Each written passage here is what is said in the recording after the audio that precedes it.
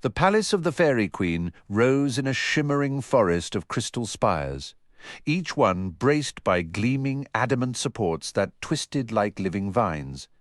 It felt less like a constructed fortress and more like a natural formation sculpted by centuries of wind and rain, a place where rooms tapered into unexpected curves, delicate bridges arched between distant terraces, and corridors meandered like the elaborate roots of an ancient tree. Kendra moved along a smooth, pale hallway that seemed carved by elemental forces, while Bracken walked beside her with the comfortable air of someone returning home. Only hours before, they had stepped through the fairy shrine at Crescent Lagoon and entered the safeguarded domain of one of the 5 great monarchs of the magical world. To Kendra, everything felt distinctly foreign. The women here moved with an otherworldly grace, tall and slender, adorned in gowns that looked crafted from autumn leaves or spun from enchanted silk. Men were a rare sight, though now and then she glimpsed an Astrid. His golden wings folded neatly behind armor that shone like polished sunlight since crossing into this realm. Bracken himself seemed to radiate a soft inner luminescence, as if the very air here amplified his natural brilliance. With his fair skin and tousled white hair glowing in the ambient light, he looked less like a former prince and more like a celestial being. An angel stepped straight out of a storybook. Kendra forced her gaze away from him and toward a broad window they were passing. "It feels more finished than I remember," she observed, her voice deliberately casual. The fairies were still rebuilding their world inside the space that had once caged the demons after cleverly luring those foul creatures into their old homeland. On her last visit, the trees had seemed younger, the gardens less established. She knew fairies could make plants grow with astonishing speed, but the sprawling meadows of blossoms and the dense, mature woodlands still took her breath away. "There's plenty left to do," Bracken replied, his tone warm. "But the palace is standing, and most of the foulness the demons left behind is gone. My mother will give us the full details." Kendra glanced down at the jeweled circlet cradled in her hands. "She'll be relieved to have this back." A wry smile touched Bracken's lips. "Honestly, I'm still amazed she let you borrow her crown in the first place. Trust like that isn't given lightly." "That was the only way to get you out," Kendra explained. Bracken gave a weary shake of his head. "She's left me to rot in a cell before. If the dragon conflict has her this worried for the fairy realm, the threat must be catastrophic. She wouldn't gamble otherwise." As they moved deeper into the palace, Kendra observed its strange architecture. There were almost no doors to be found. Instead, rooms were defined by the curve of a hallway or a beautifully carved partition. Turning a final corner, they stepped around a massive painted screen and into a space that stole her breath. The walls, seemingly made of pale, glowing crystal, soared upward and outward to impossible dimensions. Though it was broad daylight beyond the palace, this chamber held the soft, hushed light of early evening. Before her stretched a tranquil scene, a pond fringed with tall reeds, a meadow of deep green grass, and a forest of majestic trees with silver bark and leaves that shone like beaten gold. The air was thick with the scent of blooming flowers, tree sap and damp, fertile soil. "Are we still inside?" Kendra whispered, her voice full of awe. Bracken's laugh was a soft, warm sound. "This palace holds a few rooms that defy ordinary measurements, vast worlds tucked inside modest shells. So the Queen will see us here?" Kendra asked, her eyes scanning the twilight woods. Far from the throne room, Bracken confirmed, "My mother prefers important conversations without the weight of ceremony. Honestly, I'm a little surprised she permitted your entry at all." "Because of the crown," Kendra said, understanding dawning. "Precisely. Did you notice the fairies we passed?" "The looks they gave you weren't just curiosity," Bracken said, a hint of dry amusement in his tone. "It's a blazing, green-eyed envy. You're walking around with the ultimate symbol of her trust. It makes you singular. Some are probably whispering, wondering if they're looking at a queen in the making. A soft rustle came from the shadowy tree line. An elegant unicorn stepped into the clearing, its coat and mane shimmering with a gentle moonlit radiance. It moved with a liquid grace to the pond's edge, bent its noble head, and drank. The very tip of its spiraled horn touched the water, sending perfect, widening rings across the glassy surface. When it lifted its head and turned, the unicorn was gone.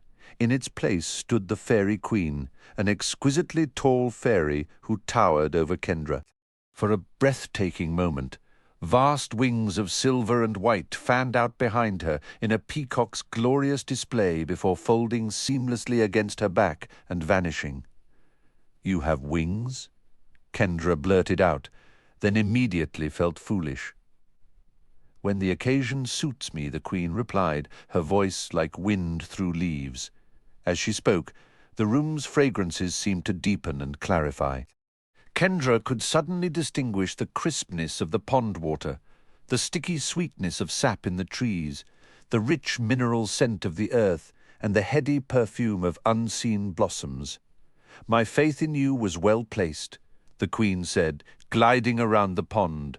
Her bare feet left perfect, clean impressions in the soft mud, and from each footprint tiny green shoots and tendrils eagerly sprouted, reaching for the twilight air.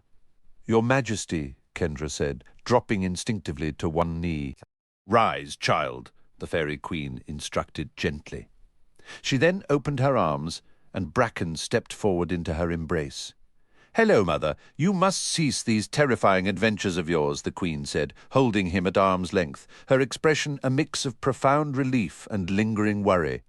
"We endured centuries of grief with your father imprisoned. Must we now fear for the son as well? There is a war," Bracken stated simply, his voice grave. "So there is," she sighed, her luminous eyes turning to Kendra. That gaze felt like it saw everything, the fear, the loss, the stubborn courage. Kendra felt her own struggles acknowledged, her sacrifices honored in that one deep look. Wordlessly, Kendra extended the crown. To her utter shock, the fairy queen knelt before her, tilting her head upward. For a heartbeat, Kendra was frozen. Then, hands trembling slightly, she carefully placed the delicate tiara upon the queen's brow. The queen stood. "My thanks to you." "Why risk the crown?" Bracken asked, the question he'd been holding back finally surfacing. "It was the ultimate gamble." "The hour demanded a bold move," his mother replied, her fingers brushing the returned diadem. "Keeping it safe in inaction would have been the greater peril. I needed you home, my son. My fears whisper that Ranodin has been busy in our absence." "I recovered his third horn," Bracken said, producing the smooth, pearlescent spiral, "and purified it." The fairy queen took the horn, cradling the luminous object in her palms. "A mighty work," she murmured, but her voice was heavy with sorrow as she gazed at it. "How does a heart once so beloved grow so poisoned? The deepest wounds are often inflicted by those we once called friends. Who is left to rely on, if not our own kin?" Bracken lamented. "My cousin was meant to be a guardian, a shield for our people. Yet Ronadin chose a darker road, and he seems intent on walking it to the very end." "Did he vanish after your clash?" inquired the fairy queen. "He disappeared into the shadows," Bracken confirmed. "His trail has gone cold." Turning her luminous gaze to Kendra, the fairy queen drew herself up. "Once more, you have rendered my people an invaluable service. How might I begin to repay such a debt?" Kendra looked toward Bracken, her voice steady but urgent. "My brother, Seth, is still out there? He escaped the Underking, but his past is a blank page to him. We need to reach Titan Valley. Can you help us?" A profound sadness touched the fairy queen's expression as she regarded Kendra. "You seek to make this journey with my son." "It is our best path," Bracken affirmed. "Seth is traveling by Leviathan. I wish with all my heart that I could grant your request fully, Kendra, the Fairy Queen said. But the harsh truth is, I require Bracken here. Our realm is not yet secure. Secure? Bracken's tone was sharp with disbelief. What demands my presence so urgently? Stubborn demons linger, she explained, her voice like the rustle of autumn leaves. They were entrenched here before our arrival, clinging to their claimed corners. We purged Jubaya, but others remain. Until our home is pure, our defences are compromised. With the dragon war spreading like a wildfire, we cannot afford a single weak point. Bracken let out a short, incredulous laugh. So, after all your power and all your armies have failed, you think I'll just waltz in and succeed? What a delightful vote of confidence. His sarcasm was a thin veil for his frustration. Where are the unicorns, the astrids? Have you truly tapped the source itself? Our connection to the source is still mending, the Fairy Queen replied, her patience unwavering. We have tried every avenue. This lingering corruption is precisely why I hazarded my crown to retrieve you. We are all pieces on the board, my son, in a conflict that threatens to plunge the world into an age of darkness, one that would consume every forest and extinguish every stream. Then let me find Seth first, Bracken insisted, his earlier sarcasm melting into earnest pleading. My answer must stand, she said gently but firmly. Cleanse our home. Then you have my blessing to aid Kendra. How long will this take? Kendra asked, her hope flickering. Given the spectacular lack of success so far, Bracken muttered, then sighed. There's no way to know, Kendra squared her shoulders. If it's that important, it is, Bracken said, his voice softening as he placed a comforting hand on her shoulder. But so are you, never doubt that. Kendra, the Fairy Queen declared, I grant you and any comrades you choose safe passage through my realm to Titan Valley. It is the least I can offer. Other outsiders? Bracken questioned, a note of surprise in his voice. Our realm is not yet consecrated ground, the Fairy Queen clarified. Their presence would not defile it. Thank you, Kendra said, seizing the chance. If we find Seth, can you help restore what he's lost? The theft of his memories is tied to the Wizenstone, the Fairy Queen explained. That is a power beyond my reach to undo. But I will lend what aid I can, and once Bracken has cleansed our realm, you will have his strength beside you as well. Kendra offered a respectful curtsy. Thank you, Your Majesty. It's not sufficient, Bracken argued, his protectiveness flaring. After everything she has endured and sacrificed, this is merely the first installment of my gratitude, the Fairy Queen assured him.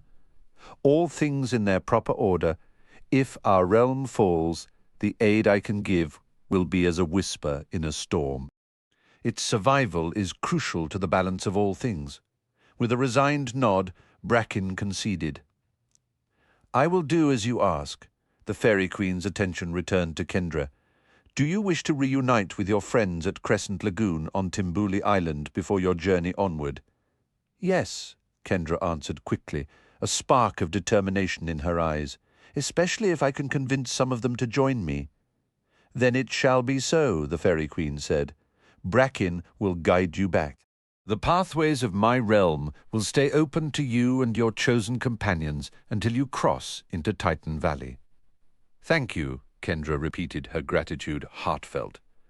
Return to me once Kendra is safely on her way, my son, the Fairy Queen instructed.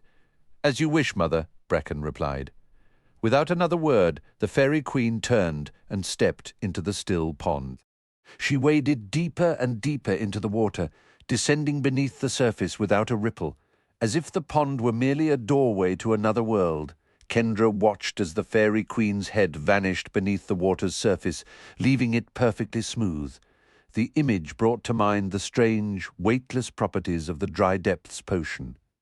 You do understand you could have kept the crown for yourself, Bracken murmured, his voice low. Kendra turned to him, puzzled. What are you talking about? She asked. That crown is far more than a simple ornament, Bracken explained. While it rested on your head by the ancient laws, you were acting as the fairy queen. I could never wield its power the way your mother does, Kendra replied, shaking her head. Naturally not, Bracken agreed. Attempting to govern the fairy realm as a human would have ended as poorly as trying to command a legion of demons. But my mother's trust went beyond believing you wouldn't lose it. She trusted you to willingly return it.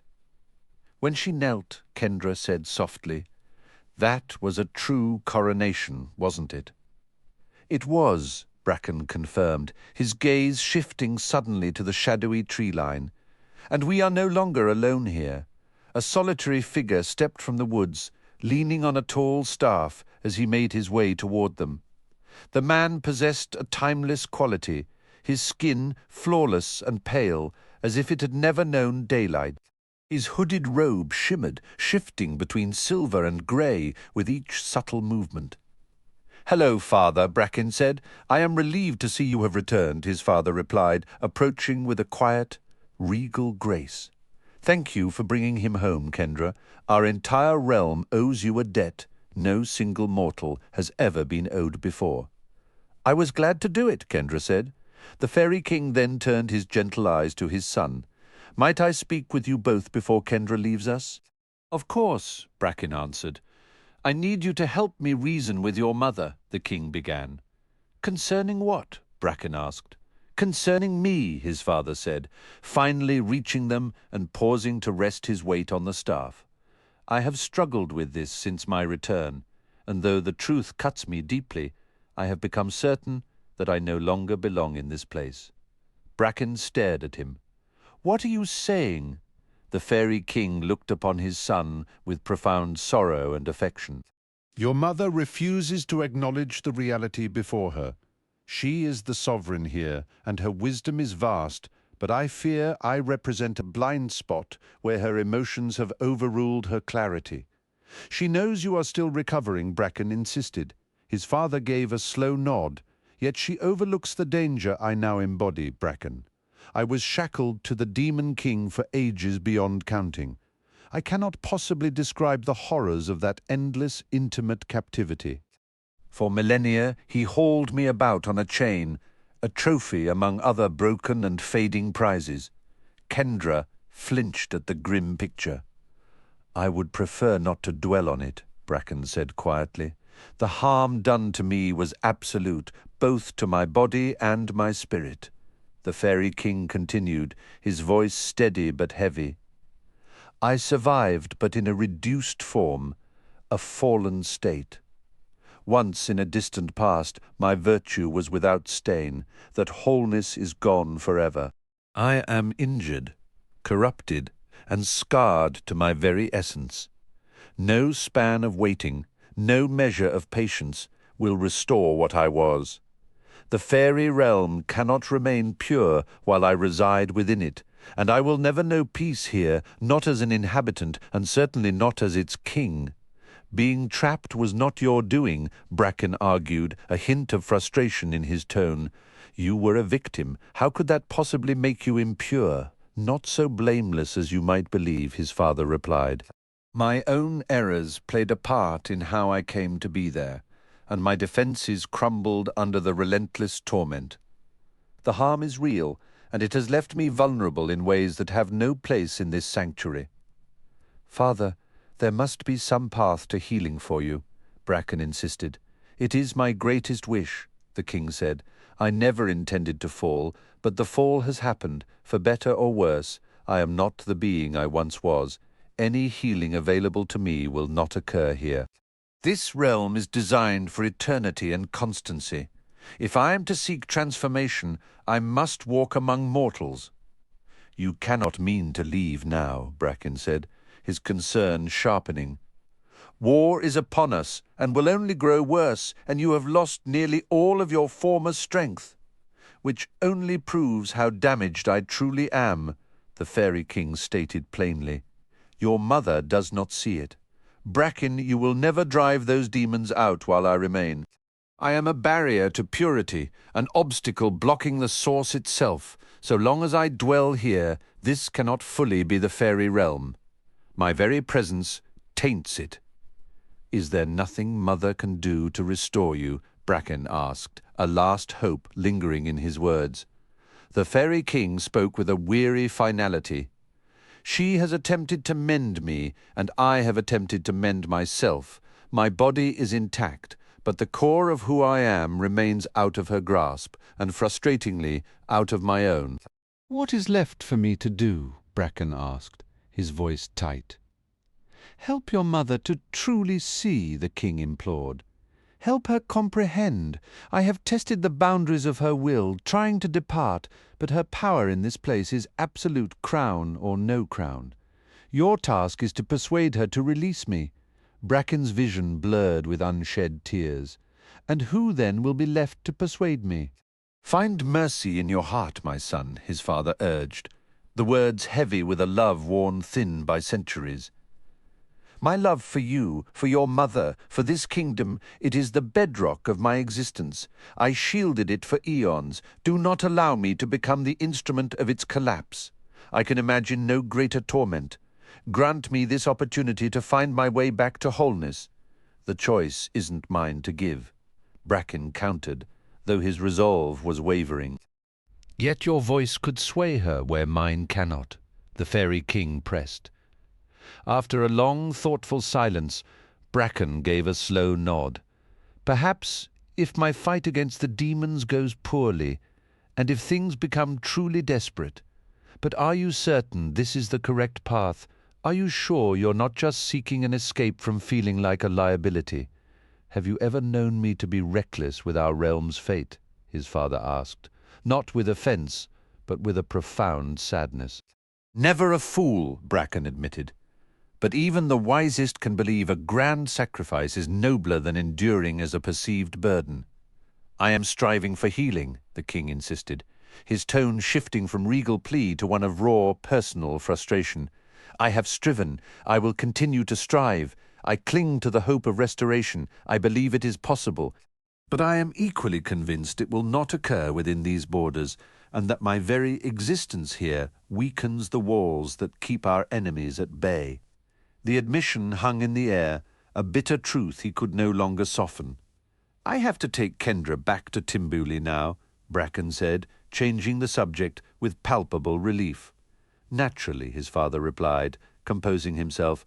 "I wished to speak with you before you were consumed by your new responsibilities." "Kendra," he said, turning to her, his expression softening into genuine warmth. "My debt to you and your brother for liberating me from Gorgrog's prison is eternal. I had believed the darkness was without end. It seemed endless, until it wasn't because of you mortals." "It was an honor to help," Kendra said politely. The Fairy King let out a soft, genuine laugh, a response better suited for my thanking you for handing me the butter at dinner. "I am truly sorry about your brother, Kendra. I want him made whole. I will not cease my efforts until we see it done." Hearing such a powerful being express such sincere concern for Seth brought a sudden rush of tears to Kendra's eyes. "I won't stop either," she vowed. "Was it your idea?" Bracken interjected, his thoughts circling back. "The plan with the crown?" His father offered an enigmatic smile. "You don't honestly believe your mother would have devised such a scheme, do you?" "It was yours," Bracken stated flatly. "You wish to discuss the realm's destruction? Losing that crown would have accomplished it neatly?" "Indeed, it very well might have," the king conceded. "But did we lose it?" Bracken shook his head once. With a slight, formal bow, the Fairy King turned and walked away, leaving them in the quiet glade. Several yards from the small, makeshift boat where Seth was crouched, a wooden cask bobbed gently in the shallow internal sea. He turned a lumpy potato over in his hands, his focus absolute. In the glow of a lantern from a nearby rowboat, the hermit troll Hermo watched, his broad, lipless mouth set in a deeply concerned frown. The Leviathan's motion was so fluid and constant that Seth could almost pretend he was on a calm lake, not inside a gargantuan creature of the deep. Hermo had botched his last toss. If Seth could land his potato inside that floating cask, Victory was his. "You take forever," Hermo blurted out, unable to bear the suspense. "You forfeit the turn." "The stakes are monumental," Seth said, deliberately winding the troll up. He knew the tension drove Hermo mad. "If this potato finds its home, I will be crowned the undisputed champion of all oceans." "You will be stupid lucky," Hermo grumbled. "Nothing more, but potato will miss because your luck is smaller than plankton." With a showman's flair, Seth licked his thumb and held it up, pretending to gauge a breeze. Hermo slapped his green hands over his eyes in exasperation. "No wind inside fish. Why, you play games?" Seth carefully picked a long sprout from one of the potato's eyes and flicked it into the water. Hermo peeked through his fingers, horrified. "Why you waste the tasty part?" "The sprouts are disgusting," Seth stated. "You have the brains of a sea cucumber," Hermo declared. "Oh, yeah," Seth retorted, a grin spreading across his face. "Can a sea cucumber do this?" He raised the potato like a pro basketball player and took the shot, aiming for the slightly swaying opening of the little barrel. He'd missed most of his recent attempts, but this one sailed true, dropping inside with a satisfying plunk. "No," Hermo wailed, throwing his fists into the air before spreading his arms wide in despair. "Why universe hate Hermo?"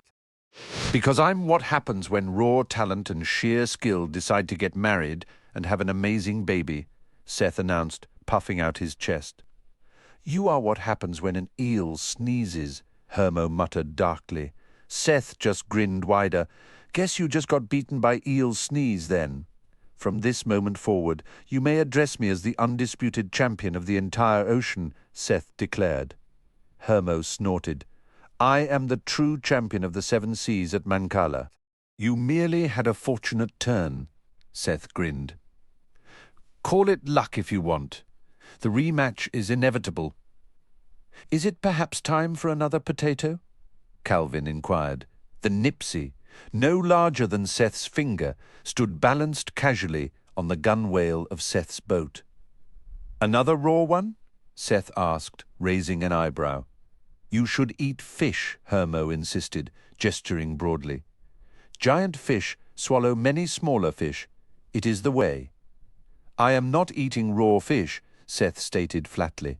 "I'd get parasites." "Tapeworms," Calvin added thoughtfully. "Or something equally unpleasant." Hermo waved a dismissive hand, his expression one of pure disgust. "Fish is delicious, full of rich flavor, and who knows, parasites might contain vitamins." Seth shuddered. "Those vitamins would drain me from the inside out. I'm a person, Hermo, not a troll." "On that we agree," Hermo grumbled. Just then a low, resonant voice vibrated in Seth's mind. We approached the desired landmass. It was the Leviathan. "Already?" Seth murmured aloud. "I travel swiftly.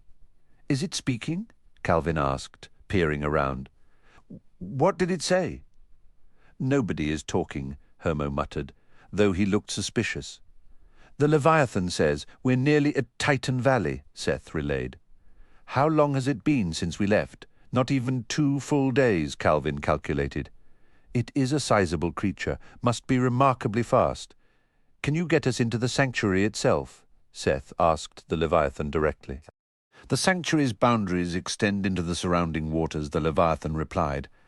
"I am permitted entry into those zones. Therefore you may enter as you reside within me." "He can take us in," Seth reported to the others. "Hopefully to a spot where we won't be immediately noticed, but not so remote we're miles from any sort of civilization." "As you wish." "Wait," Hermo interjected, his brow furrowed. "You go to Titan Valley. You leave this fish?" "You'll have your privacy back," Seth said. "I never planned on taking up permanent residence here." "What about our rematch?" Hermo pressed. "With the potato, maybe someday," Seth conceded. "For now, I must reluctantly retire my title as the greatest champion these waters have ever seen." "Why you say Titan Valley?" Hermo asked, his tone shifting. "That's where the Leviathan is taking us. Hermo stared, his shock palpable, before a loud, braying laugh escaped him. Titan Valley is not for humans. You will be eaten. We know it's a dragon sanctuary, Seth said, slightly defensive. Hermo shook his head, laughter still shaking his shoulders. Titan Valley is for trolls. Our queen is there.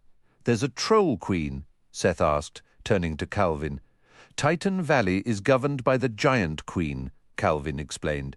She holds dominion over giants and many of the larger creatures, which includes trolls. Larger creatures? Seth exclaimed, glancing at Hermo. Hermo would need a step-ladder to reach my shoulder. Hermo's laughter ceased abruptly.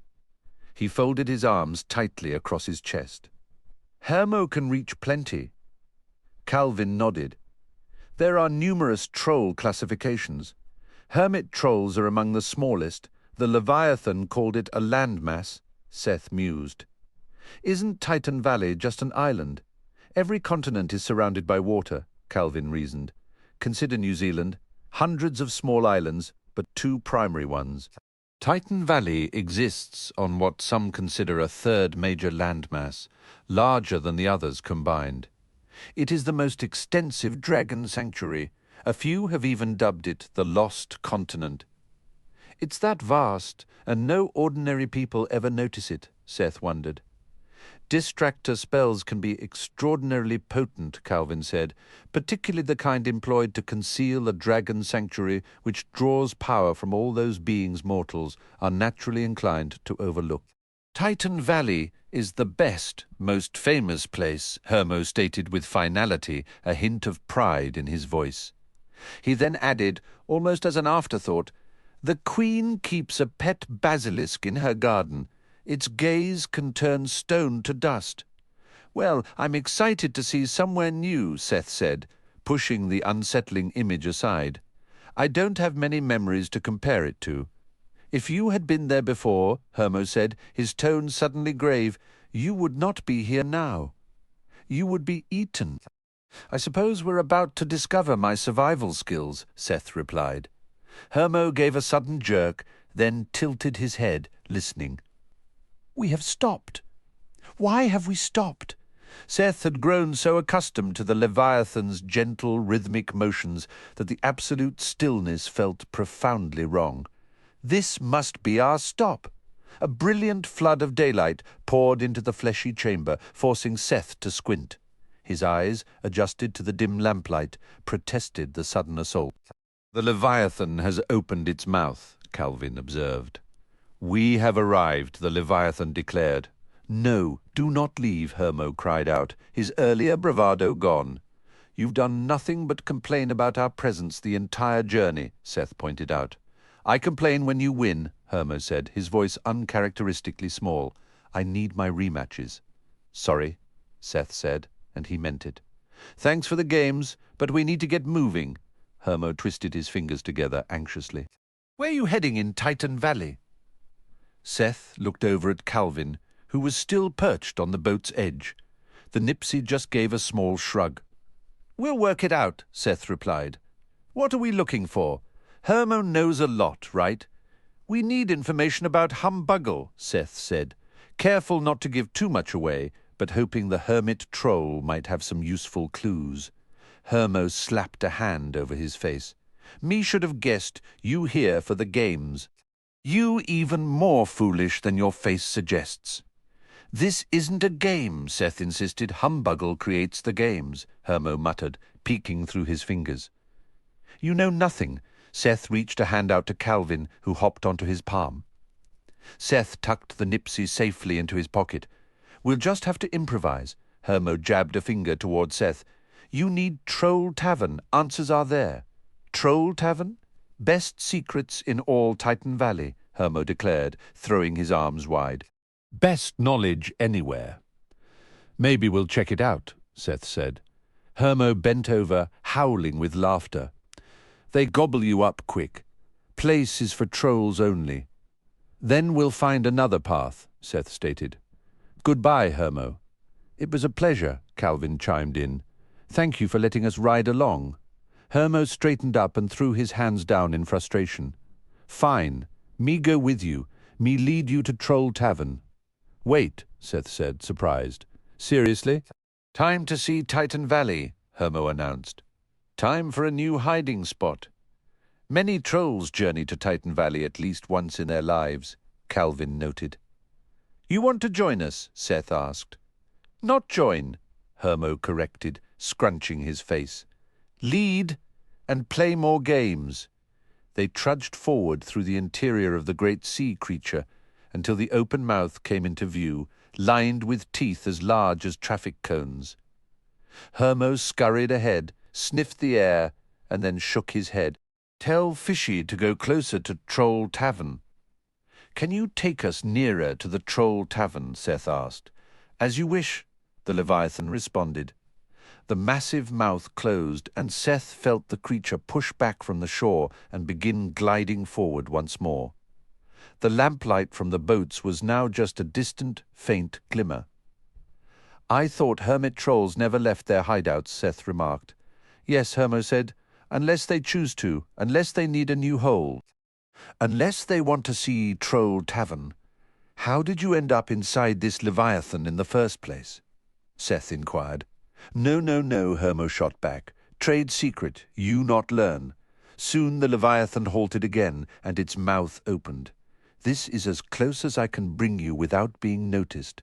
"Thank you," Seth said. "I will wait here in these waters," the Leviathan communicated.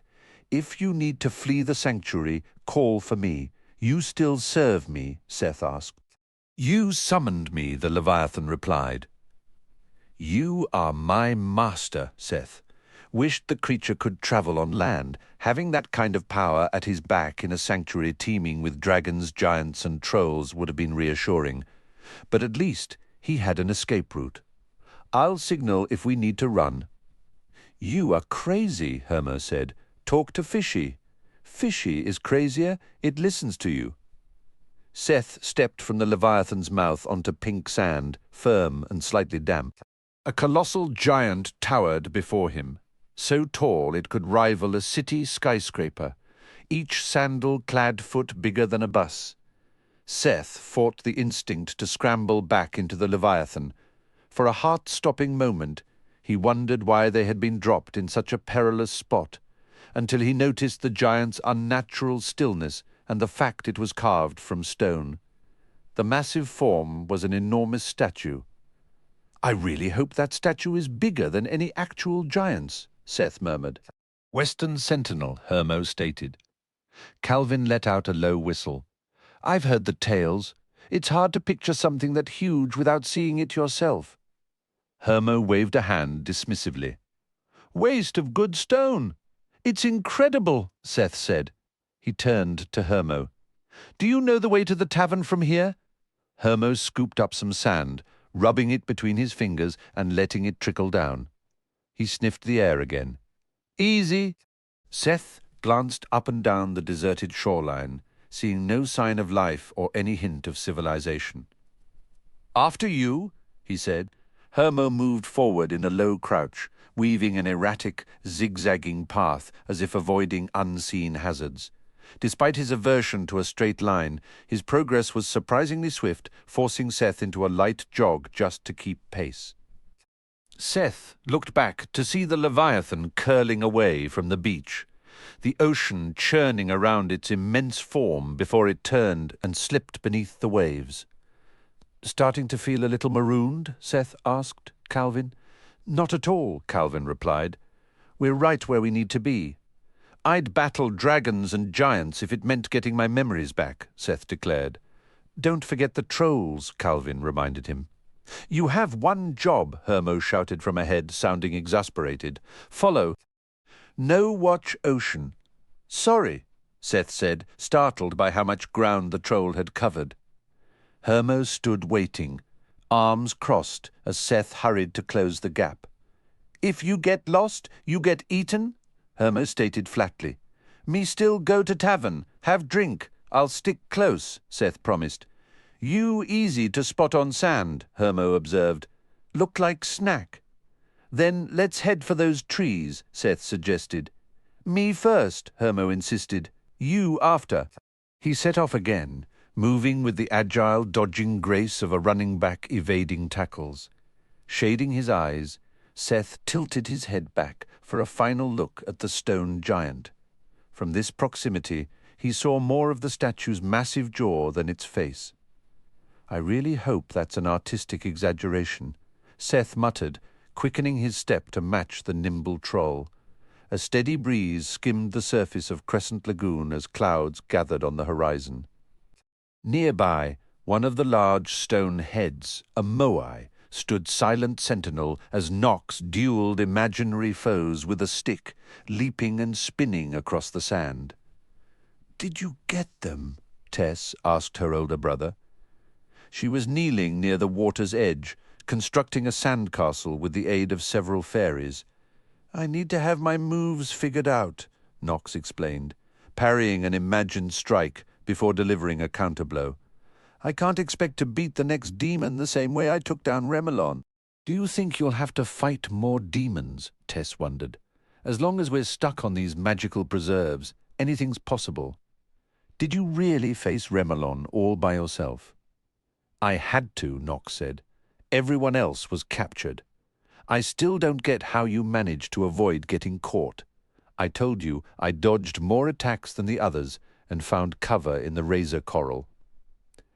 Tess let out a frustrated sigh. "But how did you sneak in there when everybody else got trapped?"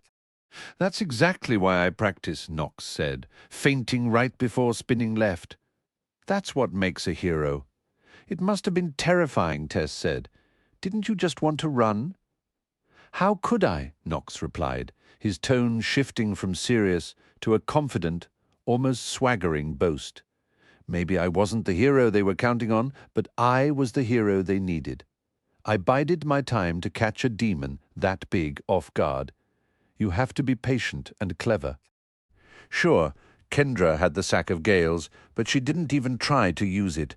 She succeeded at other things, Tess pointed out, like going to the Phantom Isle and rescuing Bracken and Seth. Hard to succeed at anything if you're a prisoner of some underwater demon for 1,000,000 years, Nox countered. "How do you even live that long? Or until you die? Lucky for her, I was there. I knew if I blew that demon into the razor coral, everyone would be free, so I did it." Wasn't that difficult, honestly? Just took a little Texas ingenuity. "Do they have sacks of Gales in Texas?" Tess asked, a smile playing on her lips. "They have courage," Nox said, puffing out his chest.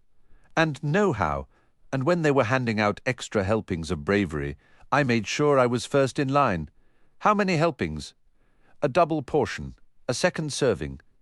Tess rolled her eyes. "So how will you defeat the next demon with that stick?"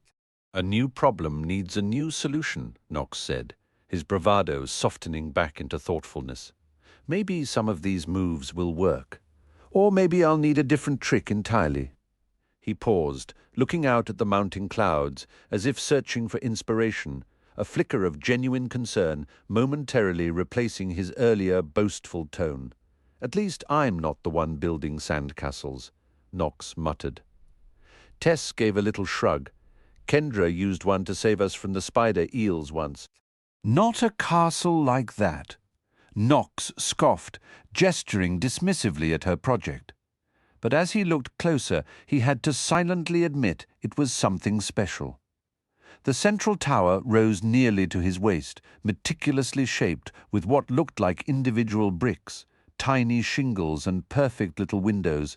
Flashes of light danced around it as the fairies, their tiny winged friends, worked their magic, smoothing surfaces and binding sand into impossible, delicate shapes. "I still say friends who can fight are better," Nox insisted, though his protest sounded weaker. "I like friends who play with me," Tess replied simply, her smile genuine. Just then Warren emerged from the dense foliage near the sprawling treehouse known as the Monkey Maze. "Hey, Nox! Hi, Tess! Good to see you both!" His tone was a strange, forced blend of cheerfulness and purpose, like someone in a school play trying a bit too hard. Nox immediately felt a prickle of alarm. "What's going on?" he asked.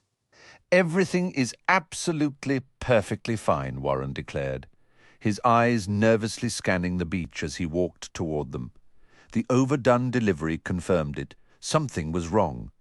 Tess watched him, her curiosity turning to concern. As Warren reached them, he dropped his voice to an urgent whisper. 2 sand dullions just went after Savani. We think there might be more.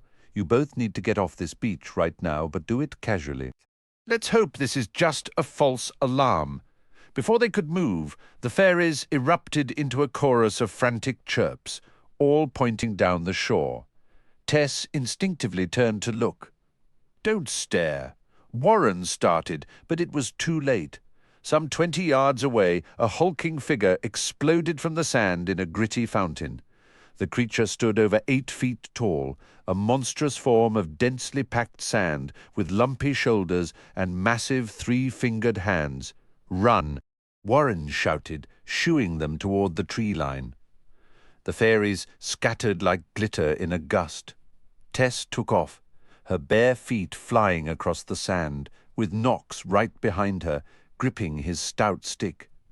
Warren charged the dullion, sword raised. He ducked a wild swing from its long arm and slashed at its torso, but his blade only sent a shower of sand into the air. The creature seemed unfazed. It swung again, and Warren barely dodged a punch, only to be caught by a backhand that sent him tumbling. A second dullion erupted from the sand further up the beach, cutting off their path to the trees. It moved in long, loping strides, and Knox instantly knew it would reach the jungle first.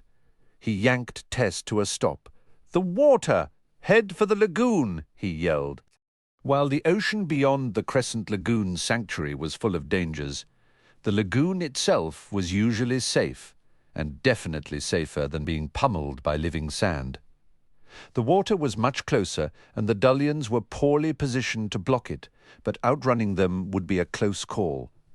Knox knew he could sprint faster if he let go of his sister's hand, but he just squeezed it tighter. He wasn't leaving her.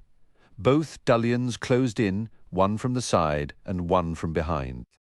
Knox heard Vanessa shouting in the distance and saw Warren staggering to his feet, too far back to help. They hit the wet sand and splashed into the shallows, the water rising to their ankles, then their knees. A frantic glance back showed the dullions were almost upon them and showed no sign of slowing at the water's edge. As Knox lunged forward into a dive, a deafening roar like a cannon blast slammed into his ears, then was muffled as he plunged beneath the surface. When he broke through again, gasping for air, he saw both dullions had turned away from them. Storming down the beach was one of the Himalayan cyclopses, maybe Hobart, maybe Baroi, wielding a huge club. One end of the weapon was broad and flat, like a cricket bat studded along its edge with sharp, jagged stones. The dullions fought back as best they could, but the Cyclops moved with a terrifying speed that made their efforts seem clumsy. He dodged their clumsy swings with ease, his strikes brutal and exact, severing limbs and heads with chilling efficiency. Each piece of the creatures dissolved into a swirl of sand, their bodies crumbling away entirely once dismembered. "Let's go," Knox urged, shoving Tess toward the shore before turning to swim after her. The water grew shallow quickly, forcing him to wade the last stretch to where Warren stood, waiting beside the Cyclops at the water's edge. Warren's left nostril was bleeding, and one eye was already puffing shut. Vanessa joined them moments later. "Are you hurt?" Warren asked, his hands gripping Knox's shoulders as he looked him over. "I'm fine," Knox said flatly. "Nobody punched me in the face." Vanessa turned to Tess, taking her hands. "And you?" "I'm pretty scared," Tess admitted, her voice small. "But we're okay now, aren't we?" Vanessa looked up at the one-eyed giant. "Baroi." "I believe the dullions are eliminated," Baroi rumbled. "I will sweep the area to confirm. Is Kendra safe?" Vanessa pressed. "She is unharmed," Baroi assured her. "She remains with my brothers guarding the Sunset Pearl." "4 of them," Warren muttered, wiping blood from his lip. "4?" Knox echoed. Vanessa explained, Two attacked Savani while she was supervising the garden expansion. The Menahune workers helped her fight one off, and Barroy handled the other. He signalled us to head for the beach, Warren added. He could feel the Dullians there. Were they specifically after the kids? Vanessa asked. Unclear, Barroy said. They may have simply targeted the first beings they encountered on the sand. I regret my delay with the Dullian in the garden. It proved more elusive than these. These came straight for you, Warren noted. A fatal error, Barroy replied grimly. How did they even get in here? Warren demanded, frustration rising. This whole zone is supposed to be secured. They could have been seeded when all protections were offline, Barroy suggested, before the first Guardian was restored. Alternatively, it may have been an inside job. Someone with clearance could have let them in. But who would do that? Vanessa asked. Barroy lifted his face toward the sky. My vision does not extend that far, so we've got a traitor. Knox cut in. It's possible, Vanessa conceded. Many were unaccounted for when the preserve fell. It could be someone with old access who is assumed dead. Or it could be a senior agent from Dragonwatch. Or they might have slipped in when the defenses were down, Warren reminded her. If that's the case, why wait so long to use them? Vanessa countered. I don't know, Warren admitted. Better question, why attack at all today? I came as soon as I sensed their presence, the Cyclops said. Tal and Hobar stayed behind to protect Kendra and the Pearl.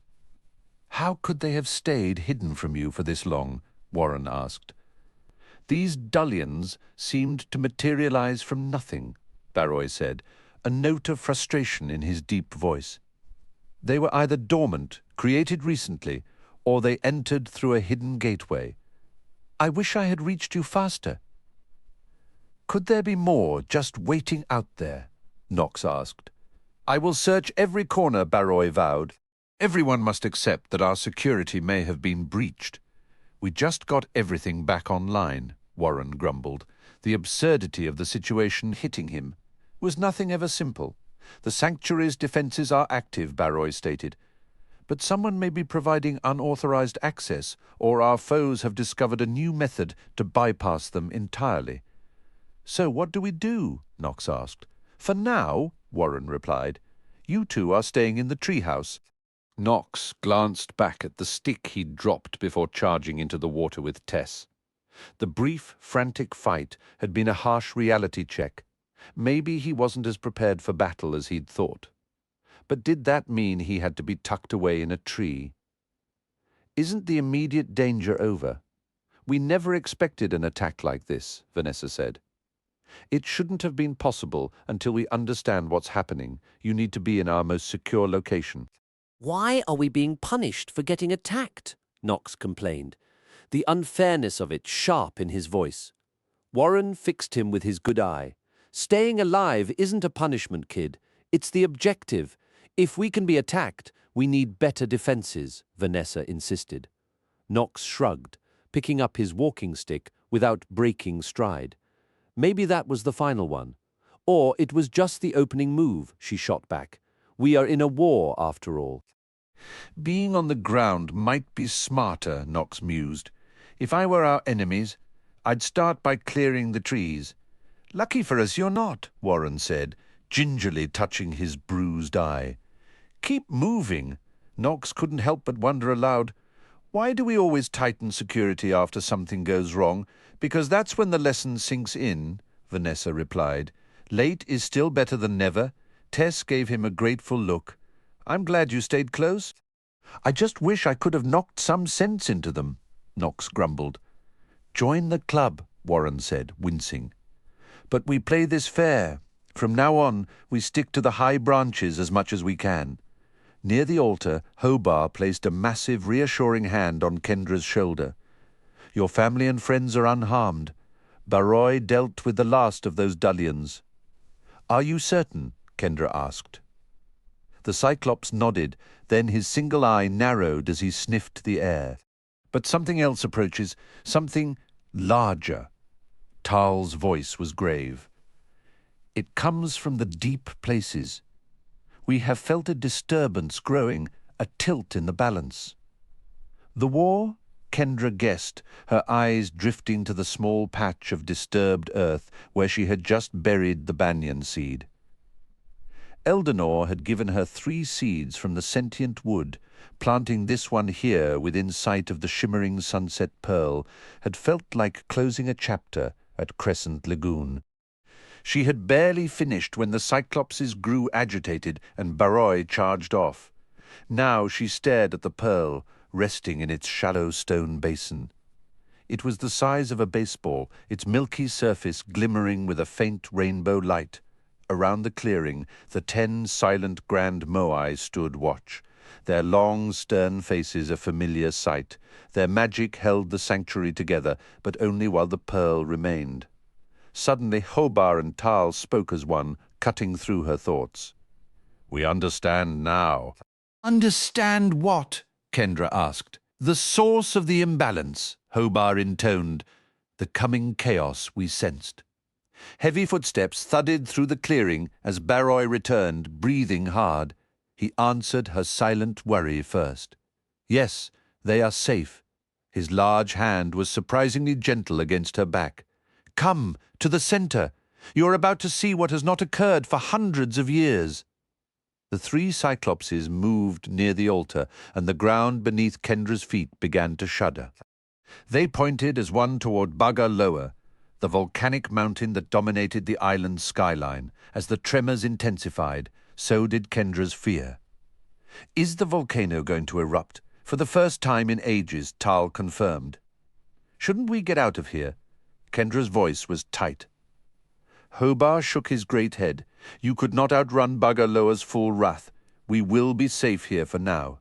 A deafening roar split the air as a monstrous plume of ash and smoke blasted from the mountain's peak.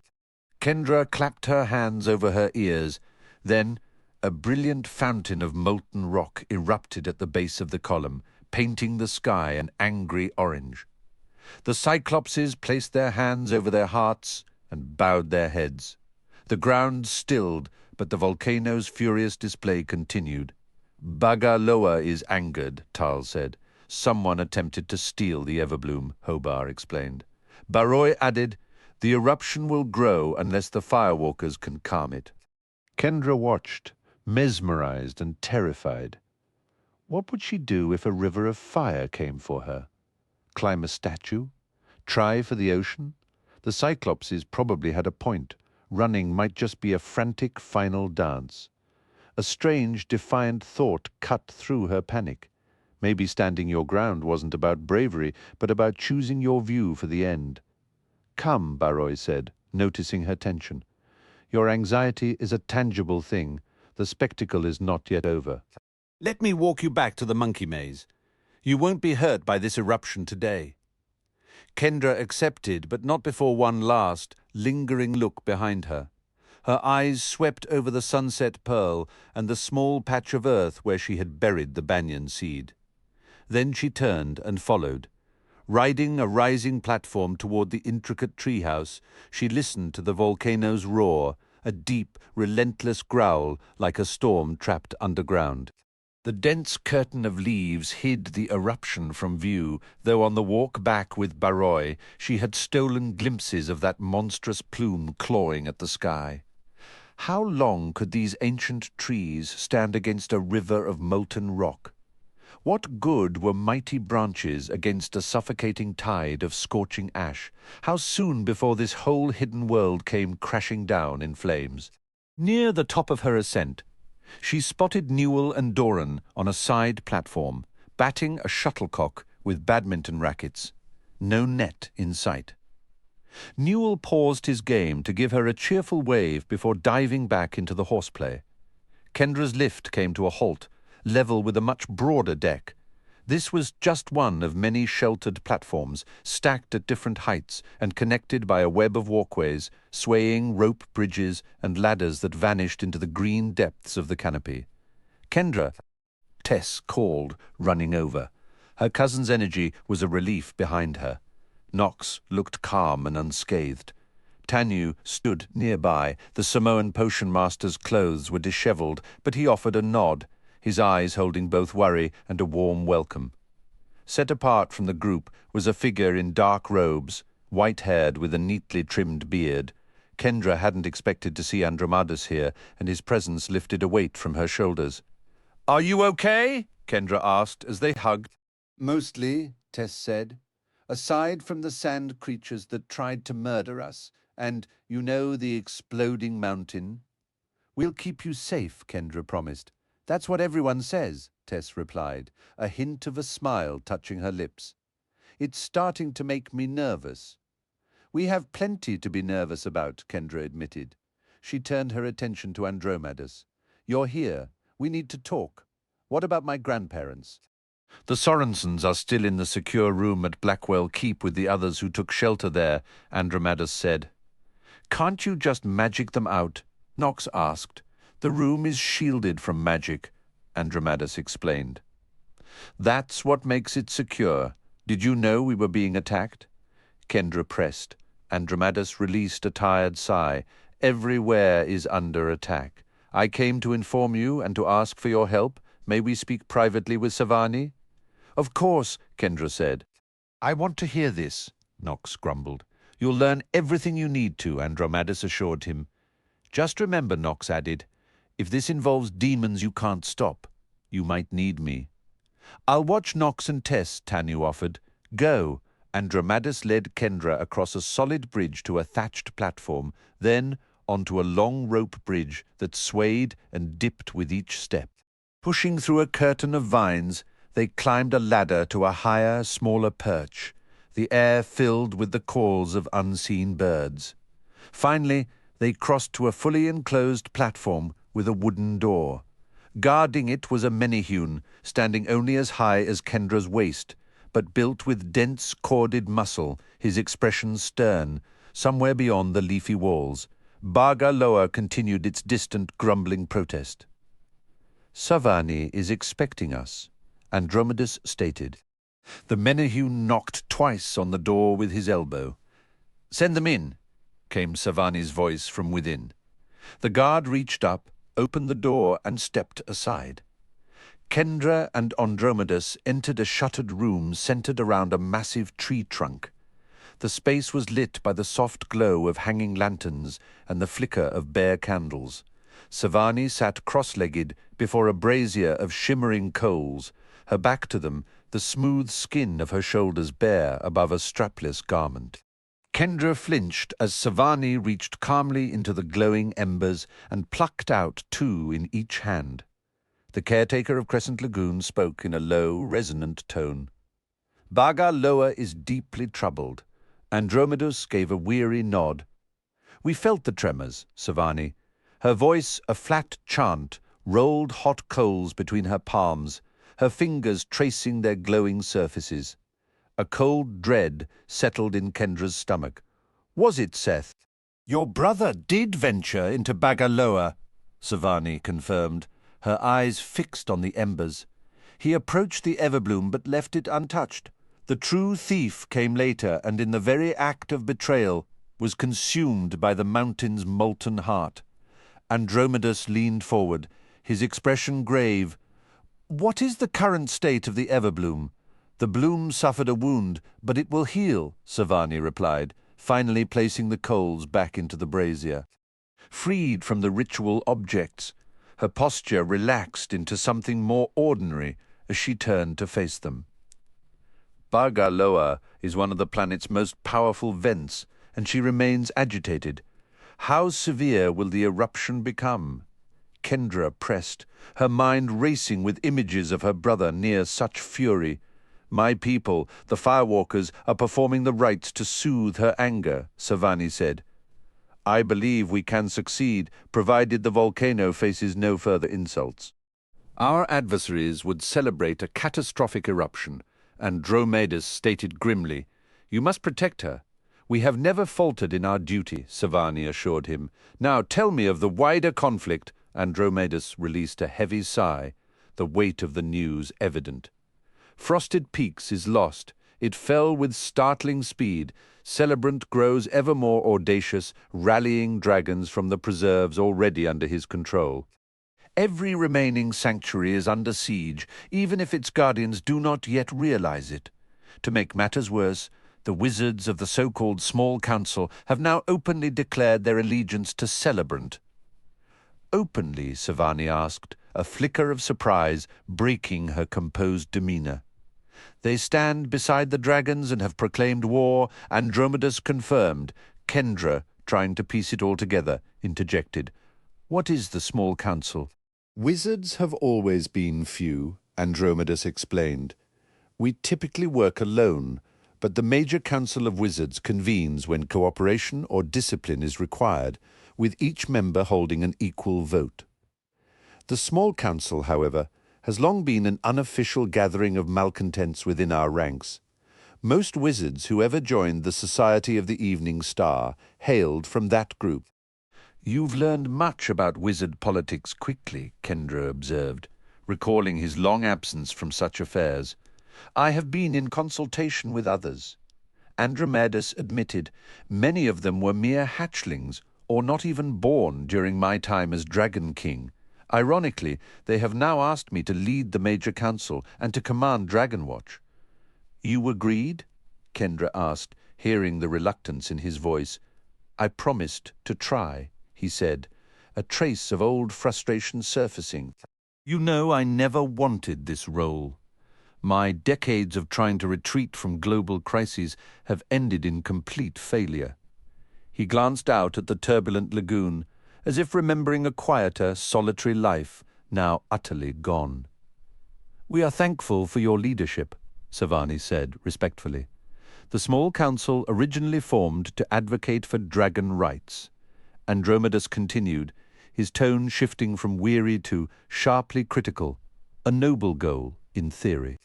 But their purpose has twisted from protecting dragons to endorsing their most destructive fantasies, regardless of the cost to everyone else. Now they have the gall to actively help dragons obliterate humanity. But what can they actually do? Kendra asked, worried by this new alliance. A great deal of harm, unfortunately, Andromedas said. Several members hold legitimate access to various sanctuaries and preserves. One of them was behind the Dullian attack on this very sanctuary today. Kendra struggled to understand. I thought most wizards were opposed to the dragons. Do not mistake our position, Andromedas clarified, his voice firm. No wizard is against dragons. We all were dragons once. Our ancestors, our kin, our future progeny are dragons. But many of us stand firmly against this bizarre crusade to forge dragons into some unified empire destined to scorch the earth. Dragons are solitary creatures by instinct. Do we hunt relentlessly? Do we hoard obsessively? Do we cause chaos when the mood strikes? Certainly. But ruling, organizing into a nation? That is a foreign, arrogant ambition. Only once before have we pursued annihilation on a scale that would leave the world in ashes. The Dragon War, Kendra whispered, and after their defeat they were confined to the sanctuaries. I fear this new conflict is more calculated and far better orchestrated, Andromedas said, the dread in his words palpable. Kendra looked from the stoic firewalker to the burdened wizard, her final question hanging in the heated air. Do all the dragons truly desire this war? Is this mostly Celebrant's doing? Kendra pressed. I suspect this mindset began with him, a direct result of his imprisonment. Andromedas explained to what extent the others have truly embraced his doctrine, or whether they genuinely crave this new aggressive way of life, is unclear. But I am convinced Celebrant is twisting our natural instinct for leadership into something destructive, pushing it far beyond what is healthy for any of us. What hope do we possibly have against them? Kendra asked, her voice tight. Celebrant has launched a full-scale hunt for the 5 legendary dragon slayers. Andromedas revealed. This is a perilous moment for those retired warriors. They've been in a state of deep concealment since the Great War, almost like a prolonged hibernation. Their current locations are mysteries. Some may not even remember who they truly are. Yet the dragons have not forgotten their old adversaries, and aim to erase them before they can ever rise again. We have to locate them first, Kendra stated, the resolve hardening in her tone. Just as we must secure the artifacts hidden within the dragon temples, the sage's gauntlets, the emperor's shield, and the harp of ages, every dragon fears those items, and for excellent reason.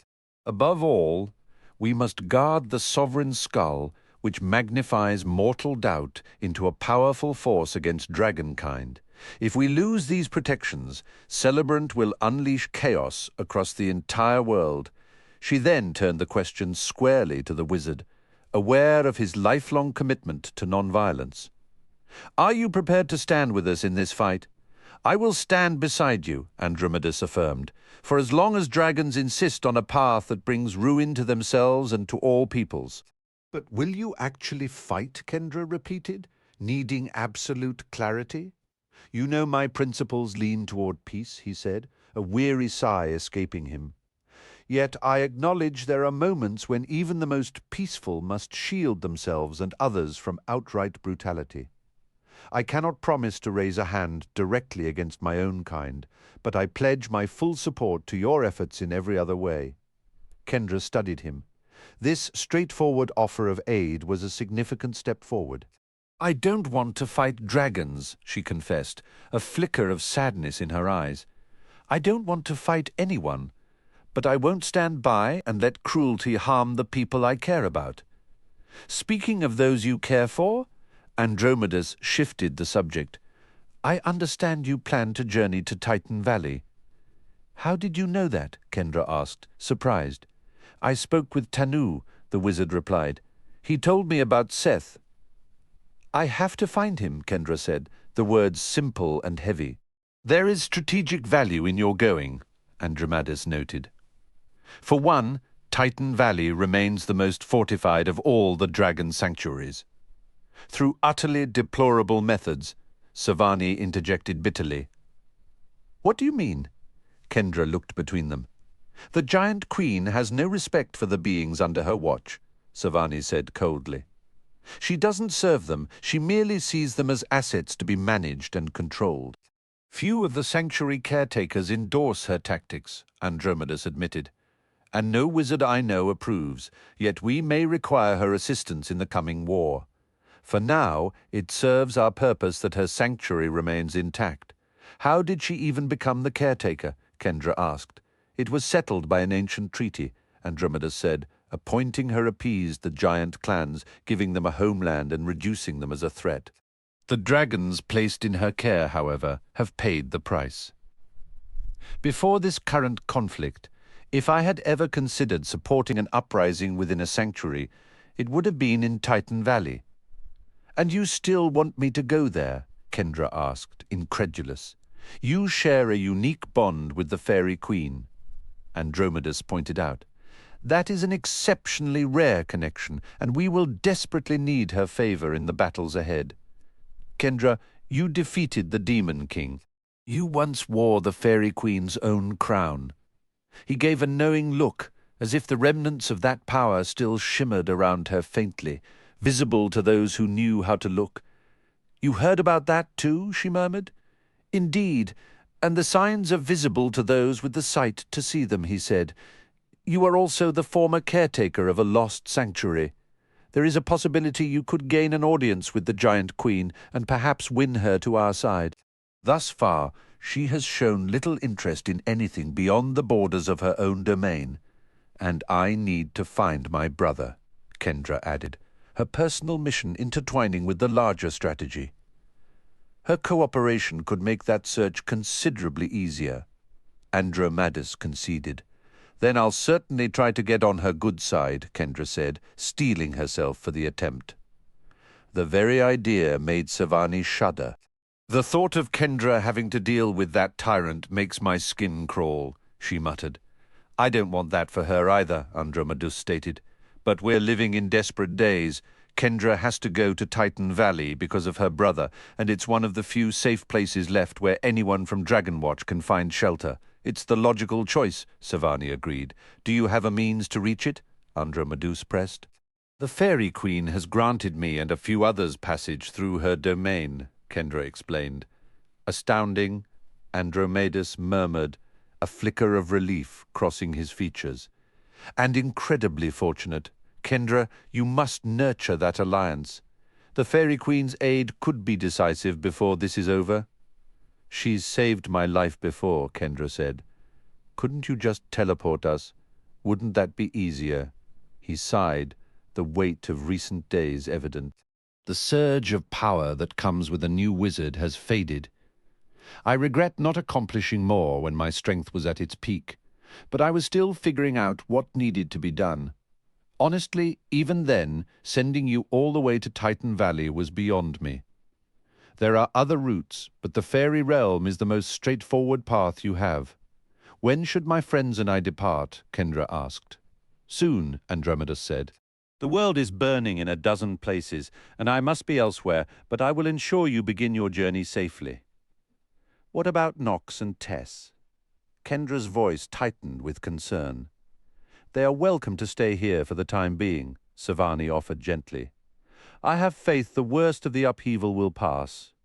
Truly, they could remain or travel to the valley, Andromedas conceded. Both choices carry risk, but in this shattered world, few corners offer more security. I'll discuss it with them, Kendra decided. But I need them somewhere safe. We will do everything possible, Andromedas assured her. Now come, Titan Valley is waiting. Are you absolutely certain this is the correct path? Seth grumbled, pushing a stubborn branch aside. Close now, Hermo grunted. Thought you never been here, Seth said. Never, Hermo confirmed. So you memorized a map or something? Hermo let out a derisive snort. Maps slow, this easy. Legend says hermit trolls possess a peculiar talent for locating things. Calvin's voice piped up from Seth's pocket. And for concealing themselves. Me have talent for all things, Hermo declared with immense pride. Eat big meals, win contests, travel in fish, jump very far, give great talks. That's quite a list, Seth said, unable to hide a smirk. You second best, Hermo informed him generously. You win when luck is good. I won that potato-tossing game more times than I lost, Seth argued. Potato bad shape for throwing, Hermo countered, his logic impeccable. Good shape for loser. It felt like they were just wandering aimlessly through the wilderness. Does your famous sense of direction ever actually find a trail? Seth complained, ducking under a low-hanging vine.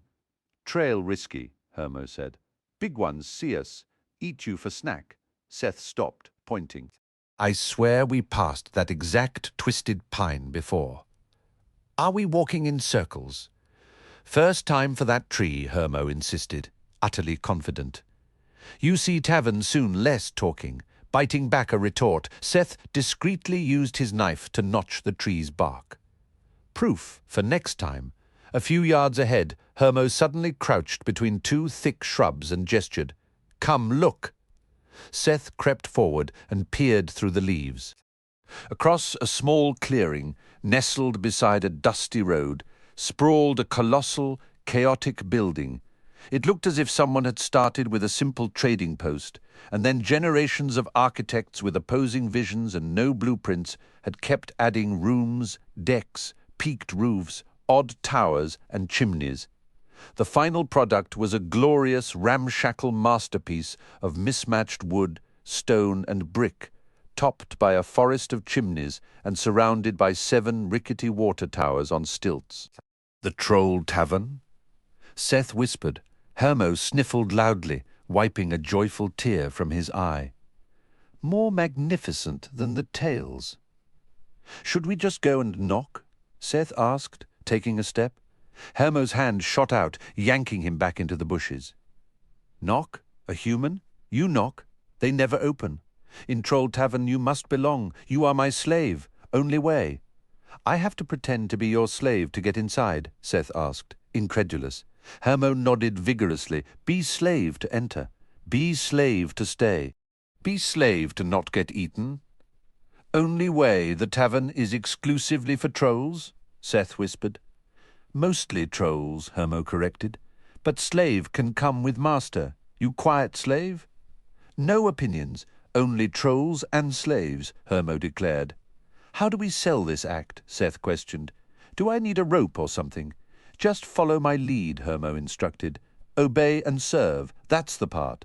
You don't want me to call you master? Seth verified. Good idea, Hermo nodded, but not too much talking. Bow your head sometimes. I'm really not comfortable with this whole scheme, Calvin objected from Seth's pocket. Little Bug stays quiet, Hermo insisted. I am not a bug, Calvin complained, and Seth is nobody's slave. Little bugs wait outside if they offer no help, Hermo stated flatly. This is the only way inside. We should just go along with it, Seth decided. If the information here is solid, it'll be worth the charade. Another idea would be for the small one to slip in unseen, Calvin suggested. No sneaking, Hermo dismissed. Little Bug gets squished. We talk to the trolls, we ask questions, we listen to the gossip. Do you even remember why we're going in there? Seth checked. Legendary rabbit stew, Hermo said, licking his lips with a dreamy expression. No, Seth sighed. To win at cards? We need information about Humbuggle, Seth pressed. Where to find him, how to defeat him. Don't forget, Serena, Calvin added. Right. We also need news about a Nipsey named Serena, Seth said. What is a Nipsey? Hermo asked, scratching his head. A little person, like me, Calvin explained, and I need to find Humbuggle, Seth reiterated, a flicker of frustration crossing his face as he thought of the stolen memories. I want what's mine back. I want memory of rabbit stew taste, Hermo pouted childishly. How about we accomplish both, Master? Seth proposed, playing the part. Deal, slave, Hermo said, spitting emphatically into his palm before offering a grimy handshake. Seth shook it, then immediately wiped his hand on his trousers. Shall we head in now? Yes, Hermo said. You walk behind me. You need a slave name. Dirtface is a good one. Anything to please the master, Seth said with exaggerated deference. I can't stomach this performance, Calvin muttered, his tiny voice thick with genuine distress. Small price to pay if the intelligence is good, Seth reasoned quietly. Help us see this through. Seth trailed Hermo out into the clearing, the absurdity of the situation not lost on him. He pondered how convincing it would be for someone like him to be the enslaved property of a squat, grumpy troll. If he committed to the role, maybe he could pull it off. Nearing the tavern, Seth considered whether his shadow-charming abilities might come in handy. He subtly extended his senses, probing for any presence of the undead in the vicinity, potential sources of information or unlikely allies. The area felt empty of such entities. The road flanking the tavern was deserted. A weathered sign creaked on its hinges in the wind, accompanied by the random clatter of wooden chimes. The broad steps leading up were fronted by a door so immense, Seth would need a ladder just to knock on it, making him wonder about the stature of the patrons within. Hermo, without a backward glance, pushed open a much smaller door set into the wall to the left of the giant one and ducked inside. Seth crouched low to follow his temporary master. Immediately inside, a thick-limbed troll guardian loomed, so large he would have to stoop to pass through even the towering main entrance. A pair of curved tusks protruded upward from his lower jaw. The troll leaned forward, peering down at Seth with a deep, rumbling growl that vibrated in his chest like a guard dog's warning. "Him, slave," Hermo announced, jerking a thumb toward Seth. "Him, Dirtface." The hulking sentry reluctantly backed off, though he kept a distinctly unwelcoming gaze fixed on Seth. Inside, snugly shuttered windows stifled the daylight, leaving a sparse collection of candles and torches to cast a flickering, uneven glow, their smoke slowly staining the rafters and ceiling with layers of soot. The cavernous room was a maze of obstructed sightlines, crisscrossing wooden beams, oversized potted plants, heavy drapes, and high-backed booths built around sturdy tables. Countless niches and alcoves lined the walls, punctuated by numerous doorways and halls leading deeper into the establishment. Stairways climbed to dim, shadowy galleries and lofts, while others curved downward into unseen cellars. Seth deliberately avoided staring at the occupants of the shadowy booths, who were mostly huddled in hushed, secretive conversations. The sheer variety of trolls was astonishing. While most bore reptilian scales and features, others were shaggy with hair, a few had distinctly porcine snouts, and a couple even sported patches of feathers. They came in a wild assortment of sizes and builds, though none were shorter than Hermo. Seth's eyes catalogued a dizzying array of traits: sharp claws, crooked fangs, intimidating tusks, gill slits, webbed digits, mottled skin patterns, horns, spikes, and warty protrusions, all combined in seemingly endless permutations. The trolls wore simple clothing, with only a few adding a vest over their chests and none bothering with shoes. Many carried weapons, and a fair number wore a piece or two of jewelry, an earring, a pendant, or the occasional anklet. Seth felt the weight of their stares, noticing how their eyes would dart toward him or track his movements from the corners. He kept his own gaze fixed on Hermo, waiting for opportunities to act the part of a dutiful servant. His linguistic gift made the surrounding whispers sound like English, though he knew they were actually speaking Duggish. "Why you here, dog breath?" A voice challenged. Another hermit troll was shuffling toward them, nearly as short and stout as Hermo, with a head too large for his body and wide flaring nostrils. "Me visiting," Hermo retorted. "Why you out of hole, snotlick?" "Me no snotlick," the hermit troll insisted. "Me Jeff?" "You know Jeff," Hermo said. "What real name?" "Me Fonar." "Me, Hermo, you get lost." "This my lair." Hermo let out a mocking laugh. "This place for many trolls?" "Me have spots here," Fonar argued. Hermo tilted his head, glancing around. "Maybe. Why bring human?" Fonar pressed. "Human my slave," Hermo declared. "You get lost or he throw potatoes?" Fonar looked Seth up and down. "He no look slave." "He valet," Hermo said with a smug air. Fonar waved both hands dismissively. "Hermit troll, no have valet, no have slave either, no have human."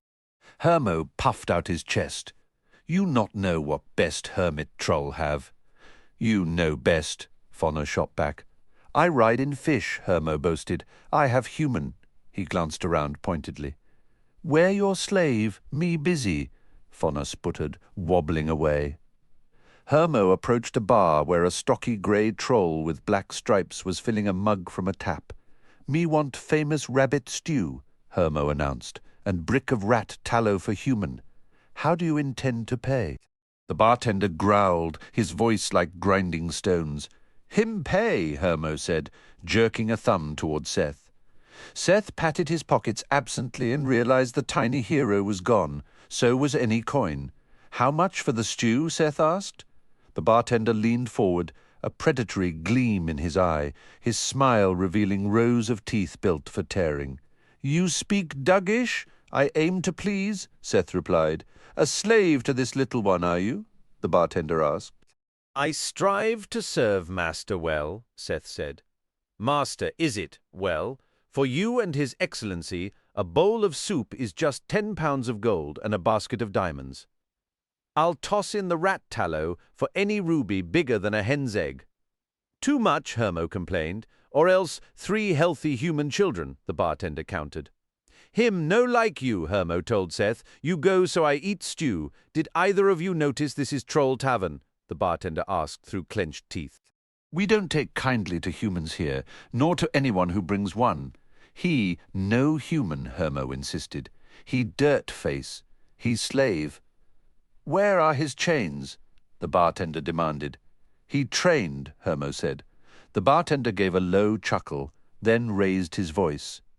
Anybody spy a human in the room? I smelled something foul. A gruff voice answered, drawing laughter. I saw a human, another troll called out. Thought maybe I'd had too much to drink. Anybody claim him? The bartender asked. He, my slave, Hermo squeaked. The bartender slammed both hands on the bar and glared down at Hermo. Are you standing by that claim in this company? Not now, Hermo muttered, backing away. Anybody else care to speak for the human? The bartender asked. The room fell silent. Who wants fresh human on the menu? He called out. The suggestion was met with roaring cheers. Every eye was now on Seth, and Hermo was sidling toward the exit, looking utterly wretched. Seth understood he was completely alone. Digging deep within, he found that cold, dark place Ronodin had taught him to seek. Then reached out with his ability toward the candles and torches in the room and began extinguishing them one by one. A collective gasp ripped through the trolls, followed by hushed mutters before the room plunged into an almost total darkness. The temperature dropped sharply. "Sorcery!" One voice hissed. "Black magic!" Another shouted. I am nobody's servant, Seth declared, his voice cutting through the gloom. A shadow charmer, a different troll, cried out. "Just last week I was running tasks for the Underking himself," Seth stated. "Tonight my business is my own. Be warned, you can never be sure what unseen allies a shadow charmer might summon. I brought down Wimroost in a single sunrise. Perhaps I'll allow this tavern to remain standing if someone here can provide the answers I seek." A troll whose face resembled a wrinkled bulldog draped in rough, scaly hide struck a flint, lighting a torch. "He's legitimate," the troll grunted. "This is the one who ended Growlers. Tornik, his meal is on my account tonight." Gradually, more candles and torches flared to life, and the trolls slowly returned to their hushed discussions. Seth hadn't exactly commanded fear, but he had narrowly avoided a brawl. "Still wanting that rabbit stew for the small one?" the bartender inquired. Are you Tornik? Seth asked. The bartender offered a slight, mocking nod. "What brings you to this establishment?" "I'm searching for Humbuggle," Seth stated plainly. Tornik cleared his throat noisily, spat onto the bar, and began scrubbing the spot with a filthy cloth. "Might be simpler to just let us have you for supper." "Shadow charmers are famously bitter," Seth retorted. Tornik gave a non-committal shrug. "I'll trust you on that. The stew, then? Your tab is open?" "Appreciate it," Seth said. "Stew would be perfect. And for you?" the bartender pressed. "Still craving that rat tallow. Do you serve anything a human might eat?" Seth asked. Tornik drummed his fingers on the counter theatrically. "We've got bread. We've got cheese." "I'll take it," Seth agreed, then paused. "This isn't some weird raccoon cheese, is it?" "We carry an assortment," Tornik said dryly. "The variety I had in mind for you comes from a cow." "That works," Seth said. As Tornik moved off, Hermo shuffled closer to Seth. "Your food is coming," Seth told him. "Good slave," Hermo chirped. "Happy to help," Seth replied. "But I'm not your slave." He felt a slight tug at his ankle and looked down to see Calvin scaling his trousers. Seth discreetly cupped a hand and lifted the nipsey to his shoulder. "You need Dante," Calvin whispered, just loud enough. "Who's that?" Seth asked. "A troll in a hidden room at the back," Calvin explained. "He's been watching you through spy holes. The others say his name like it's something sacred." "Well done," Seth said. "They don't call me the Minute Marvel for nothing," Calvin boasted. "Remember to ask about Serena." "I will," Seth promised. "Me almost got to taste slave soup," Hermo mused. "Anyone tries to cook me is in for a surprise," Seth muttered under his breath. He scanned the crowded room, dozens of trolls locked in secretive talks, with more than a few eyes still flicking toward him. "Is this place living up to your expectations?" "It not terrible," Hermo conceded. "Me will know better after stew. Tornik returned with a half-loaf of bread and a large wedge of pale cheese for Seth and a bowl of steaming lumpy stew for Hermo. The hermit troll had to kneel on his stool to reach the countertop. "I need to speak with Dante," Seth murmured, barely moving his lips. "What's that you're mumbling?" Tornik asked, leaning in and matching his low tone. "Dante," Seth repeated. "I need an audience with Dante." "Don't know any Dante," Tornik whispered back. "Don't act ignorant," Seth insisted. "Everyone knows who Dante is." "Oh, that Dante," Tornik acknowledged, a flicker of understanding in his eyes. "I hear you. The Briar Troll hasn't been spotted in this neighborhood for ages." "He's in the back room right now," Seth said. "He'll be pleased he took the time to look me over." Tornik failed to mask his astonishment. "You're dead set on jumping into a boiling pot?" "It's my preferred swimming hole," Seth whispered with a bold smirk. "Go tell Dante the Shadow Charmer demands a conversation, or find someone who will." Tornik shrugged. "Your funeral?" Seth sliced a piece of bread and layered cheese on top. The bread was somewhat hard, but the cheese was surprisingly flavorful.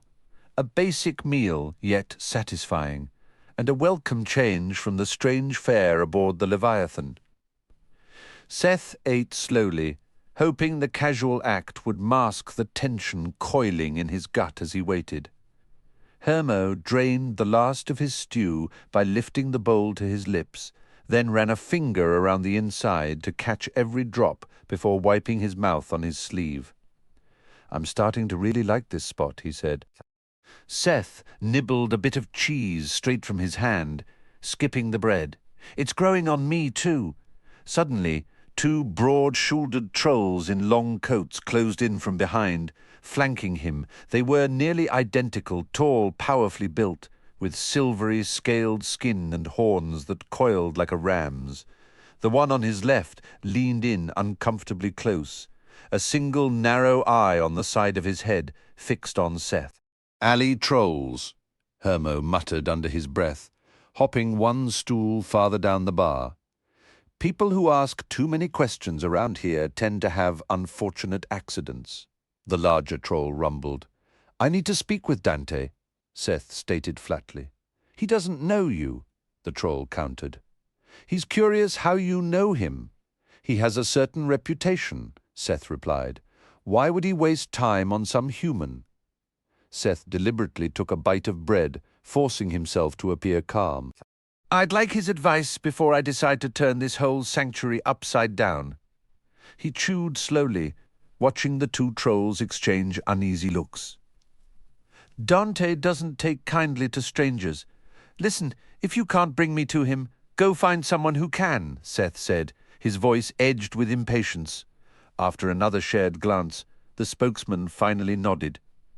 "All right, let's see how long you last." "I'm coming with you," Knox insisted.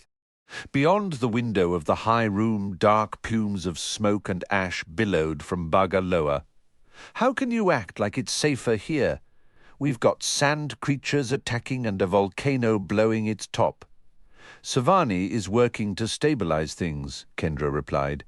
"But she can't protect us the way a giant queen could," Knox pressed.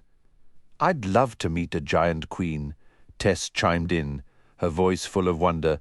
"Does she wear beautiful gowns and crowns?" "I'm not sure about her wardrobe," Kendra admitted. "Technically, the giant queen is part of Dragonwatch, but she operates by her own rules. We don't know how much we can truly depend on her." "Still, she keeps her dragons in line," Knox argued. "It's supposed to be the most secure sanctuary there is," Kendra said. "Then why aren't we headed there right now?" Knox shot back. "Tess is just a kid. Don't you want her somewhere safe?" "I'm 10, Tess corrected, lifting her chin. "I'm not exactly new to giants," Knox reminded Kendra, a memory flashing of their wild celebration with Thronis. "And even if Titan Valley is incredibly dangerous, I've handled emergencies before. I want to help you bring Seth home." "His capture wasn't your fault," Kendra said gently. "But it was my mistake that gave Renodin access to the barrel," Knox insisted, the guilt sharp in his voice. I left the dungeon keys with that goblin back at Fablehaven." "You made an error," Kendra acknowledged. "Learn from it, but remember it was Ronadine who took him." "I can still help get him back," Nox persisted. "The dragon conflict is escalating," Kendra countered. "With more preserves falling, their forces are gaining ground. I have a strong feeling Titan Valley could become a war zone." "Our visit to Remelon turned into a fight," Nox pointed out. "If I hadn't been there, you might still be his prisoner. You need me." "More helpers mean better odds," Tess added softly. "I want to come too," Kendra let out a long breath. Nox had been crucial during the confrontation with Remelon. And he wasn't wrong. Titan Valley might ultimately offer more protection than the unstable Crescent Lagoon. "All right. If this is what you both want, you can come." Nox pumped his fist.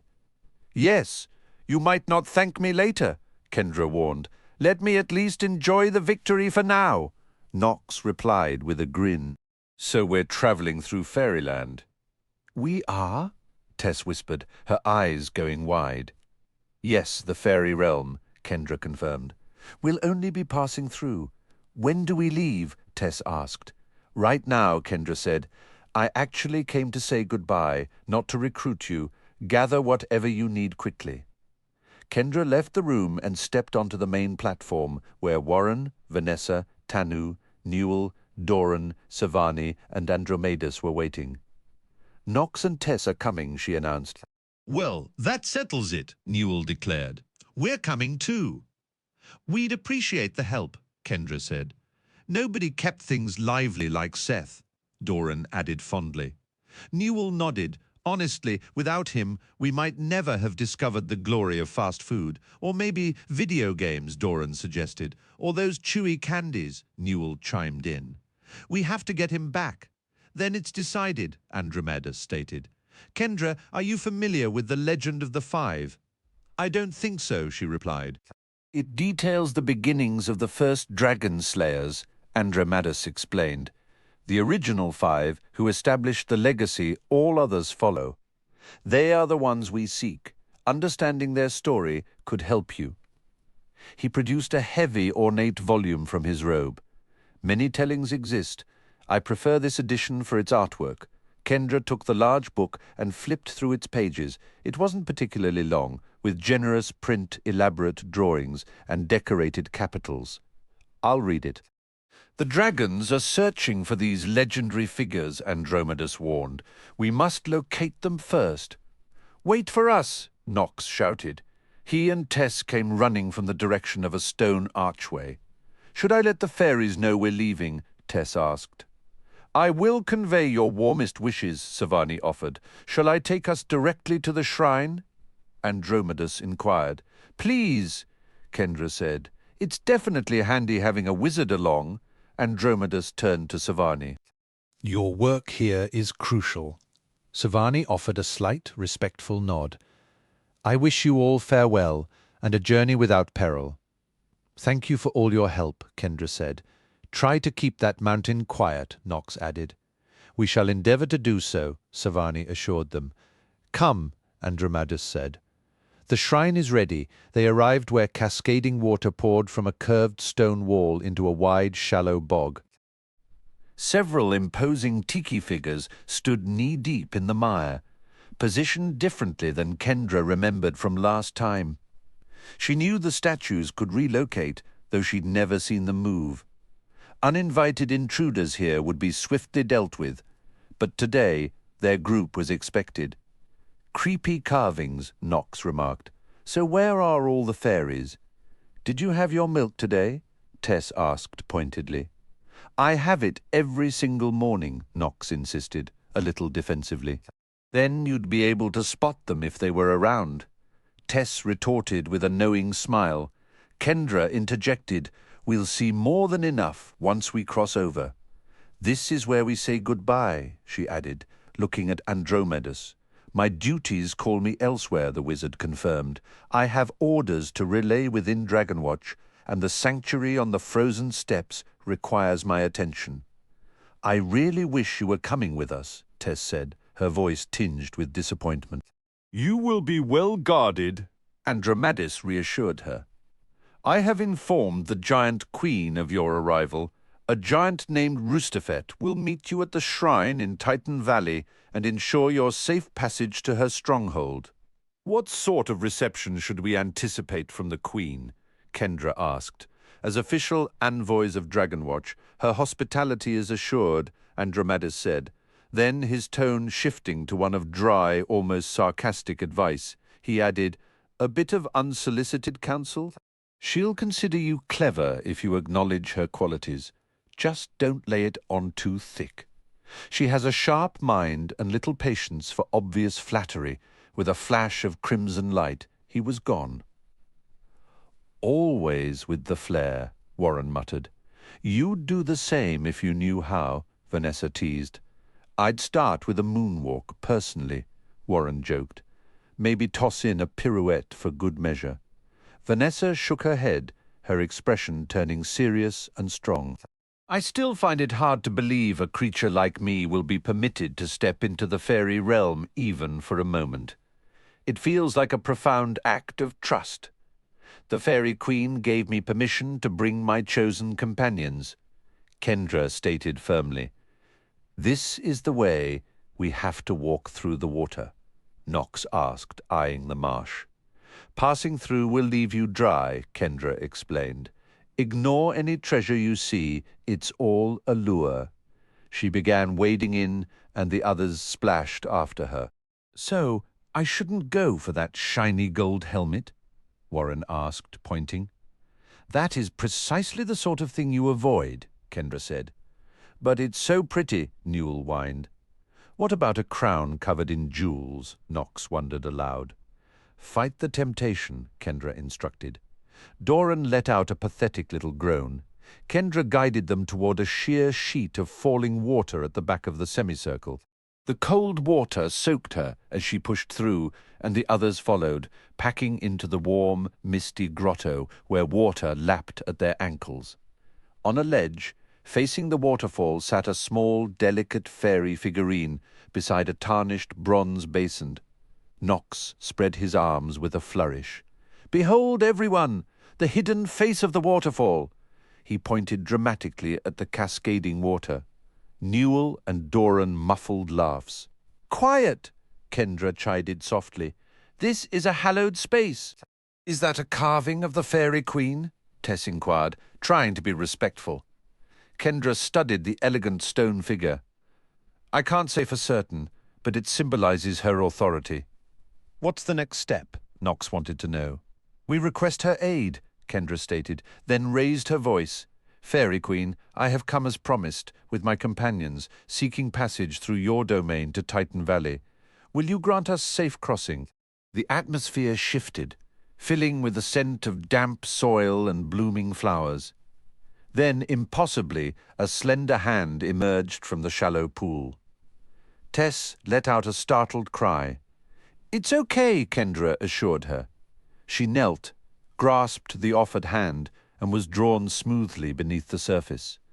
In the same fluid motion, she was lifted from a different pool by the fairy king himself. The disorienting journey felt oddly correct.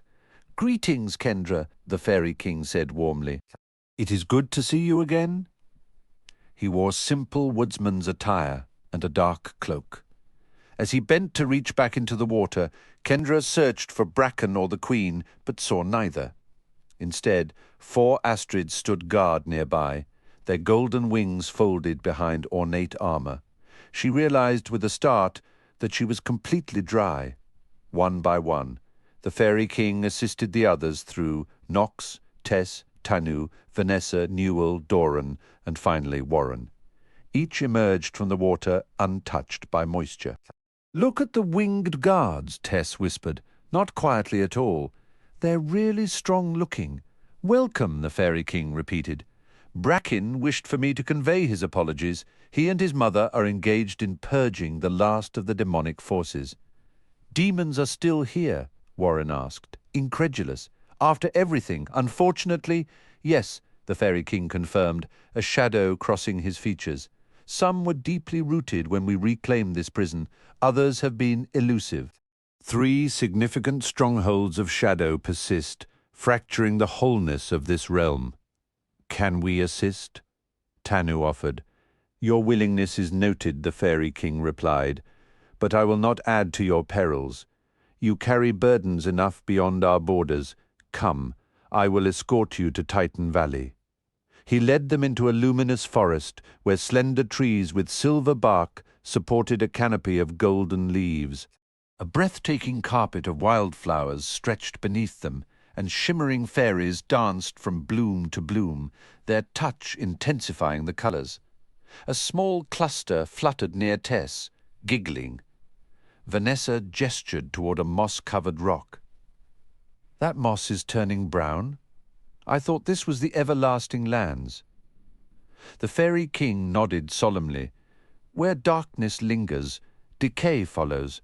A keen observer will find other signs. Newell sighed dramatically. It's absolute paradise, Your Majesty. He then elbowed Doran and muttered, Stop gawking at the water spirits. The Fairy King's smile was wistful. It is almost paradise. Kendra started looking more critically at the splendor. She spotted a wilting petal here, a discolored leaf there, but the scene was overwhelmingly idyllic. As they reached the forest's edge, the path opened onto a radiant meadow dotted with flowering shrubs and towering sunflowers. In the far distance, Kendra saw thick, black pillars of smoke marring the clear sky, with the angry glow of fire at their base. The woods are burning, she said. Now you witness what commands Bracken's focus, the Fairy King said, his voice tight. The demons are setting your forest ablaze. Nox exclaimed. Immense power is being marshalled to drive them out, the Fairy King explained. I have faith we will prevail, but not without cost and time. They followed a new path to a gracefully arched bridge over a babbling brook. Peering over the side as they crossed, Kendra saw 2 naiads gliding against the current. On the opposite bank, Vanessa paused by a shrub. Look at these berries, she said, examining the cluster of small, black and oddly textured fruit. She selected a berry, and as she rolled it between her thumb and fingers, the fruit crumbled into ash, staining her skin. Perceptive, the Fairy King remarked. Follow me. What should these berries actually be? Kendra pressed. Why would they turn to dust? How can a handful of lingering demons cause so much damage? Tanu wondered aloud. Things are not as they should be, the Fairy King admitted. This was a prison for such creatures not long ago. We are addressing the issue as they moved down the path. Kendra remained alert. She was surrounded by the timeless splendor of spring she remembered from earlier trips, vibrant blooms and lush greenery. Yet now she spotted withered leaves, dropped petals and patches of browned grass. Warren gestured to a sapling where several limbs twisted like serpents, coiling and grasping. Nox darted forward for a better view. Keep your distance, the Fairy King cautioned. That tree is not behaving naturally. The animated branches strained toward Nox, but he halted just beyond their reach and stepped back. This whole area is out of whack, he grumbled. Eventually they arrived at a still, transparent pond. Your path lies ahead, the Fairy King announced. Just step into the water. Kendra glanced over her shoulder at the smoke from the distant fire. It appeared the flames were spreading. Tell Bracken I'm thinking of him. I trust he will reunite with you shortly, the Fairy King replied. Please guard any knowledge of this realm, particularly our current difficulties. You have our word, Tanu assured him. Best of luck, the Fairy King said, already retreating. Kendra sensed he was needed elsewhere. Thank you, same to you. She waded into the pond. At first it felt ordinary with a soft, muddy floor, but as the water deepened, the ground vanished beneath her and she plunged under. After a brief spell of darkness and confusion, thrashing her limbs, Kendra broke the surface and swam to the shore of a different pond. A circular colonnade enclosed the water, its pale marble pillars holding up a slender, continuous roof. Her friends emerged from the pond as well, Vanessa staying close to Tess until they were all on dry land. This time, no magic dried them off. Newell and Doran shook their shaggy coats, spraying water everywhere. "Welcome to Titan Valley," Warren declared. The pond sat atop a rounded hill, giving them a view of the gently rolling landscape. "Has anyone visited here before?" Knox asked. They exchanged glances. "Not that I recall," Tanu said. "We're here to locate a giant," Kendra reminded them. From one side of the hill, a throat cleared politely, and an enormous head rose into view over the crest. "Didn't mean to surprise you," the giant said. "I thought you might need a second to orient yourselves." The giant was a burly figure with a rounded, prominent nose. He might have passed for human, if not for his staggering size. Kendra was certain he was larger than Thronis. "Greetings," Warren called out, waving. "Are you here to take us to the giant queen?" "I am Rustafet," the giant replied, "aide to Her Majesty's chief steward." "I'm Kendra, and these are my friends. Welcome to Titan Valley," Rustafet said. He turned to reveal a 3-story wicker house strapped to his back like an enormous knapsack. "If you enter, I will carry you to Terrastios." "Thank you," Kendra said. He crouched, maneuvering until the base of the house was even with the hilltop. Warren opened the door, and the group filed inside. The wicker structure contained simple anchored furniture and wicker stairs leading to higher floors. "Secure the door," Rustafet advised. "You may want to sit until you adjust to the movement. Some travelers say it feels like sailing on choppy waters." Kendra settled on a couch, Tess joining her. Knox went to a window. Warren fastened the door and took a seat near Vanessa and Tanu. Newell and Doran scrambled up the staircase, each nudging the other to be first. "We're ready," Kendra called out. "Hold on," Rustafet announced, straightening up and making the entire structure tilt sharply. Kendra grabbed the sofa arm to steady herself, while Knox threw out a hand to brace against the windowsill. With a few enormous strides, the giant reached level ground, and the violent rocking settled into a gentle, rhythmic sway. "I can't believe we're traveling inside a giant's pack," Knox shouted from his perch by the window. "It is a mobile residence," Rustafet corrected, his voice rumbling through the walls. "Apologies for the rough departure. That incline was rather severe. The journey should be more comfortable from here. It will not take long. Relax and try to appreciate the view." Meanwhile, the alley trolls guided Seth through the shadowy common area to a sunken doorway obstructed by a heavy cask. One troll shifted the barrel aside as the other produced a twisted key to unlock the door. Seth looked back for Hermo, who lingered several paces behind, still clutching his empty bowl. Seth gestured toward the doorway, but Hermo only retreated further, shaking his head emphatically. The trolls then ushered Seth into a narrow corridor lined with several doors, illuminated by the uneven glow of a few guttering candles. The walls were covered in a fuzzy striped paper that made them appear garishly wrapped, and dusty portraits of solemn-looking trolls stared out from overly ornate frames. His escorts led him to the final door on the left, which opened into a cramped, musty storage closet. One troll moved to the rear wall, triggered a concealed mechanism, and then slid the entire back panel aside. They stepped through into a windowless sitting room, lit solely by the flickering flames in a broad fireplace. A stout troll lounged in a leather armchair, his long feet resting on an ottoman. Short, upturned horns sprouted from his brow and cheeks, with smaller, thorn-like protrusions covering the backs of his hands.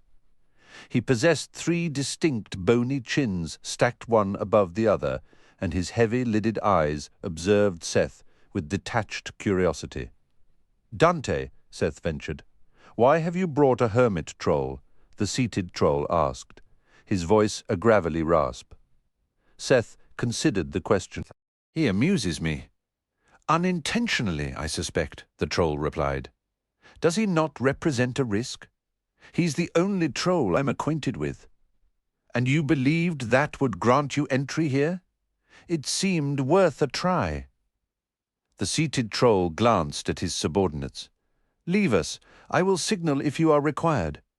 The alley trolls bowed and withdrew from the room. "Are you the leader of the alley trolls?" Seth asked. Dante let out a derisive snort. "I am Dante, but I am no alley troll." "Is your knowledge of our people truly so limited?" "I'm Seth. I've heard stories about trolls. I don't remember actually meeting any before the hermit." "It is bold to come here so unprepared," Dante stated, "and profoundly unwise. I am a briar troll." "I need information," Seth said. At this, Dante gave a low, humorless chuckle. "Merely information.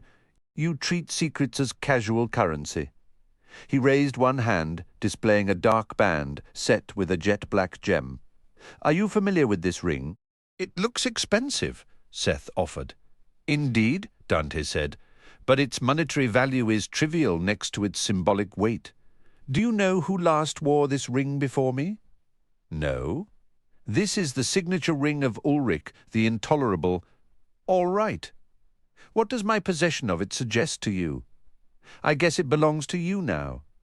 "What else?" the troll pressed, his expression unreadable. "Are you a collector? Do you have a preference for black, or did you perhaps eliminate Ulrich?" Dante looked away, shaking his head with a sombre air. "Ulrich perished long ago. He entrusted this ring to me, and it signifies that I alone know the whereabouts of his accumulated treasure." "Did that treasure make you wealthy?" Seth asked. "Not in the way you mean," Dante said. "There was no need. Its value to me is greater left undisturbed. Ulrich was a cunning and affluent troll of legendary status. Because only I hold the secret of his hoard, no troll in their right mind would dare threaten me." "Or the treasure would be lost forever," Seth concluded. "Precisely. This knowledge renders any move against me utterly illogical," Dante said. "For anyone who cares about the treasure," Seth amended, "which includes every troll with a shred of pride," Dante countered, "and any other individual with basic sense." He held up the ringed hand, fingers spread wide. "I carry several such tokens, each making me indispensable. Many hope I might share a secret or two before my time ends. Perhaps I shall. Maybe I won't," Seth replied. "Seeking knowledge can be a significant request," Seth offered, attempting to cut to the chase. Dante considered this, his expression unreadable. "That entirely depends on the nature of the information." The briar troll countered. He reached for a small ivory box resting on a side table, flicked open its oval lid, and took a deep inhale of its contents. His eyes fluttered shut, and his body seemed to melt into the chair for a brief, profound moment before he snapped the lid closed and returned the container to its place. "If you were to ask me for a tavern recommendation, the cost to me is negligible. Then again, I generally avoid wasting my time on trivial matters."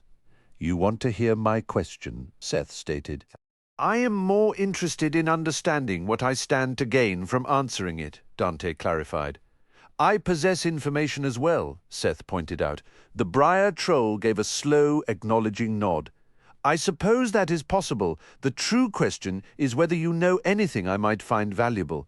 "I'm wondering the same about you," Seth said. "As is your privilege," Dante conceded, "though you are the one who sought this audience." He gestured gracefully toward an empty chair nearby. "Please, sit." Seth felt the weight of ceremony in the gesture, as if a formal channel for negotiation had just been unlocked. He perched on the chair's edge, studying Dante in the fire's erratic light, waiting for the troll to break the silence. "Why risk a journey to the Troll Tavern?" Dante inquired. "A hermit troll suggested it was a reliable source for information," Seth explained. "You do realize hermit trolls are considered little more than riffraff?" Dante asked, a hint of disdain in his voice. "Practically pests." "I like him," Seth said firmly, feeling a surge of defensive loyalty toward Hermo. The hermit had been far better company than the surly, arrogant trolls he'd encountered downstairs. "I suppose everyone is entitled to their peculiar pets," Dante remarked dismissively. "It was a reckless move to come here. Trolls are not known for their gentle natures. My need for information is urgent, Seth insisted. Dante stretched his long limbs with theatrical laziness. And what, precisely, is stopping me from simply strangling you for trespassing into my private quarters uninvited? Do trolls typically waste valuable resources? Seth countered. How many shadow charmers do you know? A fair point, Dante admitted, a glint of amusement in his eyes. And the primary reason you are still breathing, extinguishing those torches, was quite the show. You made the others downstairs question what else you might be capable of, how you could harm them, or perhaps aid them. You saw that? Seth asked, surprised. I'm aware of everything that happens within my establishment, Dante stated flatly. Now, tell me why you have come to Titan Valley. Will you keep what I say confidential? Seth asked. Why would I agree to that, if you wish to hear my story? Seth pressed. Dante produced a single gold coin and began rolling it fluidly across his knuckles, back and forth. I accept your condition. Can a troll be trusted to keep his word? Seth ventured.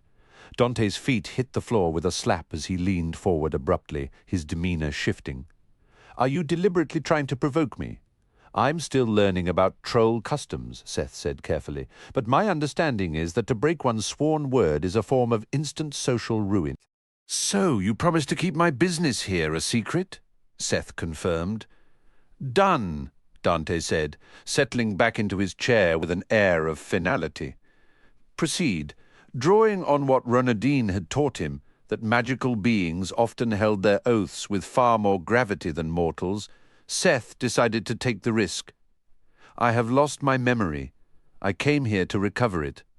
Why here, of all places? The demon Humbuggle stole my identity. Dante nodded slowly, as if pieces of a puzzle were clicking into place. Where did this happen? How? At Wormroost. Inside Stormguard Castle. You interfered with his little game there, Dante observed. Yes, Seth admitted. And you learned he retreated to his ancestral home. I'm here to find him and reclaim what's mine, Seth stated. Dante merely shrugged his broad shoulders. Your personal motives might dress themselves differently, but at its core, you came for the same reason most outsiders do, Humbuggle and his infamous games. He has games here? Seth asked, genuinely perplexed. Dante gave him a look of pure incredulity. You have never heard of the Titan Games? Who can say? Seth replied, a touch of frustration in his voice. I don't have my memories. This answer appeared to satisfy the Briar troll. Humbuggle founded the games centuries ago. Competitors fight for the right to participate, all for a chance to win the ultimate prize, the Wizen Stone. This is widely known? Seth asked. It is no great secret, Dante confirmed. I don't care about the games, Seth insisted, his tone shifting from earnest to one of weary defiance. I just want my own mind back. Dante's lips curled into a knowing grin. And how exactly do you plan to persuade Humbuggle to grant you such a favor? I haven't quite worked that part out yet, Seth confessed. First, I need to locate him. You do realize you're speaking of possibly the world's most slippery and formidable demon, Dante inquired. For thousands of years, the mightiest heroes and explorers have attempted to stop Humbuggle. He commands the Wizen Stone. He's famously cunning. Any idea how I might track him down? Seth pressed. There's only one reliable method to get near Humbuggle, Dante stated. Take part in his games and preferably come out on top. Where do I sign up? Seth asked. How do I secure a win? I frequently get asked for tips about the games, Dante remarked. Contestants are always hunting for an edge. The games are intricate. There's much more beneath the surface. That's why they've continued for ages without a single champion. If that's what's required, I'll win the games, Seth declared. Dante gave a slow nod. You're evidently ready to gamble with your life, or you wouldn't be inside this establishment. I need my memories back, Seth insisted. If my memories were gone, I'd want them restored too, Dante said. But if Humbuggle had taken them, I'd be inclined to let them go and begin crafting fresh ones. That's all the free counsel you'll get from me. What about help I actually work for? Seth questioned. If it advantages me, certainly. I might provide additional aid, Dante replied. There are individuals who coach potential competitors for the games. Some could disclose worthwhile secrets. Assistance with the games is a frequent request. Why should I consider yours seriously? What can I do for you? Seth offered. Do you possess any wealth to offer? Dante asked. None, Seth admitted. At least, none that I can recall. You're young, Dante observed. You've had scant time to accomplish much. It's surprising that someone of your limited experience is a shadow charmer. I had a bit of assistance, Seth said, aiming for an air of mystery. I'm not concerned with your past, Dante dismissed. I know things about the Dragon War, Seth ventured. And the Underrealm. Celebrant is on the move, Dante noted. Soaring Cliffs was lost. You aided in Wormroost's fall. Crescent Lagoon fell and was retaken. Frosted Peaks went down not long ago. Do you understand what Celebrant plans for Titan Valley? Do you still work for his cause? I'm uncertain how much to share without an agreement, Seth hedged. Humans lie more easily than most, Dante said with distaste. A revolting habit. This tale about your memories could be pure invention. You have my word, Seth asserted. Tell me why you helped bring down Wormroost, Dante demanded. I was an apprentice serving the Underking, Seth confessed. Dante shuddered. I believe you. I can detect a falsehood, but I doubt you possess knowledge I require. I want no commerce with the dead. Are there rewards for winning the games? Seth asked. Could I promise you a portion? This troll has no interest in imaginary prizes, Dante stated flatly. I don't operate on speculation. Let others take those risks. Could I owe you a future favor? Seth proposed. My skills have their uses. What favor can a soon-to-be dead boy possibly deliver? Dante retorted. The games are fatal. Even with solid guidance, you're marching toward your end, unless you can provide something of value right now. I see no gain in aiding you. I'm a shadow charmer, Seth reminded him. Do you have any issues with restless spirits? Dante thoughtfully rubbed two of his 3 chins. As it happens, there is a small house on the road just east of here with a troublesome entity inside. A wraith? Seth guessed. You name it, Dante shrugged. I don't delve into such topics. If you clear out the presence, I will arrange an introduction to someone who can advise you about the games. Sounds fair, Seth agreed. Brunt will accompany you, Dante said, heaving his bulk upright. Succeed, and we both profit. I'll be back soon, Seth assured him. I appreciate the confidence, Dante said, giving Seth a heavy slap on the shoulder. If you don't make it, Brunt and I will have a hearty chuckle over it. Is that a dragon hauling a cart? Knox exclaimed from his spot by the window in the wall of the woven house.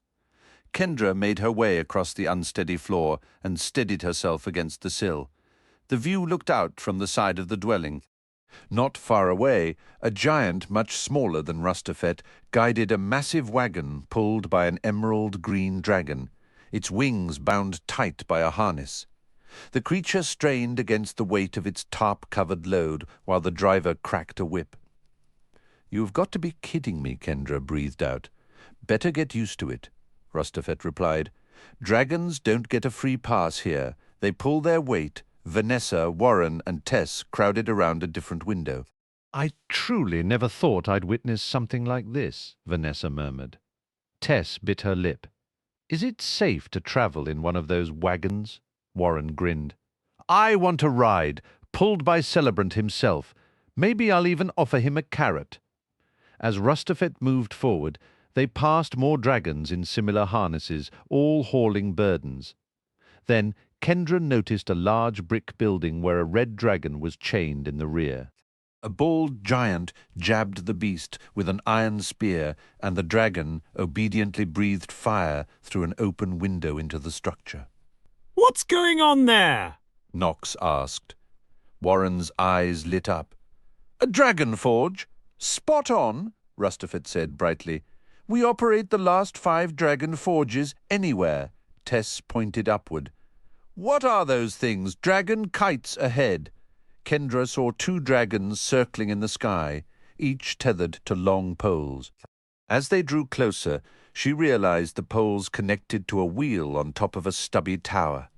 It's a mill, Tanu observed, powered by flying dragons. Excellent, Rustafet said.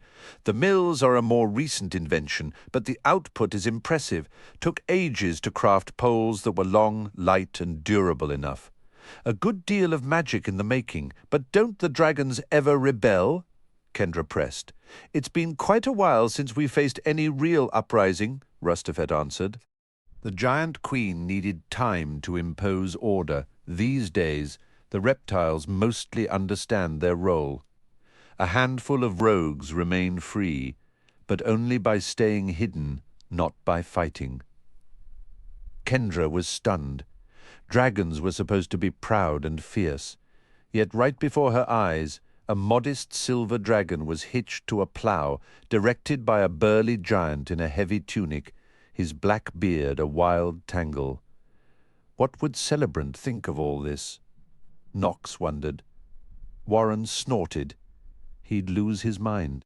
He'd burn this whole sanctuary to ash, Kendra added. Rustafet actually chuckled. Truthfully, many of us hope the warring dragons do show up. Once they're brought to heel, we could really grow our operations. More forges, more mills, more wagons. Kendra's mind raced, picturing a clash between giants and dragons. Having seen dragons fight, she doubted it would be as simple as Rustafet believed. Can't the dragons just burn you all? Varies by giant, Rustafet said. Some of us have hides like stone fireproof even against dragon flame. Don't you worry about the dragons here. Under our care, you're perfectly safe. Terrastios is just ahead. I'll turn so you can get a look. Rustafet shifted his stance, and an immense fortress came into view, a colossal, stark grey rectangle with no towers and little decoration, nestled between steep mountains. A gigantic door was swinging open as they approached. When Rustafet turned to face the fort directly, the monumental building slid out of Kendra's sight. She rushed to a rear window, watching the enslaved dragons shrink into the distance as Rustafet stepped through the enormous doorway into the vast fortress. A female giant, nearly as tall as Rustafet, closed the massive doors behind them, her brown hair woven into a single thick braid that fell to her waist. With the view now blocked, Kendra returned to the side window beside Knox. They were inside a cavernous chamber. "Hold on tight," Rustafet warned. "Time to set you down." Kendra and Knox gripped the windowsill as the wicker house swayed and descended, finally coming to rest on the stone floor. They all gathered at the door where Tanu released the latch and took hold of the handle. He hesitated for a moment. "It's a vast world waiting out there," Tanu said. Tess's voice was full of eager energy, "and I can't wait to explore it." Newell and Doran came thundering down from the upper floor. "We're coming too," Doran shouted. Tanu pulled the door open, and they all stepped out into the cavernous hall to Kendra. It felt like being an insect exploring a human living room. The wicker house was perfectly sized for them, but everything else in the enormous chamber was staggeringly out of scale. Not the massive table in the corner with its gigantic guest book on a stand. Not the towering suits of armor standing guard beside the immense golden doors on the opposite wall, and certainly not the giant who had brought them here. Rustafet approached and bent down, his sheer size making Kendra feel microscopic. She would have had to leap just to touch his kneecap. "You look a bit less waterlogged," he rumbled. "Still pretty damp," Kendra admitted.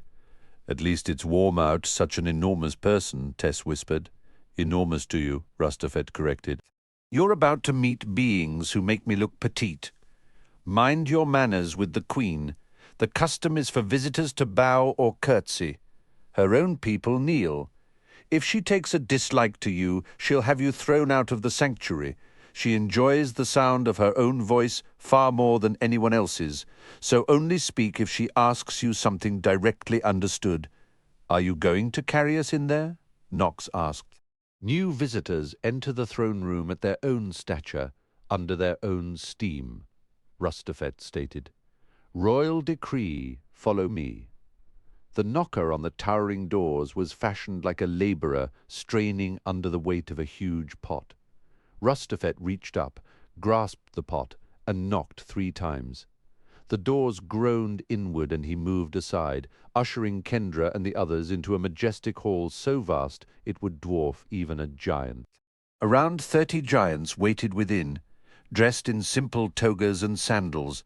Some lounged against pillars or perched on stools, but most stood in quiet clusters. All chatter ceased as Kendra and her friends entered, countless lofty eyes turning their way. The smallest giant present was a full head taller than Rustafet. Some were so massive that the top of Rustafet's head wouldn't have reached the center of their chests. At the room's far end upon a dais sat the giant queen on her monumental throne. Even seated, she was unmistakably the largest being in the hall. She was younger and more striking than Kendra had imagined. If she were human, Kendra would have guessed her to be in her late 30s. Her intricate emerald gown accentuated a powerful, athletic frame, broad shoulders, a tapered waist, and strong limbs. Her rich auburn hair was woven into elaborate braids that cascaded from beneath her ornate crown. Kendra and her companions began their long walk toward the Queen, along a crimson carpet that felt as wide and long as a commercial airstrip. As they walked, most of the watching giants lost interest and resumed their murmured conversations. They moved as quickly as they could, but the journey down the carpet still took the better part of 10 minutes before they finally neared the base of the dais. As they reached the carpet's end, a giant guard stationed nearby slammed the butt of his halberd against the floor with a crack that reverberated through the immense space. All talking stopped instantly. Her Royal Majesty, Queen Imani, acknowledges the arrival of Kendra Sorensen, the former caretaker of the lost sanctuary of Wimroost, a tenure that ended in notable failure, and her miscellaneous companions. Kendra bristled inwardly at the pointed description. If Seth were here, he'd already be launching a fiery retort. But for now, she knew keeping things civil was far more crucial than winning a war of words. She dipped into a curtsy, as did Vanessa and Tess. The men bowed. The Queen lifted a slender golden cylinder to one eye, peering through it like a monocle. "You are all rather moist," the giant Queen observed, her voice a resonant alto. "You passed through the shrine of the Fairy Queen." "We did, Your Majesty," Kendra confirmed. "And she allowed you passage through her domain?" the Queen inquired. She understood it was an urgent matter, Kendra replied. The Queen's lips curved. She is a very tiny queen. Kendra, feeling a sudden, unexpected spike of defiance, met the Queen's gaze. "So is the Underking compared to you," she said evenly. "But physical size isn't the only measure of power, is it?" The giant Queen let out a low, amused chuckle. "Everyone is small when compared to me. I suppose you would like a demonstration of my true stature. Most guests find it quite intriguing," the giant Queen observed. Kendra nodded eagerly. "Yes, please." The Queen rose from her throne, her immense form nearly brushing the ceiling. Stepping down from the platform, she stood a full head taller than any other giant present. Her sheer size was so staggering that Kendra struggled to perceive her as a real person. Yet her shape was undeniably that of a robust, statuesque woman. Kendra guessed she might not even reach the Queen's ankle. "I'll allow you a moment to process the sight." The Queen's voice echoed from above. "Oi" is a perfectly understandable response. She spun gracefully. More woman than any man on earth could handle. Wouldn't you agree? "Dragons must look like tiny playthings to you," Tess remarked. "A clever observation," the Queen replied. "And who is this little cherub?" "This is my cousin Tess," Kendra answered. "Ah, We've brought the whole family, have we? The giant queen mused, settling back onto her throne. Yes, Kendra confirmed, and this is my cousin Knox. It's peculiar to think of someone so small leading a full life, the queen reflected, having relatives, pastimes, or little animal companions, for instance. Some beings make us seem like giants, Knox pointed out. Fairies, for example. Fairies are barely visible motes, the queen dismissed. You are not vastly superior. It challenges logic to assign importance to anything so minuscule. We've come because of the dragon conflict, Kendra stated. I am quite aware, the giant queen replied. Celebrant seized Wormroost from your care. I understand you seek sanctuary with me. Yes, all of us do, Kendra said. The queen raised a viewing tube to her eye.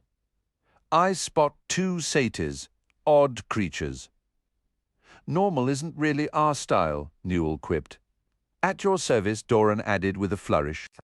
At least you seem reasonably civilized, the queen noted. And 3 others besides the cousins. Are they family as well? Well, Tanu is a skilled potion master. I believe I asked a straightforward question, the giant queen interjected. Not exactly relatives, Kendra said, irritated by the queen's bluntness, but masking her frustration. The other is a distant cousin. I will grant the sanctuary you request, the giant queen declared. We can provide suitably scaled quarters here at Terrastios, and most common areas include provisions for smaller folk. She gestured toward a section beside the dais where bleachers and couches held human-sized spectators who appeared utterly tiny next to her. I'm also looking for my brother, Kendra added. The former co-caretaker of Wormroost, the queen acknowledged. I think he may have come here, Kendra ventured. Not to my knowledge, the queen replied. Many visitors of your stature come for the grand games. I cannot monitor every arrival and departure. My attendant Raza will see to your needs during your stay and familiarize you with your lodgings and our rules here. Refer any questions about your brother to him. A man in an ornate white shawani and crimson harem pants detached from the group of human spectators and approached Kendra. He had dark hair, sun-kissed skin, carefully groomed stubble, and appeared to be in his 40s. Do you require any assistance with defensive strategies against the dragons? Kendra inquired. Out of the corner of her eye, she noticed several giants appearing startled by the question. Queen Imani leaned forward with a wry smile. There is a reason you are seeking refuge here, the giant queen stated, her tone shifting to one of amused condescension. This is the largest and most secure magical preserve on the planet. I have throttled dragons with one hand. Your entire world will crumble long before Titan Valley faces any threat from those overgrown lizards. Dragonwatch requested I harbor you, and so I have. Keep in mind, perils that loom large to you may be mere trifles to me. Kendra felt a flush of humiliation at the gentle rebuke. She dipped into a curtsy. Thank you, Your Majesty. Very well, the giant queen concluded.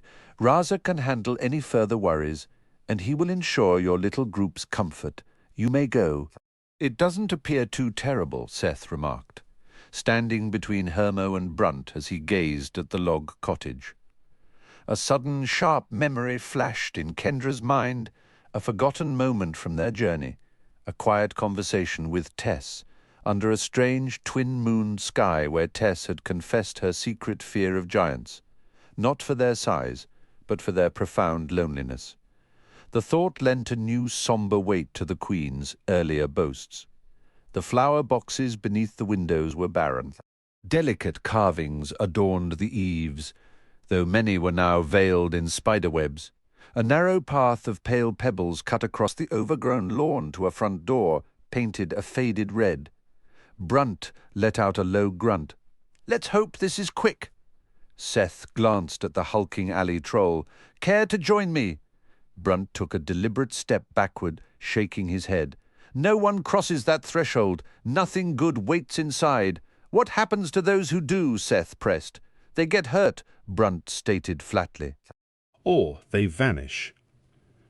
Does Dante own this property? Seth asked. He does now, Brunt confirmed. Purchased it for a song right before we left the tavern. Your task is to make that investment worthwhile. Seth gave a nod. How about you, Hermo? Want to come? Hermo stays with Alley Troll, the creature declared. Guard the road. I doubt the road requires guarding, Seth remarked. Better safe than full of sorrow, Hermo insisted. The Alley Troll emitted a single raspy chuckle. Seth merely shrugged. Suit yourself. He started up the path, the pebbles grinding beneath his boots. With each step, the cottage seemed less inviting. The red paint on the door was blistered and peeling. The windows were clouded with a thick, greasy film, as though smeared by frantic, dirty hands. Seth halted before the entrance. "What's your read?" he whispered. "Like we're about to interrupt a very unpleasant individual's nap." Calvin's voice replied softly. "And we're the uninvited guests." "Let's hope we're up for the party. Ronadin never covered presences," Seth muttered. "Could be a phantom," Calvin suggested. "I doubt Dante has the slightest clue what's actually haunting this dump." Seth extended his awareness, probing for any sign of the undead. He detected no wraith, but there was an emptiness, a pocket of wrongness. Was that how a phantom hid? "There's something here," Seth said aloud. "A presence," Calvin ventured. "Something like that." "Probably another delightful first for you," Calvin said dryly. "Do we knock?" "Might as well, if it's locked." Seth tried the handle and pushed the door inward. Faint, dusty sunlight seeped through the dirty windows, illuminating a scene of disarray. Furniture was overturned in the main room. One armchair had been gutted, its fluffy innards spilling out onto the floor. Cobwebs hung in corners, and broad, sweeping marks marred the layers of dust, suggesting something heavy had been dragged. Doorways led to a kitchen and a bedroom. The air itself felt thick and watchful, heavy with a stale, unsettling odour. Seth stepped fully inside, and a sudden gust slammed the door shut behind him with a definitive thud. The room seemed empty. He stretched his senses, but couldn't locate a specific entity. Just walk in. A voice spoke directly into his mind. Is that considered polite? A painting tore itself from the wall and hurtled toward his head like a discus. Seth dodged sideways, feeling the air rush past his ear. The frame shattered against the floorboards. "Stop," Seth commanded. "I'm here to talk. How do we talk when you can't hear me?" The voice complained petulantly. An invisible force shoved him hard, sending him stumbling into the center of the room. He windmilled his arms to keep his balance. "I hear you perfectly," Seth said, regaining his footing. "My apologies for barging in. I'm here to help." The room fell utterly still. The hostile pressure in the air shifted, replaced by a tense, waiting silence. "You hear me?" "I hear you. Stand on one foot." Seth lifted his right foot off the floor. "Turn around. Can I put my foot down now?" "Yes." Seth turned in a slow circle. "You hear me?" The voice was filled with awe. "And you hear me as well." The voice became small, almost childlike. "I can scarcely believe it. Please tell me, who am I?" I don't know," Seth said, his tone gentle. "You have to tell me. I can't. Please help me. Who am I?" For a fleeting moment, Seth worried the being was reading his mind and taunting him, a cruel joke about his own fractured memories.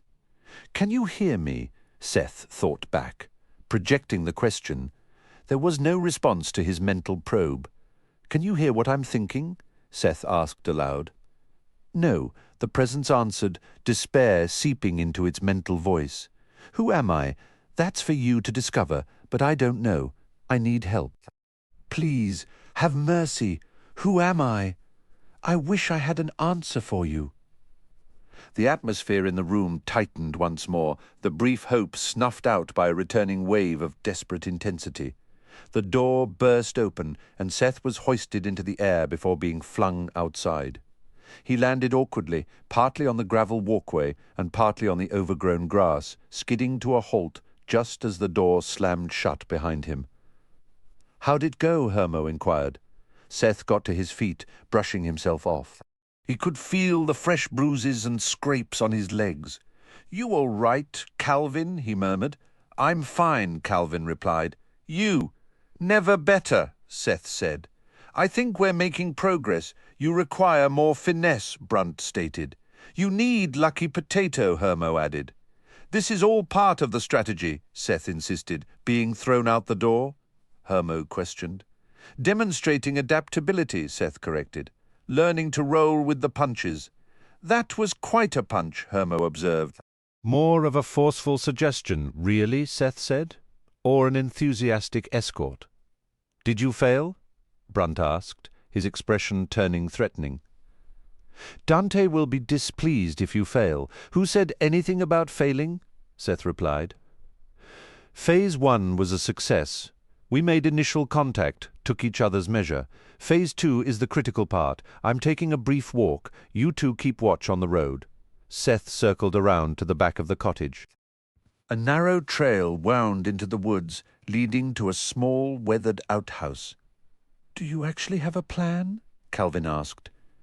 "Could you hear it clearly?" Seth whispered. "Was it definitely a he?" The voice in my mind sounded masculine. "I didn't hear any voice. He's desperate to know his own identity," Seth said. "How could we possibly figure that out? Dante didn't even know what this entity is," Calvin pointed out. "Let alone who it might be." "Exactly," Seth agreed. "Since they only refer to it as a presence, I doubt anyone knows much about it." "It's odd that you've lost your memory and this presence has too," Calvin mused. "A coincidence," Seth wondered. "Could it have been reflecting my own state?" "Who can say?" Calvin replied. "I need to focus on discovering who I am," Seth stated. "This mission can't become about unraveling the history of some random presence, unless it doesn't take much to uncover." Seth walked back around the house to the road where the trolls were stationed. Brunt and Hermo watched him approach. "Do either of you know anything about the history of this cottage?" Seth asked. "Many seasons ago, an elderly alley troll named Murglebrax dwelled there," Brunt recounted. "He fled when the presence first arrived. Has the presence ever communicated with anyone?" Seth pressed. "Not to my knowledge," Brunt said. "Are you stumped? Defeated?" "Merely gathering information," Seth said, preparing for the next round. Seth walked back to the red door, the gravel crunching loudly under his boots. "Are you certain about this?" Calvin asked quietly. "Not in the slightest," Seth admitted. "But I'm going to try to talk my way through it." He knocked, then raised his voice. "May I come in?" "Come in," Seth heard distinctly in his mind. Seth entered and closed the door. "I'm here to help you. I can hear you." "Who am I?" "I was hoping my being here might trigger your memory," Seth said. "Tell me who I am." "You're my assistant," Seth declared, the lie forming easily. "I've been searching everywhere for you. Your assistant, I wasn't completely sure at first," Seth explained. "I had to be certain. How long have you been here?" "Not sure. Too long. What is my name?" "Reggie," Seth invented on the spot. "What is your name?" "I'm Seth. I've been looking for you. You found me." You don't belong here, Reggie. This place isn't good for you. This is where I am. This is what I have." Seth glanced around the dusty, cluttered cottage with disdain. "This place is a dump, an absolute pit. The Reggie I know would never choose to live here. You know me. I am Reggie." "You sure are," Seth said, laying on the charm. "You're sounding more like yourself every second. What is Reggie made of? What do you think?" Seth tried deflecting. "I don't know. Please, tell me what I'm made of." "You're made of dirt," Seth improvised, the idea striking him. "You belong outside in the earth." "Dirt?" "Yeah, dirt," Seth confirmed, his tone now almost sarcastically cheerful. But you got separated from your dirt. That's what confused you, Reggie. You wandered off and got lost. You need to regain your proper form. I belong outside. You absolutely do, Reggie, Seth encouraged. Should we go out? I belong outside. Seth opened the door. Yes, I am made of dirt. I belong outside. Seth felt a sudden rush of air whip past him, and then he stepped out, pulling the door closed behind him. The earth beside the gravel walkway shuddered and heaved, churning violently as though ploughed by unseen hands. Clumps of grass and dry soil coalesced, lifting upward to form a rough, man-shaped figure roughly Seth's own height. The trolls had already scrambled to the opposite side of the road, ready to bolt. A voice resonated in Seth's mind. I am Reggie. I am formed from the earth. I am here to assist you. Good to see you made it, Reggie, Seth replied, genuinely surprised the presence had managed to manifest so completely. You perceive me? Reggie communicated, a note of triumph in the mental tone. You hear my thoughts. I am real. I knew this was possible. You're real, Seth affirmed aloud. What is your command, Master? The title gave Seth a quiet, unexpected thrill. Just hold position for a moment. I need a word with these trolls. After that, we're hitting the road. I shall remain here until our travels begin, Reggie stated with firm resolve. If any troll causes a problem, I'll signal you, Seth added. No one will trouble the Master, Reggie promised. Seth approached the wary trolls. Calvin leaned in, whispering, He's coming with us? Looks that way, Seth said. He's determined to be useful. Besides, we can't have him wandering back to the cottage and upsetting Dante. You really can't hear him at all? Not a whisper, Calvin admitted. But a companion made of dirt might prove useful some day. Turning to Brunt, Seth announced, I've persuaded the presence to leave the cottage. We've reached an understanding. So I observe, Brunt remarked, giving a curt nod. Adequate work. He's offered his service for a time, Seth explained. You know how these arrangements go. What's our next move? Do we report back to Dante? Unnecessary, Brunt said, withdrawing a sealed envelope from his coat. This letter of introduction will grant you access to an authority on the games. Seek out Virgil, son of Goldo, at the address written here. He resides in Humburg, a settlement near the arena grounds. Follow this path to the junction, then turn left. If you lose your way, watch for signage or ask directions to Humburg. Should the presence ever return to disturb the cottage, you will spend every future night with one eye open. Appreciate the letter, Seth said, taking it. Pass my respects to Dante, Brunt answered with a dismissive grunt before turning to lumber away. We go to Hamburg, Hermo inquired. You're still with us? Seth asked. You lived through Dante. You lived through the Earth Spirit. You are a survivor, Hermo stated simply. We'll see if that luck holds, Seth replied. And you have small, sneaky helper, Hermo added, glancing at Calvin. I contribute where I can, Calvin said. But let's keep my role quiet. Sometimes it's wiser for me to observe from the shadows. Seth looked at Hermo. Are you certain about leaving the Troll Tavern? You seemed pretty eager for their stew. Hermo made a sour face toward the distant building. Stew was acceptable. Trolls were insulting. Hamburg has reputation. Hamburg will be superior. All right, Reggie, Seth called over his shoulder. We're off to Hamburg. The earthen figure began to trudge toward him. Where is this place? We'll discover it together, Seth reassured him. Meanwhile, in another part of the world, Raza guided Kendra down a corridor built to human proportions. Lastly, Miss Kendra, your suite is just here on the left, he announced, his posture impeccably straight. He was slightly taller than Kendra and moved with poised formality. A female attendant accompanied him, similar in height, with pale skin, vivid red hair, and striking turquoise eyes. She wore an elegant shungzam and, like Raza, a fitted silver choker. Vanessa had forgone going to her own room to stay with Kendra. Raza unlocked the door, "Please pardon us, Miss Vanessa. If your quarters are not quite as ample as Miss Kendra's," he said, showing them into a generous sitting area. As a former caretaker, she is accorded premium lodgings. "None taken," Vanessa replied smoothly. Raza turned to Kendra. "Giselle will attend to you personally. You may ask her for anything: meals, laundry, security, directions around Terrastios, tours, or simply privacy." Giselle offered a slight curtsy, her red hair shifting with the motion. "I'm here to serve you day or night for the duration of your visit." "Thank you," Kendra said. "I shall leave you in Giselle's capable hands," Raza said with a brief bow. "You can locate me or another servant at the first door in the hall I indicated, or through Giselle." "Thanks," Kendra acknowledged. Raza passed Kendra the key to her quarters, gave Vanessa a brief look, and left. "Let me give you a tour of the suite," Giselle offered. Kendra and Vanessa trailed her into a bedroom where a sheer curtain concealed an opulent round bed heaped with pillows. The attendant guided them through a bathroom, a compact kitchen, a bright sunroom, and lastly into a spacious tiled area centered around a waist-high pool flanked by decorative tile pillars. "I have my own pool," Kendra wondered aloud.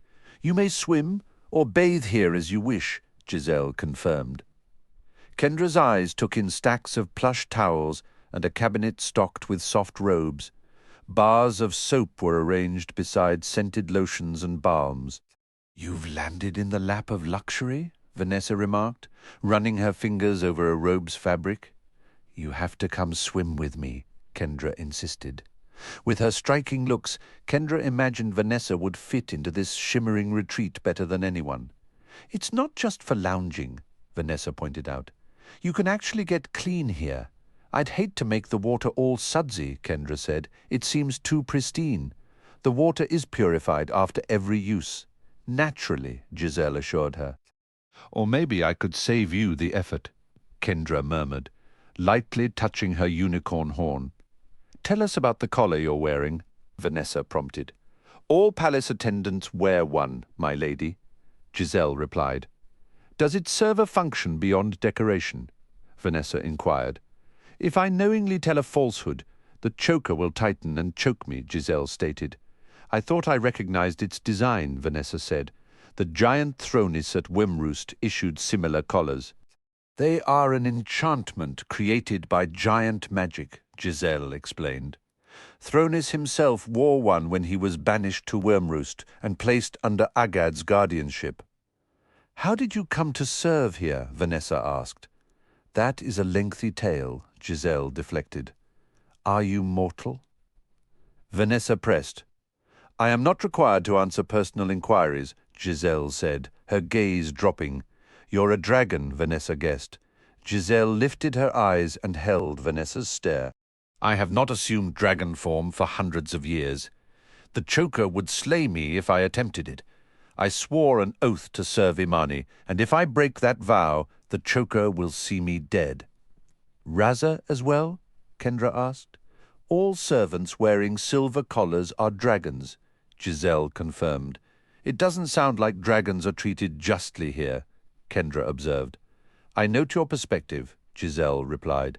"At Wyrmroost, dragons lived freely as they chose," Kendra continued. "To hunt, to sleep, to amass treasure, they had their own community. I have heard whispers," Giselle said. "Forgive me if such tales are hard to credit." "The dragons rebelled and took control of the sanctuary," Kendra said. A faint, fleeting smile touched Giselle's lips. "I have heard whispers," she repeated. Kendra could see the notion of a dragon uprising resonated with her. Given how dragons were managed in Titan Valley, Kendra understood why. The very idea seemed to kindle a quiet, rebellious spark in Giselle's otherwise subdued demeanor. "Do you believe the dragons here are treated fairly?" Kendra asked softly. "I cannot provide a truthful answer to that query," Giselle said. "A yes would be a lie, and a no would violate her oath of loyalty," Vanessa interpreted. "You grasp the situation," Giselle acknowledged. "Would you hurt me if you were able?" Kendra asked. "I cannot harm you," Giselle said. "I am tasked with your service." Will you be reporting on me for the Giant Queen? Kendra questioned. I serve you under her command, Giselle answered. Her Royal Majesty Imani is my true sovereign. Would you rather not be serving me? Kendra asked. Would it be better if I sent you away? Giselle appeared troubled. There would likely be penalties if I am relieved. Another would be selected to attend you. I would far prefer to serve you than to be removed from this duty. Can you promise not to spy for Imani? Kendra asked. Can you promise to cause me no injury? I cannot make that pledge, Giselle said. My primary allegiance is to Queen Imani. I can only affirm that I am presently assigned to serve and safeguard you. Well, you should understand that I wouldn't treat dragons the way Imani does, Kendra stated. Perhaps that is why your sanctuary fell, Giselle replied. Kendra fell silent. Perhaps, Kendra replied. A dragon does not desire a cage, no matter how kind the keeper, Giselle stated. Vanessa then spoke. Leave us. I need to speak with Kendra alone. Giselle glanced at Kendra for confirmation. Yes, please go, Kendra said. And will you promise not to listen in? I give you my word, Giselle answered. It is a smart practice to give clear instructions. You might consider that, in some ways, I have no desire to work against you or to aid the Giant Queen. Remember, while my loyalty is sworn to the Queen, I am also bound to follow your direct orders as a dutiful attendant. Well-thought-out commands can restrict my chances to collect intelligence. I cannot help but serve the Giant Queen's interests if you leave a door open for me to do so. Thank you, Giselle, Kendra said. With a slight, formal bow, Giselle exited. Vanessa moved closer, lowering her voice. We're navigating some very intricate political waters here.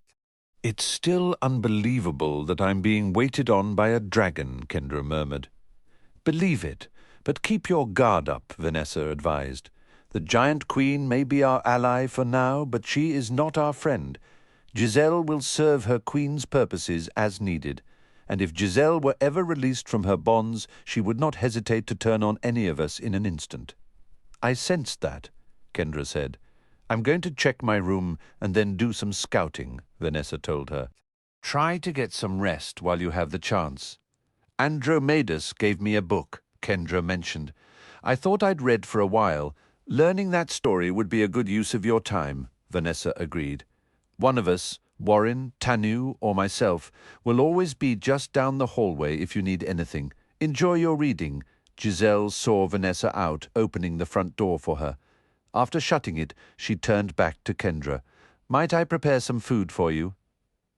That would be nice, Kendra said. What can you make? I will endeavor to create whatever you wish, Giselle replied. How about a sandwich? Kendra suggested. What kind would you like? Turkey with avocado, Kendra decided. Mayonnaise or mustard? Giselle inquired. A bit of both, Kendra said. Cheese, lettuce, tomato, oil, salt, pepper, vinegar.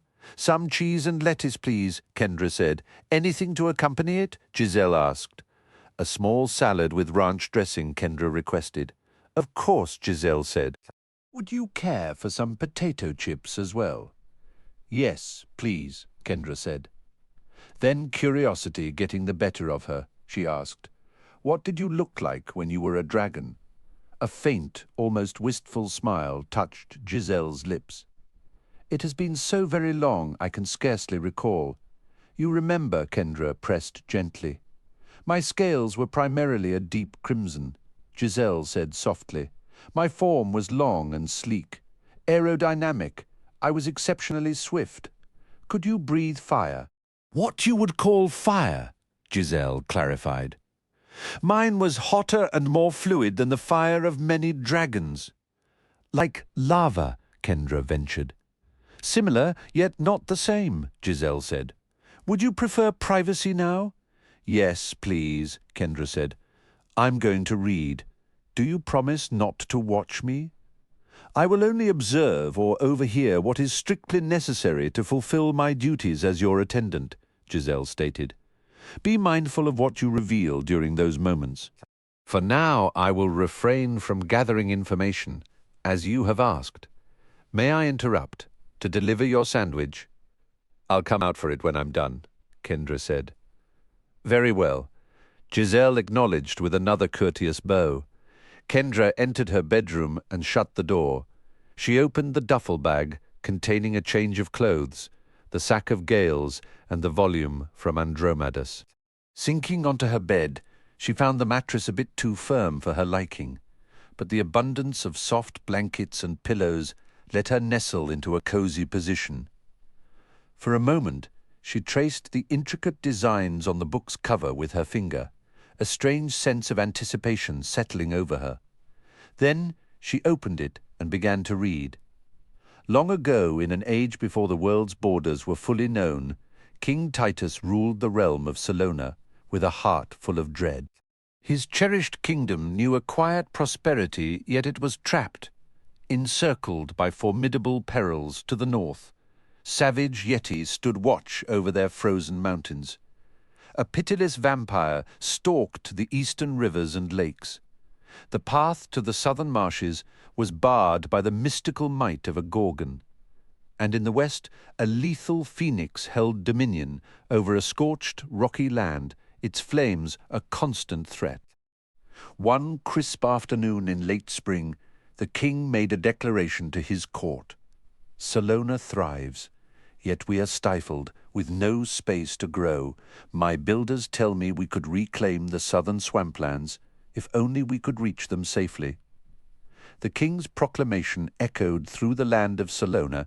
Whoever brings down the Gorgon shall be named Earl of Farcastle, inheriting the estate, its mills, and the village of Drygap. This decree stands for 3 days. News of the offer sent a ripple of shock across the nation. The earldom of Farcastle was famously wealthy, and while the late earl had no direct children, everyone assumed a nephew would naturally inherit. Yet the king's word was final, and the people watched, wondering what warrior would seize this fortune. That first day, veterans muttered into their ale that if they were a decade younger, they'd handle the monster on principle alone. Meanwhile, green recruits bragged to their friends that once they had a bit more practice, they'd dispatch the southern threat and give the whole earldom to charity. Strangely, no one actually stepped up. On the second day, commanders urged their best fighters to answer the call. Wives nudged their husbands, fathers challenged their sons, and young men daydreamed of glory with their companions. As for real volunteers, a town drunk slurred a few boasts before weaving away, and a determined 7-year-old tried to enlist before his mother scooped him up. No serious candidate emerged. By the third day, a quiet dread settled over the king and his council. Had all their bravest men already been lost trying to defeat this creature, leaving no one with the courage to try again? As afternoon shadows stretched long in the square, a most improbable figure finally approached. It was Conrad, the cobbler's son, a lanky 17-year-old known more for his nose in a book than for any useful skill. He'd been dismissed from 3 apprenticeships, twice for trying to redesign the craft before learning it, and once for chattering incessantly. The local children loved his wild stories, but most adults saw him as a hopeless dreamer, a disappointment to his hard-working father. "I am untrained and untested," Conrad declared, his voice firmer than expected. "But my hand is willing, and my arm is strong enough to wield a blade. I have wrestled with this decision for 3 days, and my conscience will allow no further delay. I will face the Gorgon, though I possess neither weapon nor provision." After a moment of stunned silence and a few poorly hidden snickers, the royal recruiters faced a stark truth. This might be their only taker. So, as dusk fell, Conrad was brought before the king. He was met with polite courtesy, masking profound despair. No one believed this bookish boy could succeed where hardened sellswords had perished. Still, protocol was followed. He was given a horse, leather armor, new boots, a dagger, and a short sword. They offered heavier plate and a shield, but Conrad found them clumsy and refused, preferring to travel light. At dawn the next day, he rode out to a mix of half-hearted cheers and his mother's sobs. The entire village, save his own family, considered him already dead and didn't waste a thought on mourning. Weeks passed, the summer heat intensifying, and Conrad's quest faded from memory. Then, on a sweltering afternoon, a gaunt, ragged figure stumbled back into town, clothes torn and caked with filth. Once they recognized the cobbler's son, this beggar was hurried to the castle to tell his tale before the king and a hastily gathered court. I left my horse at the edge of the foul swamp and went forward on foot. Conrad began, his eyes distant. The mud was a cold, hungry thing, sucking at my legs up to the knees. Soon I was swimming through the muck more than walking. The task of reclaiming that marshland is a monumental undertaking. I will spare you the exhaustive accounts of bloodsuckers and serpents, of shifting ground and crawling things, of strange idols and bleached remains. Suffice it to say that after days spent wading through stagnant water, my skin a canvas of welts, insect bites and festering scrapes, I found a surprisingly deep pool at the bog's heart. There, toward its center, I spotted a crude shack built upon a floating platform. Grim ornaments, human skeletons hung from its rough beams. I moved forward with care, though a sudden, unseen ripple in the water told me I was already observed. While I am known among my companions as a capable swimmer, as I neared the structure, powerful hands gripped me from below and dragged me into the murky depths, believing they had delivered my end. I came to consciousness confined within a rusty cage at the back of a surprisingly warm chamber, the air thick with the scent of pungent, unfamiliar herbs. My hair was damp, my upper body bare, and my boots and blade were missing. From the gentle, swaying motion, I knew I was inside the drifting hut I had seen. A large, bubbling pot dominated the space, and beside it rested a monstrous figure. Her lower half was that of a massive serpent, a line of sharp spines running along the crest of her coiled tail. Scaled skin covered her human-like upper body, and her face was a vision of pure horror, equipped with needle-like fangs and eyes as dark and empty as a starless night. Her long, matted hair was tangled with slime and bog-weed. They say a Gorgon stare can petrify a man. I cannot speak to stone, but I can confirm that at the sight of her, my own courage turned to dust, freezing me in place with a terror that locked my limbs. As I watched, she tossed grotesque components into her seething cauldron, pulverized roots, etched minerals, and preserved things best left unnamed, and the hungry looks she cast my way made her intentions chillingly clear. I was to be the main course. Stirring her wicked brew, she would shriek out the window, eliciting guttural responses from the swamp's hidden inhabitants. When she finally slithered to my cage, a cruel smile on her lips, I could only press myself against the cold, rusty bars. You might ask why I did not fight when she opened the door. Let me be clear. From her waist up, she towered over me, and I had already felt her inhuman strength in the water. Pure dread consumed me as her lengthy tail slid into the cage, wrapped around my middle, and yanked me out as if I were a sack of feathers. My fate was surely sealed then, had not a desperate instinct taken over. In that frantic moment I wrenched one of the spines from her own tail and drove it deep into the base of her human back. The scream she unleashed was enough to haunt the dreams of an entire city. Instantly, she released me and thrashed her way out of the hut, her tail smashing furniture and sending clay pots flying from the doorway. I watched her cross the pond to a muddy bank, where her form seized and hardened, transforming completely into a weathered stone statue. I will not dwell on the cautious steps I took to confirm her petrification, my perilous escape from the wetlands, or the immense relief of finding my patient horse where I'd left him. But I swear to you, send a party into that swamp's depths, and you will find the pond, the hut, and the stony remains of the Gorgon, just as I have said. Here in my hand is the very spine that ended her. The king is welcome to examine it. The swamp can now be tamed, though I urge all who enter to remain wary of the ordinary perils, the venomous snakes, and the fevered air. In the weeks that followed, the account was verified, and the great work of draining the fen and cultivating its fringes began. Conrad was granted his earldom with much fanfare. No mother in the realm swelled with greater pride, and the kingdom of Salona celebrated this chance to push its southern borders. Years rolled by, and Salona flourished. Yet there was a limit to the bogland that could be made fit for living, and eventually King Titus set his ambitions upon the northern territories. A new decree was issued. To the north await valleys for settling, hillsides for grazing flocks, and mountains rich with ore. The king's proclamation echoed through the halls.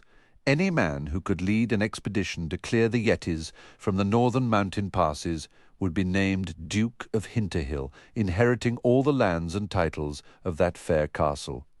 The offer would stand for 3 days. For most of that time, the decree sparked plenty of chatter, but no volunteers. It wasn't until the final hours that Conrad, the Earl of Faircastle, stepped forward. Now a man grown, having managed his estate with shrewd care since he was 17, he presented a far more formidable figure than the boy who had once volunteered for a southern campaign. This time he needed no royal patronage to equip himself. His own resources provided the warm furs and climbing gear, though not a single soul in his employ possessed the courage to join his suicidal mission.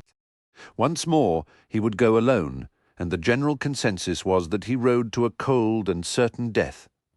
Seasoned hunters muttered that he was a fool to attempt the ascent in the spring, arguing he should have waited for the full thaw of summer.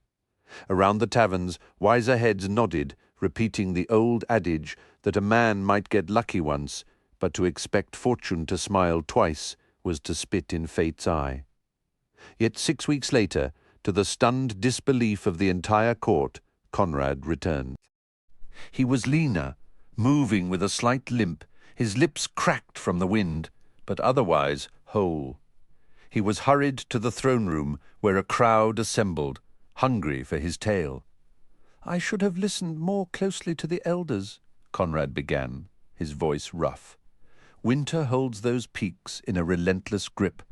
I was forced to leave my horse in a frozen meadow and continue on foot up a sheer wall of ice. I'll spare you the tedious litany of complaints, the cold that gnaws at your bones, the blizzards that steal your sight, the distant thunder of avalanches. There's little point in describing the misery of carving a shelter from a snowdrift with numb hands, or the lonely, haunting chorus of wolves at night, or the heart-stopping terror of climbing a sheer, glassy cliff face. After a brutal night spent shivering in a shallow ice hollow, the wind died and the sun broke through, transforming the endless snowfields into a blinding sea of diamonds. That morning, I found a single footprint in the snow, a print so massive I could have sat in it like a chair. Following a trail of these monstrous impressions, a cold dread settled in my stomach, making me question the very wisdom of seeking out the creature that made them. But the choice was taken from me. The creature found me, and it was not alone. The Yetis were nightmares given form, shaggy ape-like bodies, crowned with heads that resembled Arctic wolves, all snout and sharp teeth. They moved across the snow with a terrifying, fluid grace, and their eyes held a cunning, predatory light. I would have gladly led an entire battalion against a single one of these beasts. Instead, a whole pack had found me. The largest grizzly bear would look like a tame pup beside the smallest among them. Victory in a fight was impossible. Flight was my only hope. One look at their powerful, loping strides told me I could never outrun them on open ground. So, with a reckless prayer that desperation might succeed where skill had failed, I did the only thing left. I threw myself headlong down the steepest slope I could find. The world became a whirling chaos of white and sky until I crashed to a stop in a spray of powder right at the entrance to a cave. Behind me, The mountain itself seemed to roar with the fury of the pursuing yetis. With no better alternative, I scrambled into the opening. I soon realized this was no mere animal den, but a vast, winding cavern boring deep into the heart of the mountain.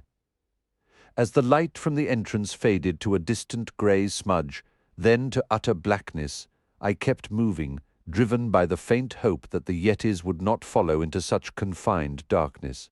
The cave was generally spacious, but my heart leaped with a desperate gratitude every time I squeezed through a narrow passage, praying it would be too tight for my pursuers. Once the darkness became absolute, my progress slowed to a terrified crawl. It wasn't just the unseen rocks and crevices underfoot, it was the terrifying disorientation. I could no longer anticipate where the next opening would be, and soon I lost all sense of direction entirely, a man utterly swallowed by the stone. The air in the cave was cool, but far from freezing, and I soon shed my heavy coat as it grew cumbersome. The terrifying bellows of the creatures echoed through the tunnels, bouncing off hidden walls in a way that made my skin crawl. My hands shook as I dug through my pack, finally grasping flint and steel and a small oil lamp. After a few frantic strikes, a fragile flame sputtered to life, and I plunged deeper into the mountain's heart. The lamplight was a beacon in the dark, and though I couldn't yet see my pursuers, their awful cries seemed to come from everywhere at once. I was a perfect target in the glow, but without it I was blind. I also knew their sense of smell was likely as keen as their sight.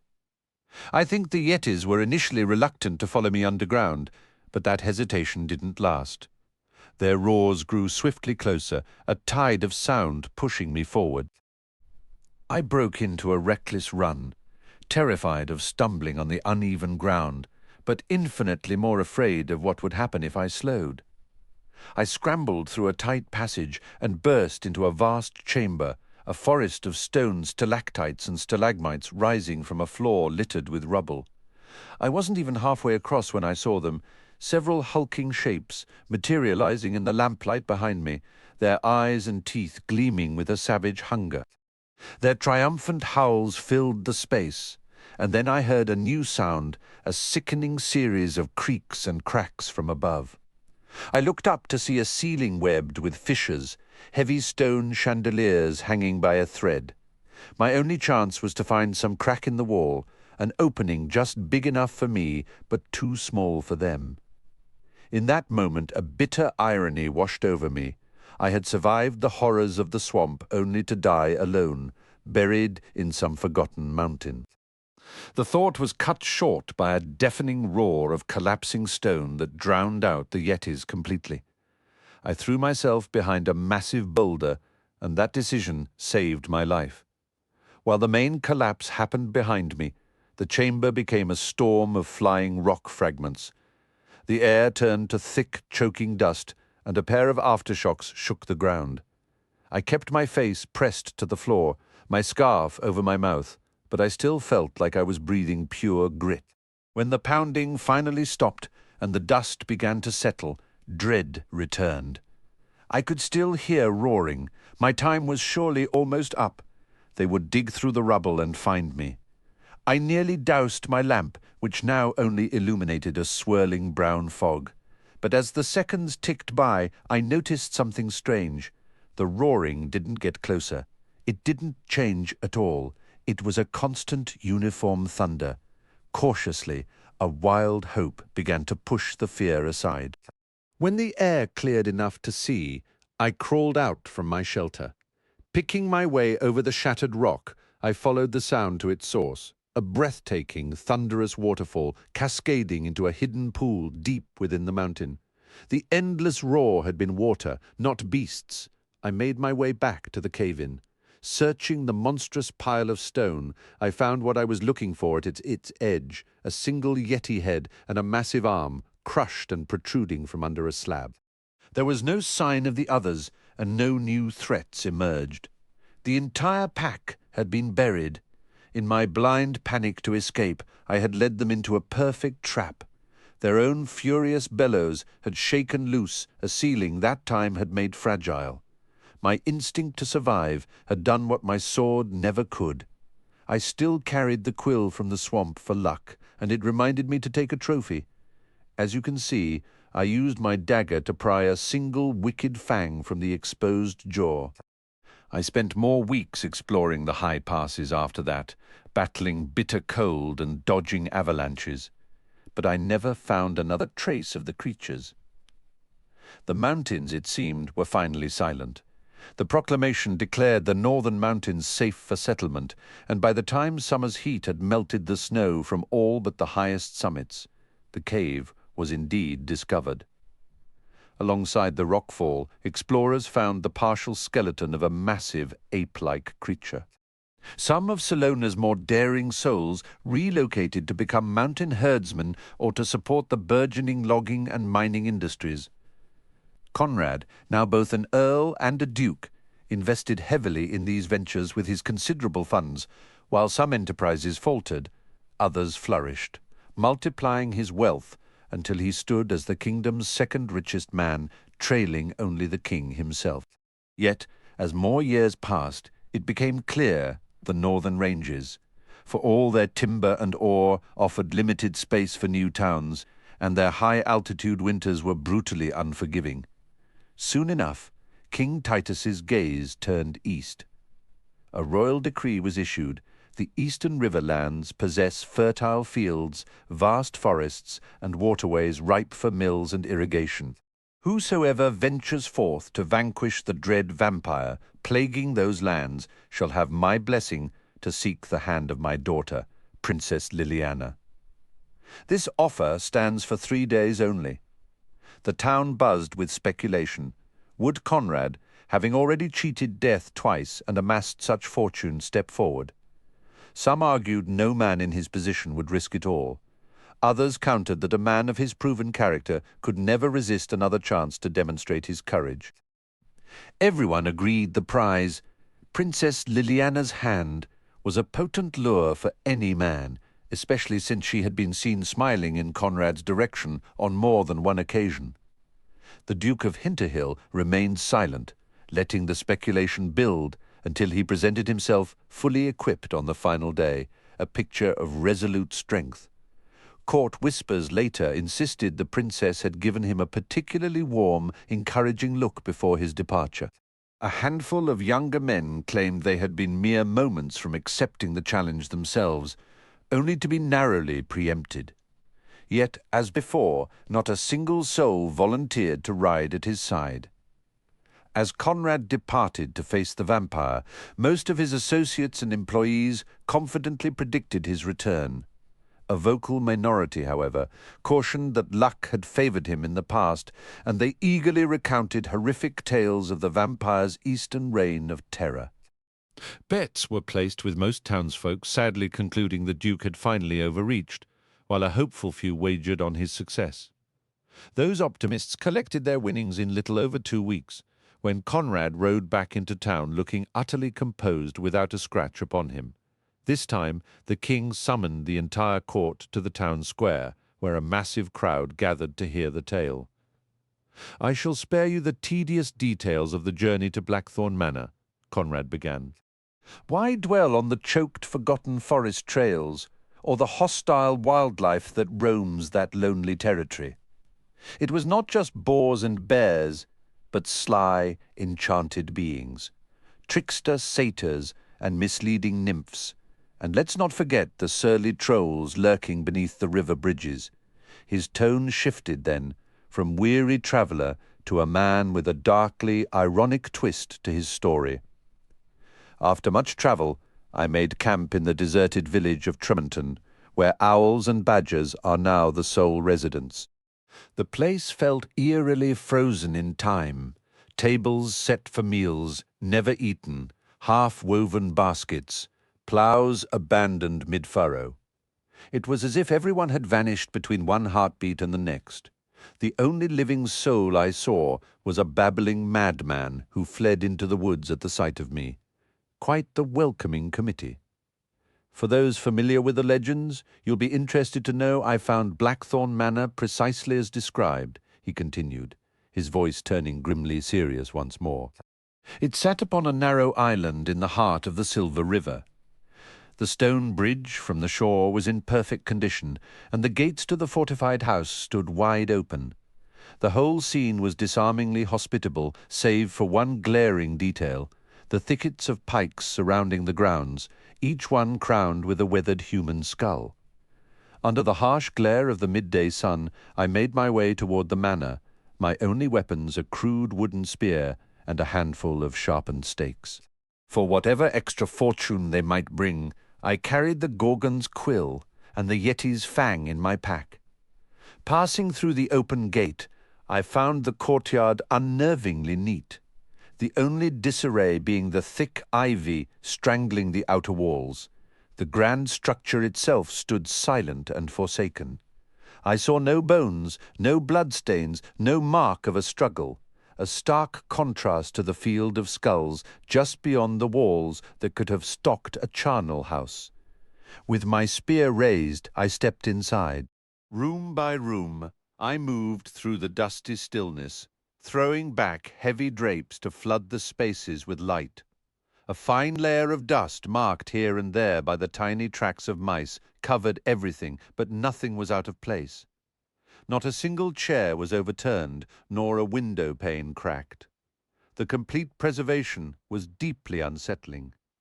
The gates had been left open, and not one interior door was locked. It was as if some invisible dread, a reputation of terror, had kept every would-be thief or squatter far away. My uneasy exploration led me to a stone staircase descending into a cellar older than the house above. Before my foot even touched the bottom step, the flickering light of my torch revealed I had not found a storage room, but a crypt. From the impenetrable blackness ahead came a slow, grinding scrape of stone on stone. I froze. I was already backing up the stairs when a thunderous crash echoed up the shaft. The sound, I was certain, of a heavy sarcophagus lid being thrown aside. I fled to the courtyard and only stopped when I stood fully in the sunlight, spear trembling in my grip. The creature emerged in the doorway, a grotesque parody of a man, hairless, sickly, pale skin stretched tightly over a skeletal frame. It wore tattered trousers of what was once fine cloth, but its torso was bare. From a gaunt, knobby skull, fierce eyes burned with a desperate light. Its long, fingered hands twitched and jerked, tendons standing out like cords. The abomination lingered just within the shadow of the doorway, studying me, then curled a bony finger in a slow, compelling beckon. My feet moved of their own accord, carrying me several steps forward before I wrenched my will back with a gasp. As I stumbled away, I saw pure, ravenous desperation flash in those sunken eyes. This creature was starving. It gestured again, but the compulsion was weaker now. With a snarl that revealed needle-sharp teeth, the vampire finally lunged out into the sunlight after me. The effect was immediate and horrific. Its flesh began to bubble and smoke, and its agonized shriek pierced the air as it closed the distance with shocking speed. I turned and sprinted through the gates onto the stone bridge, the sizzling horror right on my heels. At the last possible second, I spun, planted my feet, and leveled my spear.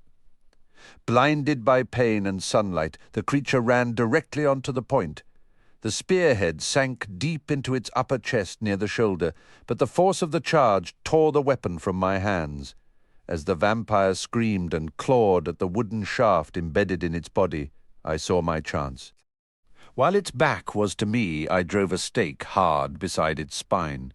I cannot say what finally ended it, my attacks, the relentless scorching of the sun, or its own withered state, but the wretched being collapsed inward, dissolving into a foul, greasy dust that scattered on the wind.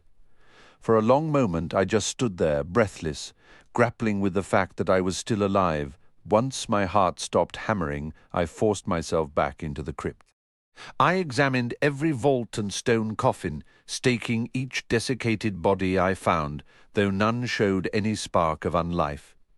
As a grim trophy, I retrieved the very stake that finished the fiend. I hold it still. A dark, permanent stain is soaked deep into the grain, resisting all efforts to clean it.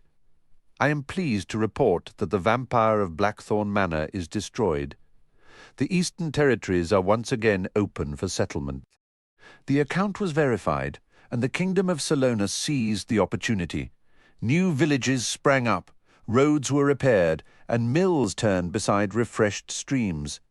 Bridges spanned rivers, irrigation channels fed farms, and timber was harvested, though expansion wisely halted at the edges of deep, untamed woods and certain ancient groves known to be the domain of satyrs and nymphs.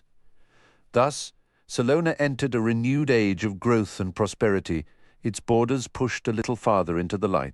An anonymous jokester dubbed him Conrad the Legender, a title that stuck after he put 3 ancient myths to rest.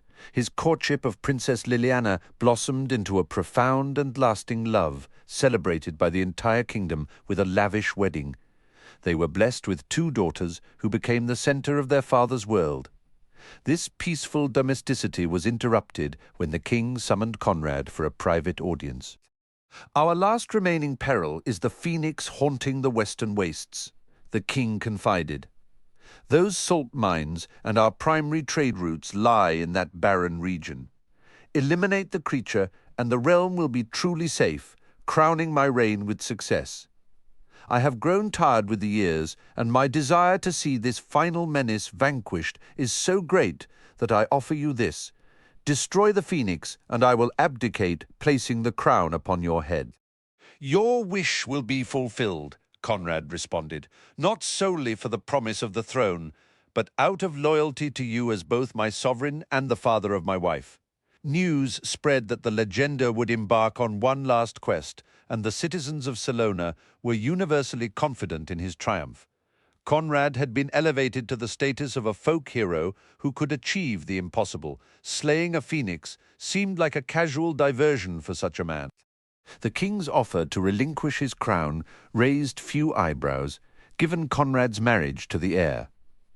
While a handful of cautious souls murmured that a phoenix was not to be underestimated, the prevailing mood as Conrad rode west was one of festive anticipation.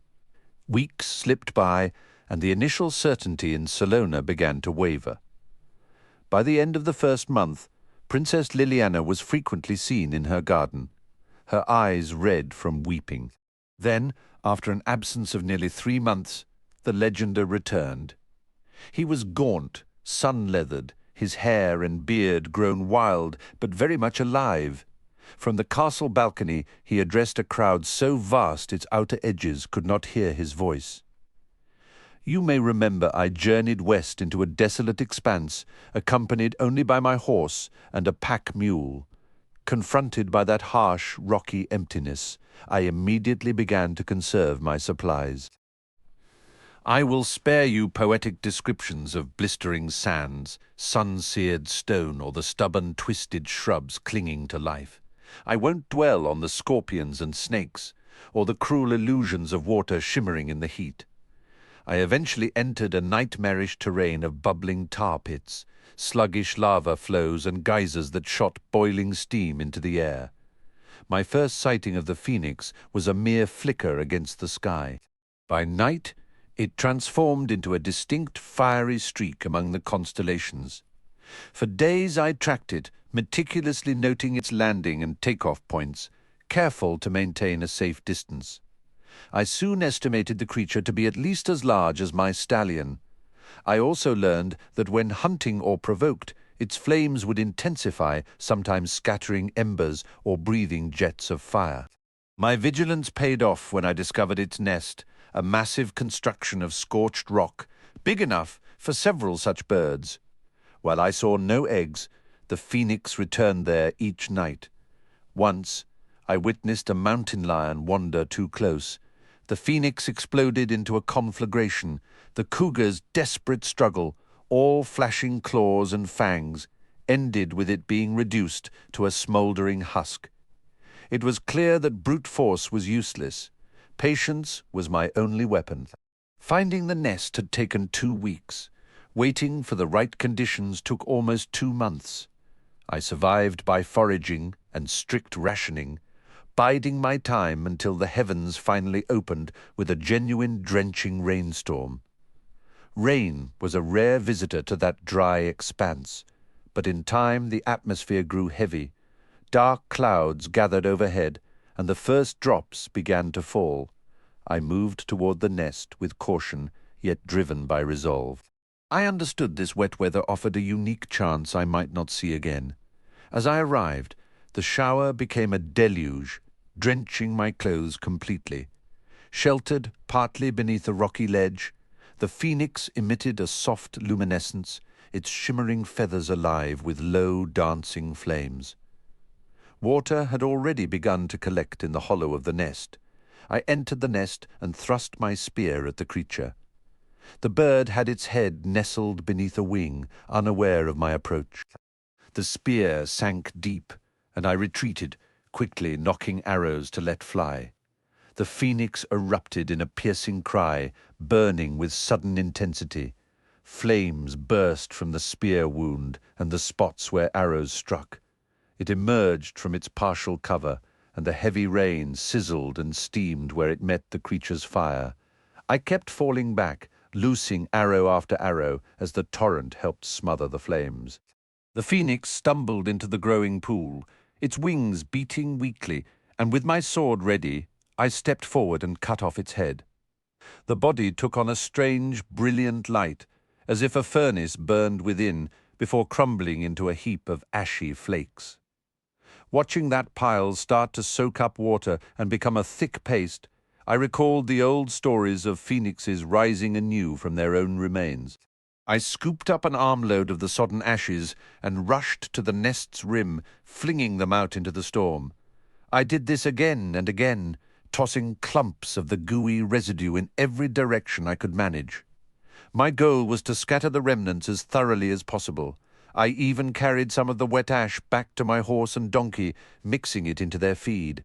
My horse was hesitant and ate little, but the donkey devoured the meal eagerly, likely because I'd been stingy with his rations up till then.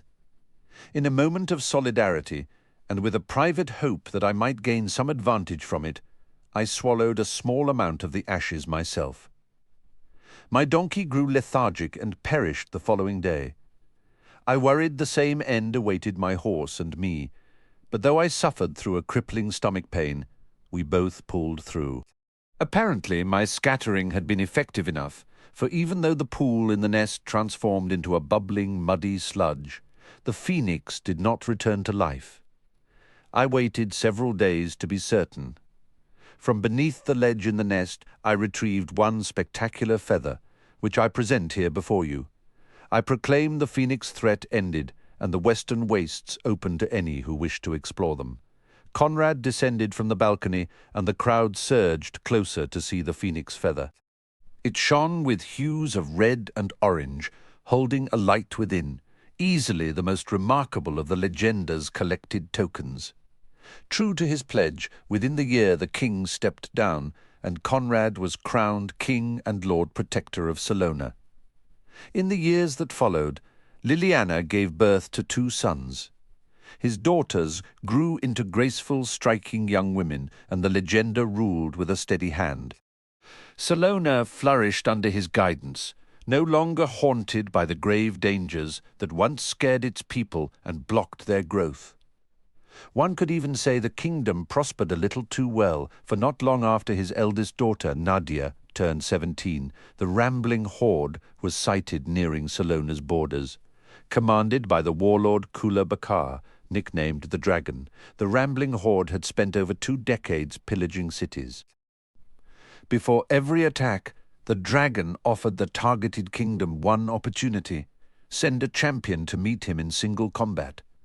So far, no warrior had bested him, and no army or fortress had held against his horde. Nations far stronger than Salona had fallen to these riders. So word of their approach spread terror through the kingdom. Yet, for every citizen who trembled, another was quick to point out that Salona had a safeguard no other land could claim. Salona had the legenda. When the challenge from the warlord of the rambling horde reached the royal palace, King Conrad retreated to his private chambers with the message and did not reappear. That night, Queen Liliana came to his door, and he let her in. She found her husband more unkempt and troubled than she had ever seen him. She moved closer and placed a gentle hand on his arm. "Conrad, the warlord cannot be more lethal than the phoenix, more terrifying than the vampire, more savage than the yeti, or more perilous than the gorgon." "I suppose you're correct," Conrad replied. "So you will face him in battle." The king ran his fingers through his hair, still full but now streaked with grey. "It is what I wish most, Lily. You remain young and powerful," Liliana insisted. "You defeated 4 legendary creatures. Why not a 5th? "I ended 4 legends," Conrad said, his expression twisting as if in agony. "But no one knows the full truth." "Tell me," she urged. He sighed, the weight of years pressing down. "The tales about me have expanded since I first shared them, and they were exaggerations from the very beginning, shaped by a young man's daydreams." "What are you saying?" "I did journey into the swamp to confront the Gorgon, that much is real. I faced the risks, the leeches and snakes, the quicksand and spiders. I located a floating hut, empty and abandoned, drifting on the murky water. Nearby I found a stone statue of a Gorgon and a single quill. Everything else was my own invention." "You never actually fought the Gorgon?" Liliana gasped. "I never saw her alive," Conrad admitted. "For all I know, she may never have existed. I scoured the area until I was certain there was no danger. I feared that without a dramatic victory, I wouldn't earn my reward, so I embellished the story." "But you overcame the other 3 foes," Liliana pressed. "I spent weeks searching those mountains," Conrad explained. "Eventually I found a cave. That part was true. Inside was a massive waterfall, loud enough to mimic the roars of a yeti. I endured freezing cold and deep snow. I approached the roaring sound, unsure what I would discover. What I found was a rockfall and the skeleton of what might have been a yeti, from which I took a fang. I dispelled another legend and crafted another tale." Liliana stared at her husband, bewildered. "And the vampire? I saw satyrs and nymphs," King Conrad recalled. "I spotted a river troll from afar. I came upon the town of Tremonton and Blackthorn Manor, much as I described, the crypt too. But instead of a vampire, I discovered a sarcophagus filled with dust with a blood-stained stake inside. Who destroyed the vampire and when, I have no idea, assuming he ever lived at all." "And the phoenix?" Liliana whispered. "I found what might have once been a nest of rocks, containing boiling sludge. My horse tasted the sludge, and my donkey consumed even more, which led me to try a small sample myself. The donkey perished, and I fell gravely ill. The feather was uncovered under a rock during my diligent search.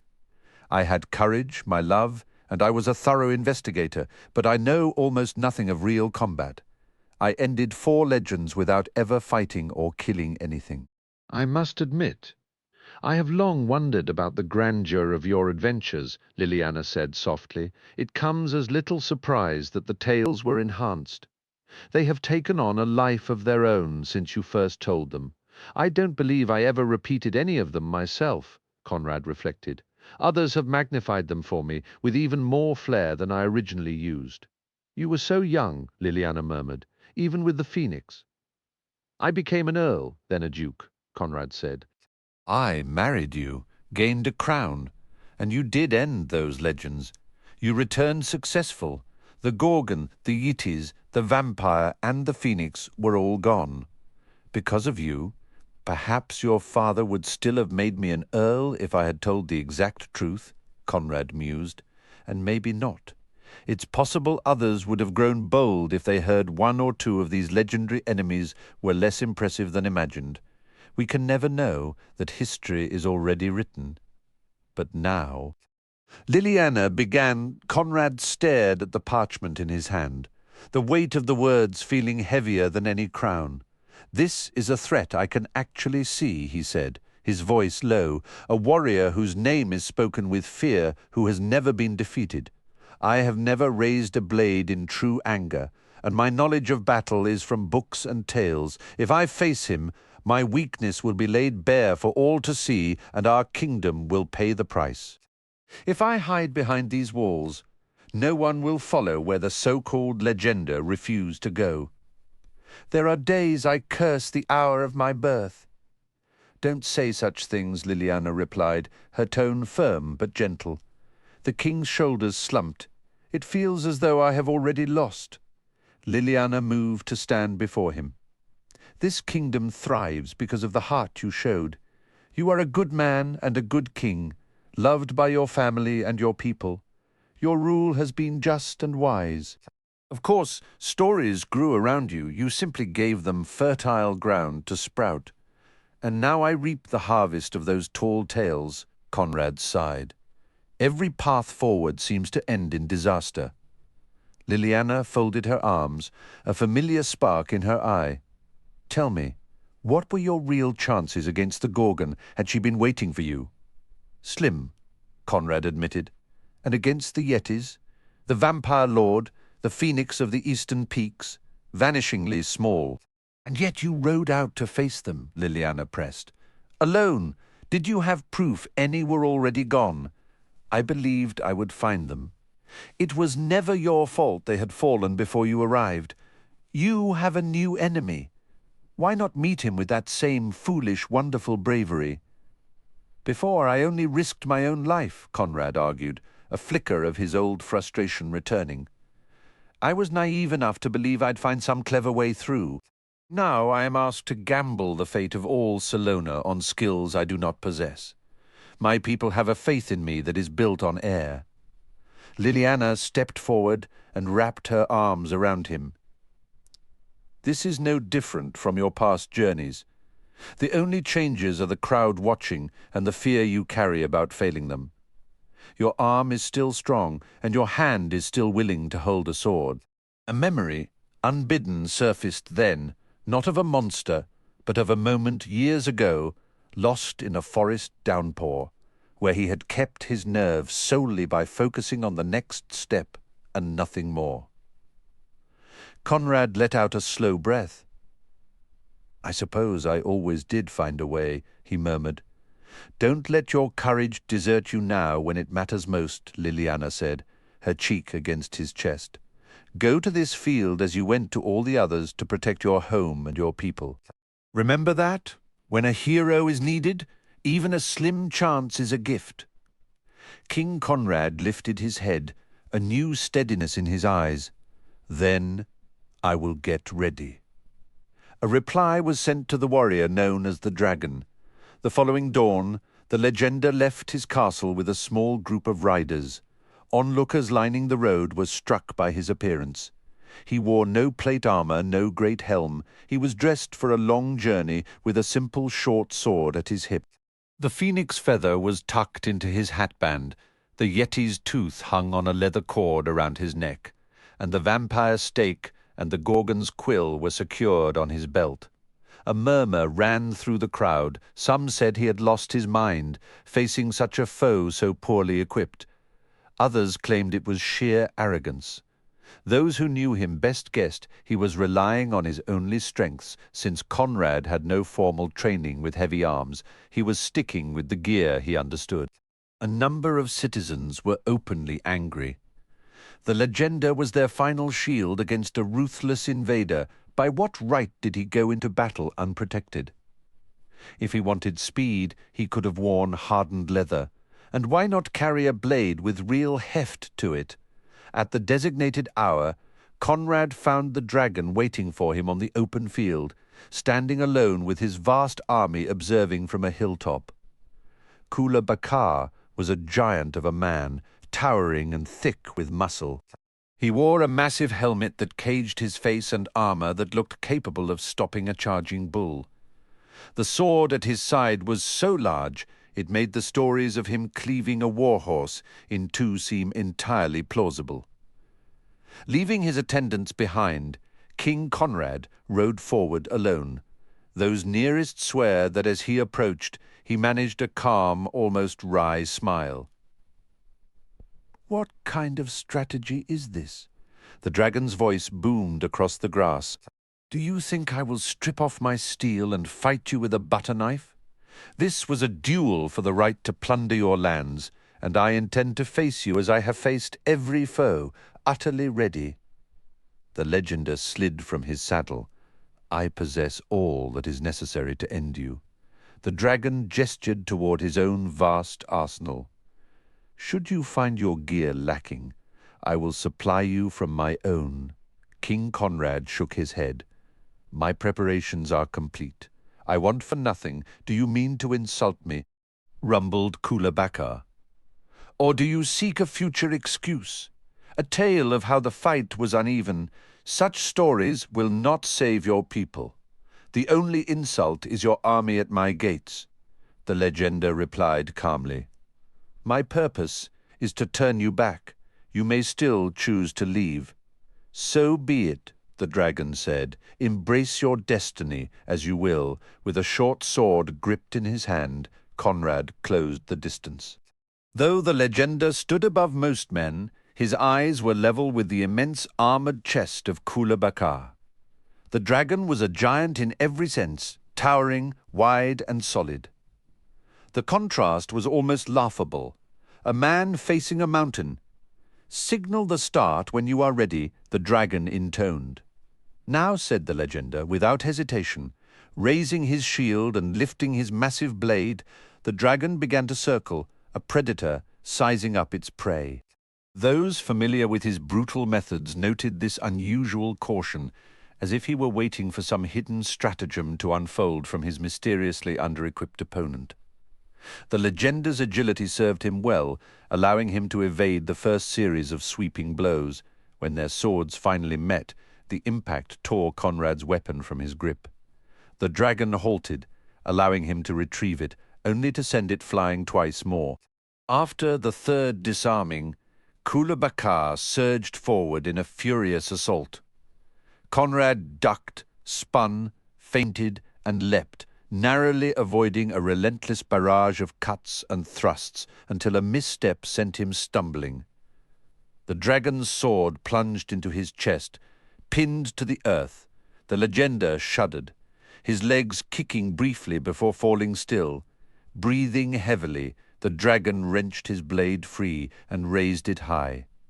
He always ended his victories with a beheading. This would be no different. But as the sword began its descent, the legender's body was suddenly consumed by a roaring pillar of fire. Onlookers cried out, shielding their eyes from the sudden searing light. From the heart of the inferno, King Conrad emerged, his tunic stained with blood, but untouched by flame, his body miraculously whole. "What witchcraft is this?" the dragon demanded, his confidence faltering for the first time. The fire behind the legender vanished as abruptly as it had come. With a roar that seemed to shake the very air, Conrad moved. He drew the Gorgon's quill from his belt and drove it into a narrow gap near the dragon's hip. At the prick, Kula Bakar froze, his limbs locking as if turned to stone, utterly helpless as the legender produced the Yeti's fang. With it, he punched a clean hole through the ornate breastplate. Then, Conrad took the vampire's stake and drove it through that opening, deep into the dragon's heart. He stepped back. For a long, suspended moment, the colossal warrior remained upright. Then his armor crashed thunderously onto the silent field, ignoring the stunned enemy host. The legender retrieved his talismans, sheathed them, and took the dragon's own legendary sword before turning to walk away. In all the years that followed, he never explained how he had survived the killing blow, despite endless speculation. Some whispered of a hidden pact with a sorcerer who had enchanted his relics. Others believed the sheer act of sacrificial courage had awakened their latent magic. All that is certain is that the dragon fell that day, and the legenda walked on. Eyewitnesses insist he was run through, died, and then erupted into cleansing flame before rising to claim victory. Legends say he returned from death like a phoenix, his battle cry that of a yeti. They tell of Kula Bakar, paralyzed by a gorgon's gaze and slain as one kills a vampire, with wood finding a path through steel. And as always with the legenda, the stories only grew grander with each telling.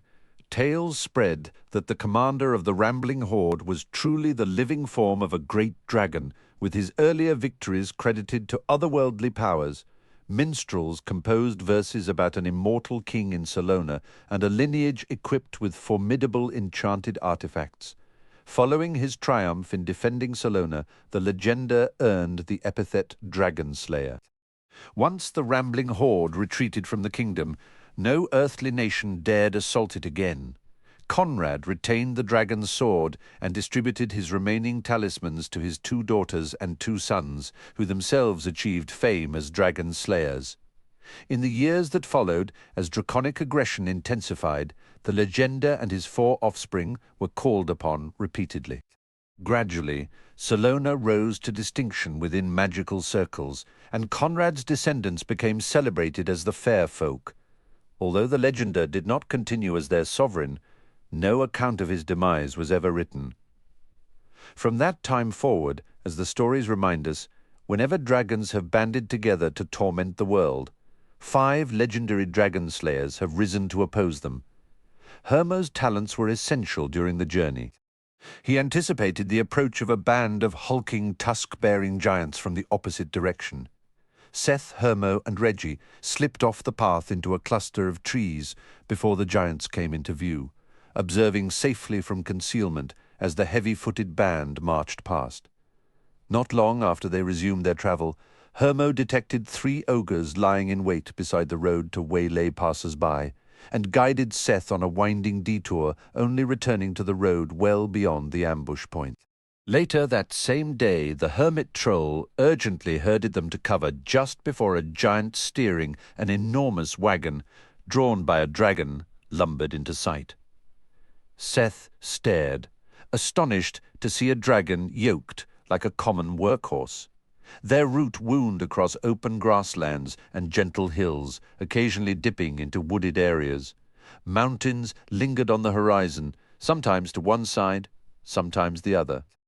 Most trees stood bare, and the fields were carpets of dry, withered grass with scarcely a flower in sight. As the sun sank, the day turned bitterly cold, and the breeze strengthened into gusting winds that flung stinging dust at them. "Why is it freezing?" Seth asked, shivering. "Shouldn't it be summer?" "Southern Hemisphere," Calvin's voice piped up from his pocket. "It's winter here.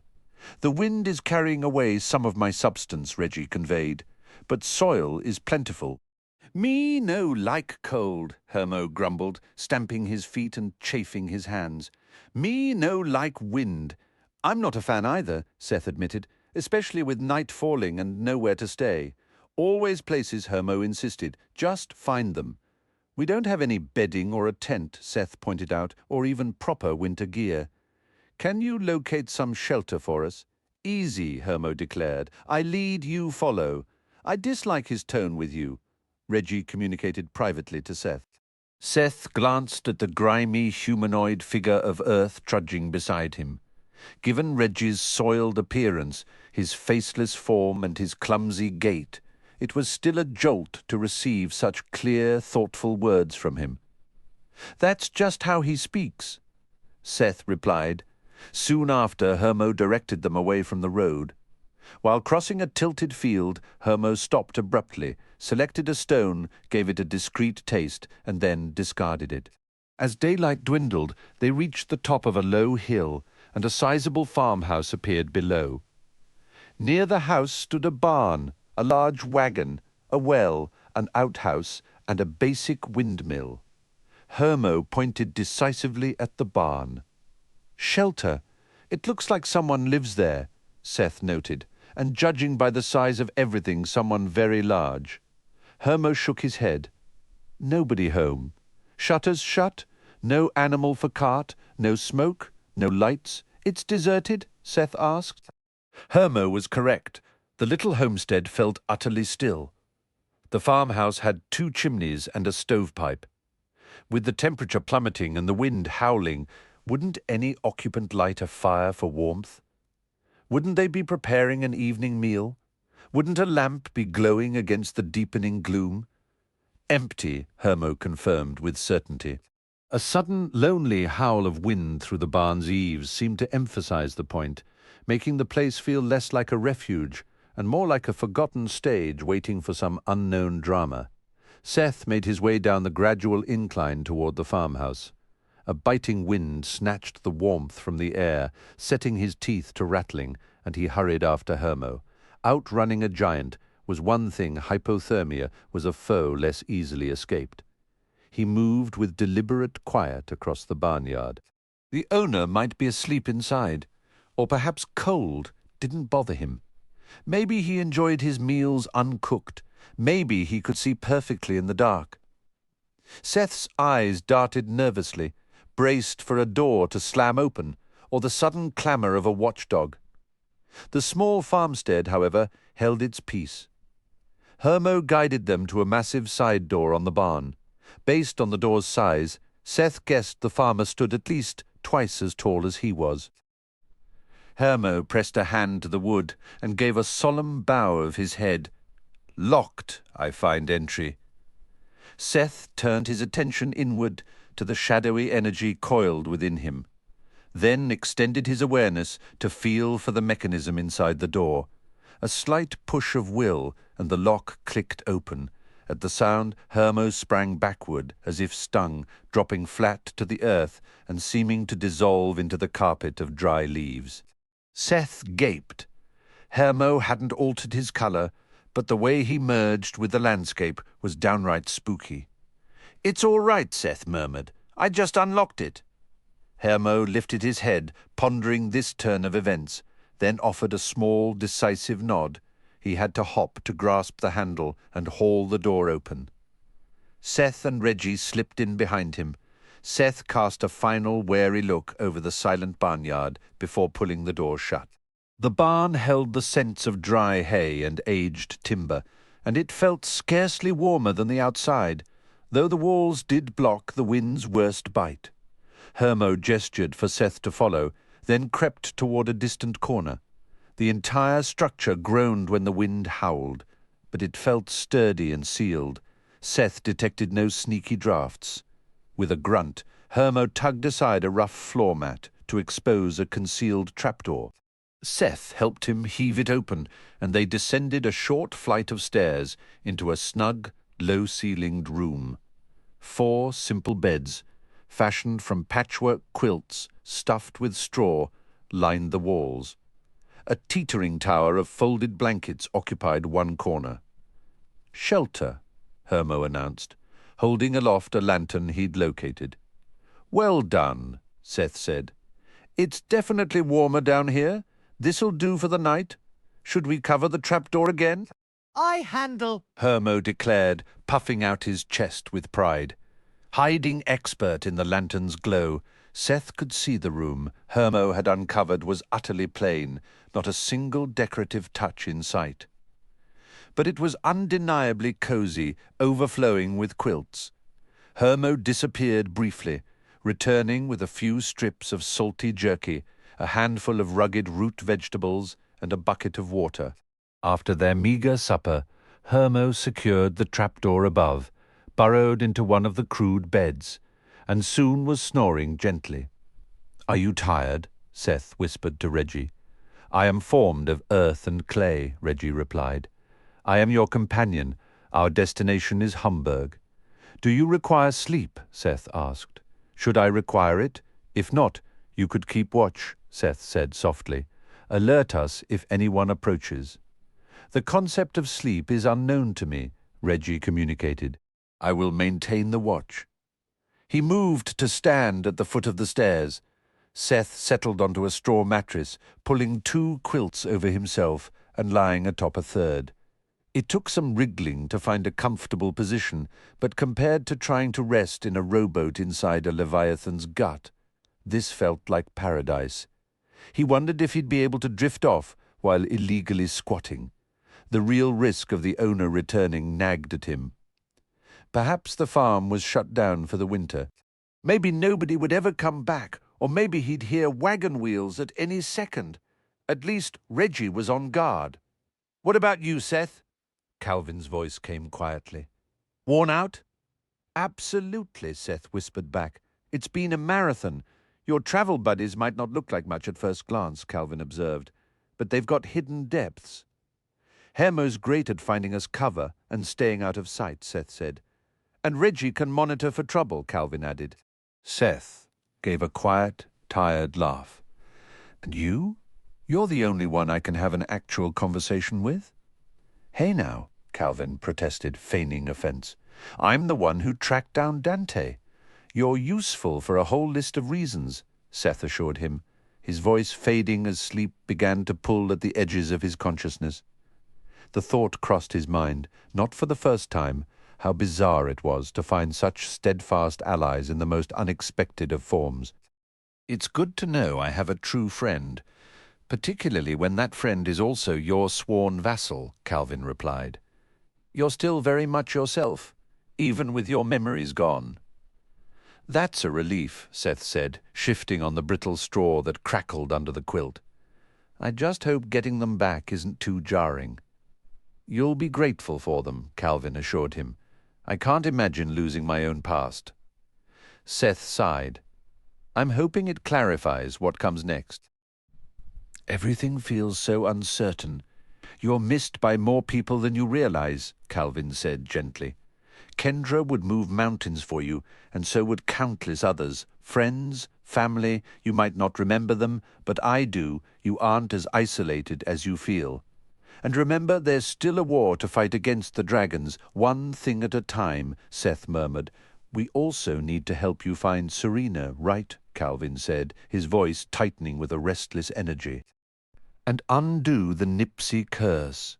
The thought that she could be somewhere in this very sanctuary makes it hard to sit still. But you're right, one step at a time. Good night, Calvin. Good night, Seth. Wake up." The urgent thought pierced Seth's sleep. "Master Seth, wake up now." Seth's eyes snapped open to the disorienting sight of a mound of dirt hovering above him. A lump of earth nudged his shoulder insistently. Though the pile had no face to express alarm, the panic in the mental message was unmistakable. "Someone is here, Seth." Fumbled for the tube of walrus butter Ronodin had provided the daily dose required to let him perceive magical beings. The moment the greasy substance touched his tongue, the formless heap sharpened into the rugged humanoid shape of Reggie. Above in the barn, a door groaned open. Heavy footsteps thudded across the floorboards, followed by the metallic clatter of someone digging through tools. "Are you certain it's a human?" A deep male voice asked in Gigante, the tongue of giants. "Without a doubt," a raspy female voice answered. "It crossed into our yard and entered this barn. I'm sure it's still here.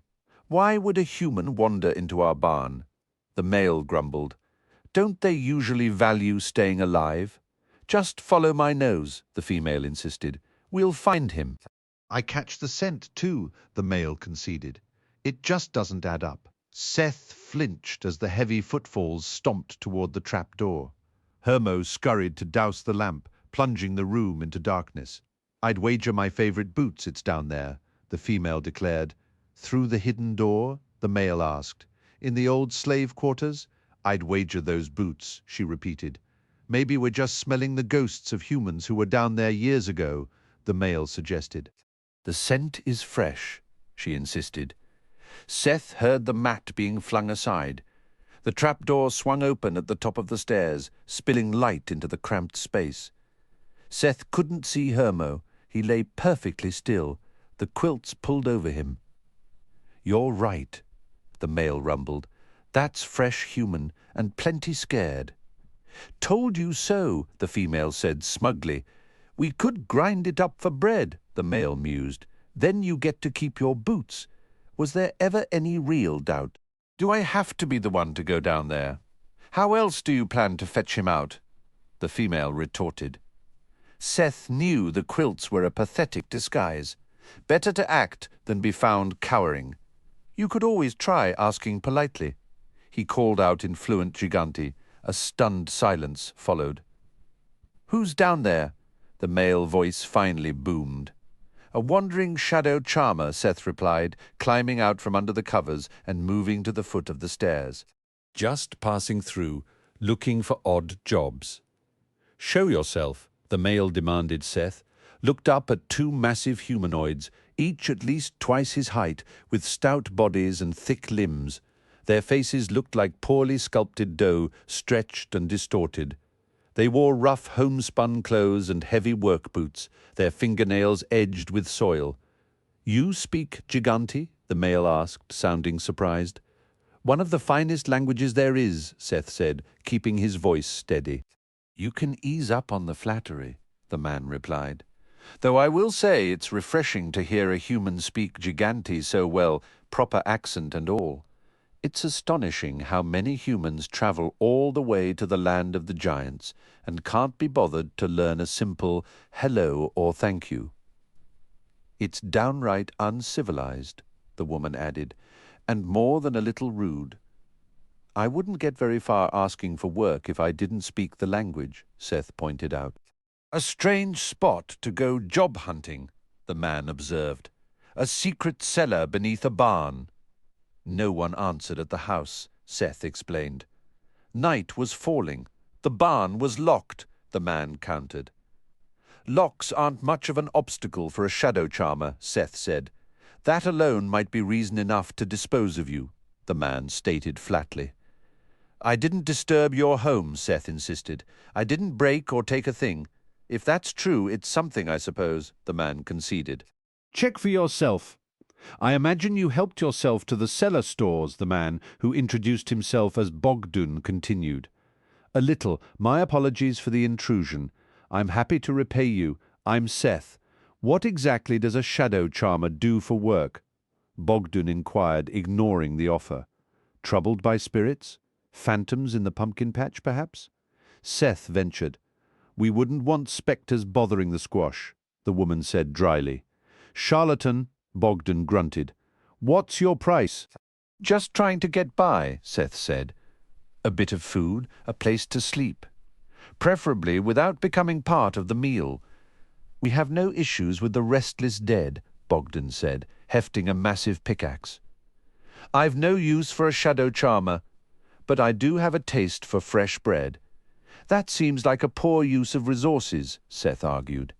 "Shadow charmers are uncommon." "Gourmet bread," Bogdan countered. "Rare ingredients." "You've got a fine farm here," Seth said, trying a new angle. "Looks like you could use a hand. Did you have help before?" "Tried human labourers," Bogdan admitted. "They were sluggish. It became too tempting." "We ate them," the woman clarified cheerfully. "Pies, breads, muffins, made for a pleasant change of pace," Bogdan said.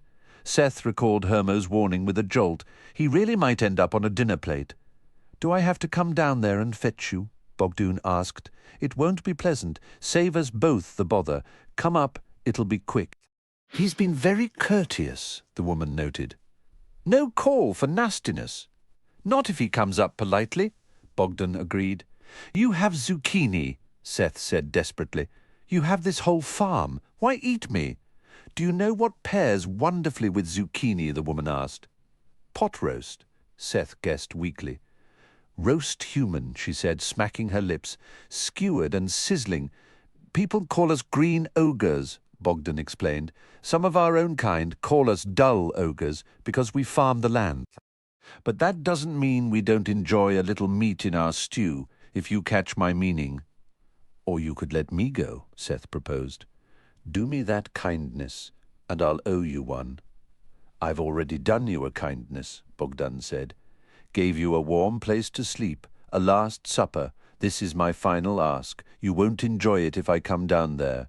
Seth quickly weighed his options. He could retreat into the shadows and try to shade walk, blending into the darkness to slip past. Or he could attempt the invisibility glove, but the room was cramped, and the ogres seemed to track him by scent as easily as by sight. With Bogdan advancing and his wife blocking the stairs, slipping past was a fantasy. "Time to raise a little hell," Seth declared. "Get him, Reggie." "As you command, Master," the dirt man intoned, charging up the steps. "What in the world is this?" Bogdan exclaimed, swinging his pickaxe and reducing the top third of Reggie to rubble. A follow-up blow shattered most of what remained, leaving only crumbling legs. "What an odd little thing," the woman remarked. "Smelled just like soil." "You'll need more than that," Bogdan growled, striding toward the staircase, weapon raised. "Get away from my master!" Reggie roared. The ogre was suddenly hoisted into the air and flung across the room.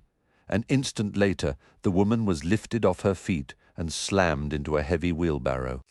Seth scrambled up the stairs just in time to see Bogdan catapult backward through the doorway, landing in a heap in the dusty yard.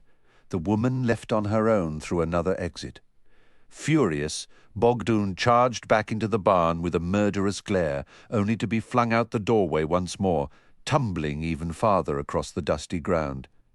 He pushed himself up, staring into the shadowy interior, but didn't attempt to go back inside. "Seems your barn has a spirit problem," Seth shouted. "Pity there's no shadow charmer handy."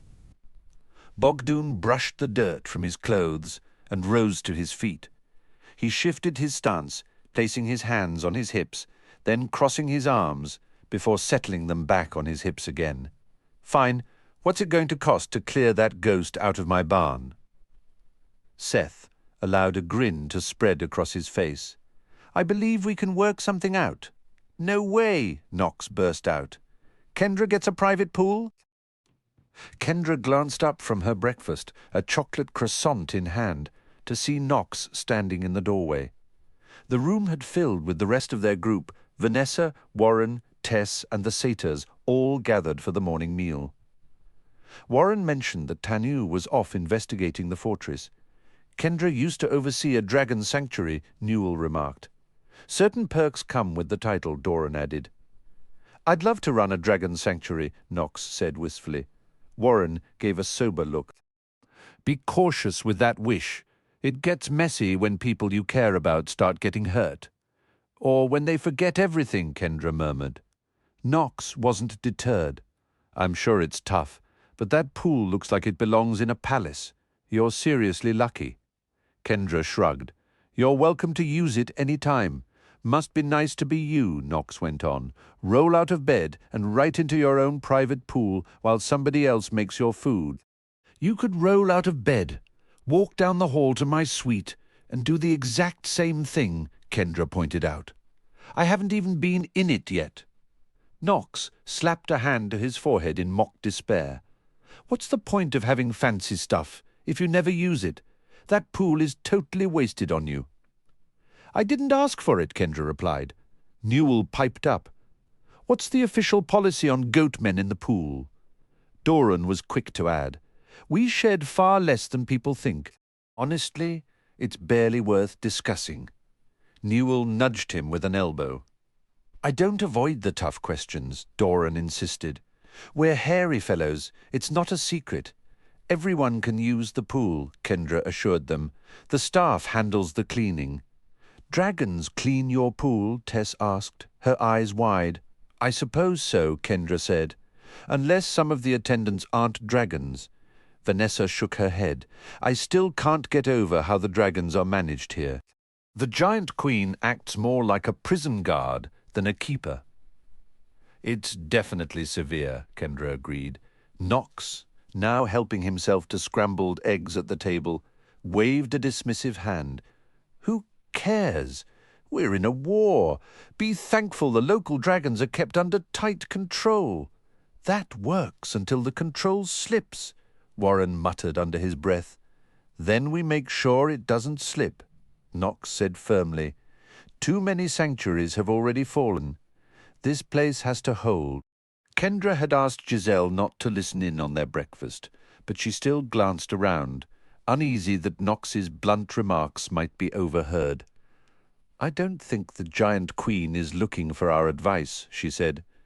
"She might not need it," Vanessa noted. "A prison is often more secure than a sanctuary. The giant queen doesn't grasp how devastating this war could become," Kendra said.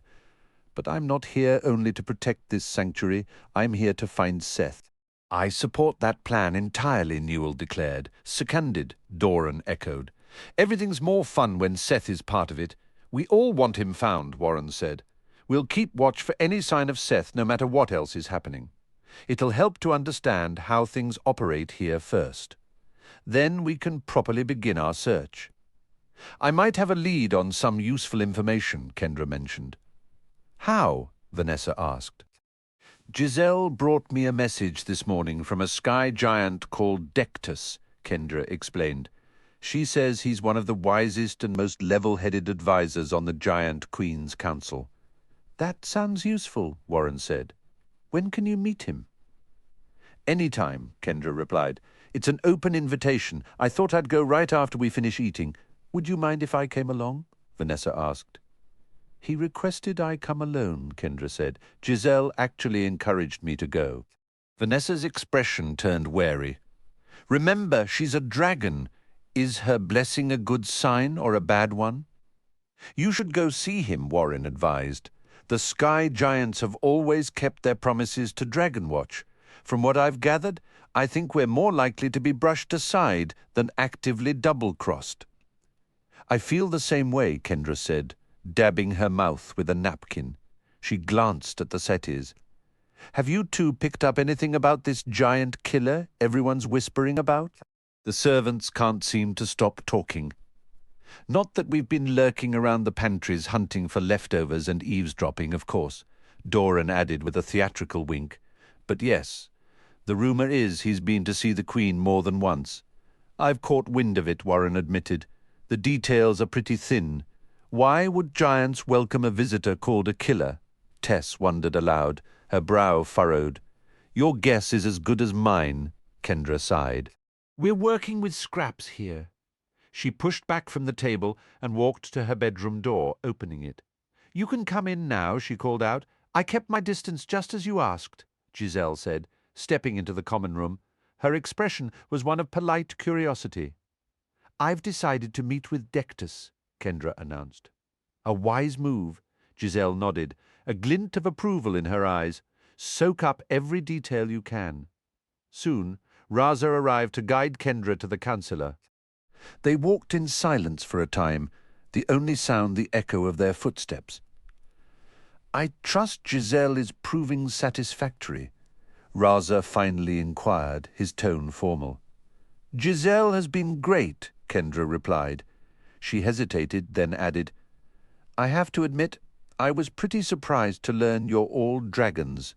Raza's hand drifted to the polished silver band at his throat. "It tends to make sense after you've spent a little time in Titan Valley," he said, a dry note in his voice. "Are there some giants you prefer over others?" Kendra ventured, choosing her words carefully. "A fair assessment," Raza conceded.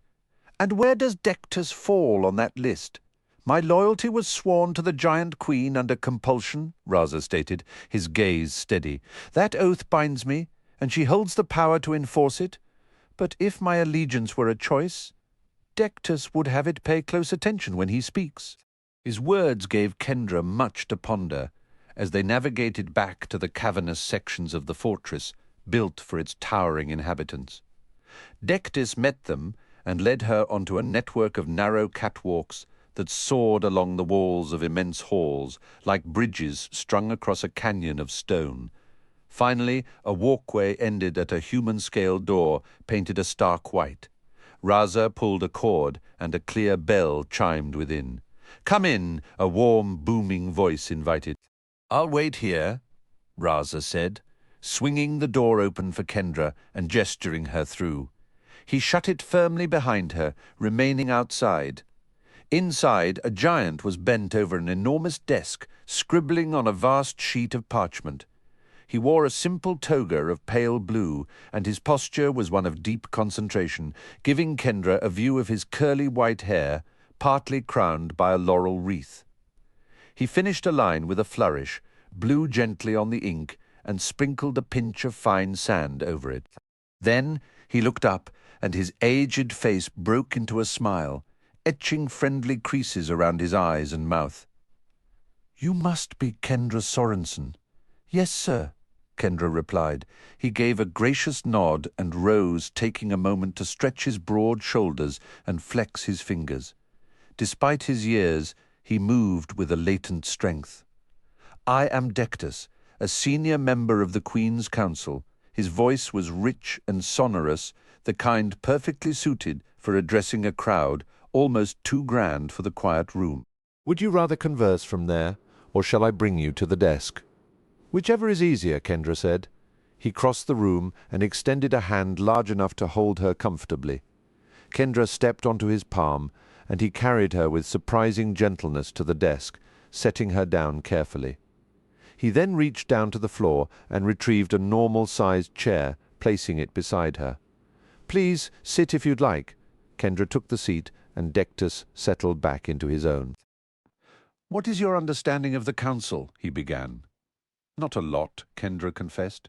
"You arrived under urgent conditions, with little preparation?" Dectus acknowledged, his tone understanding.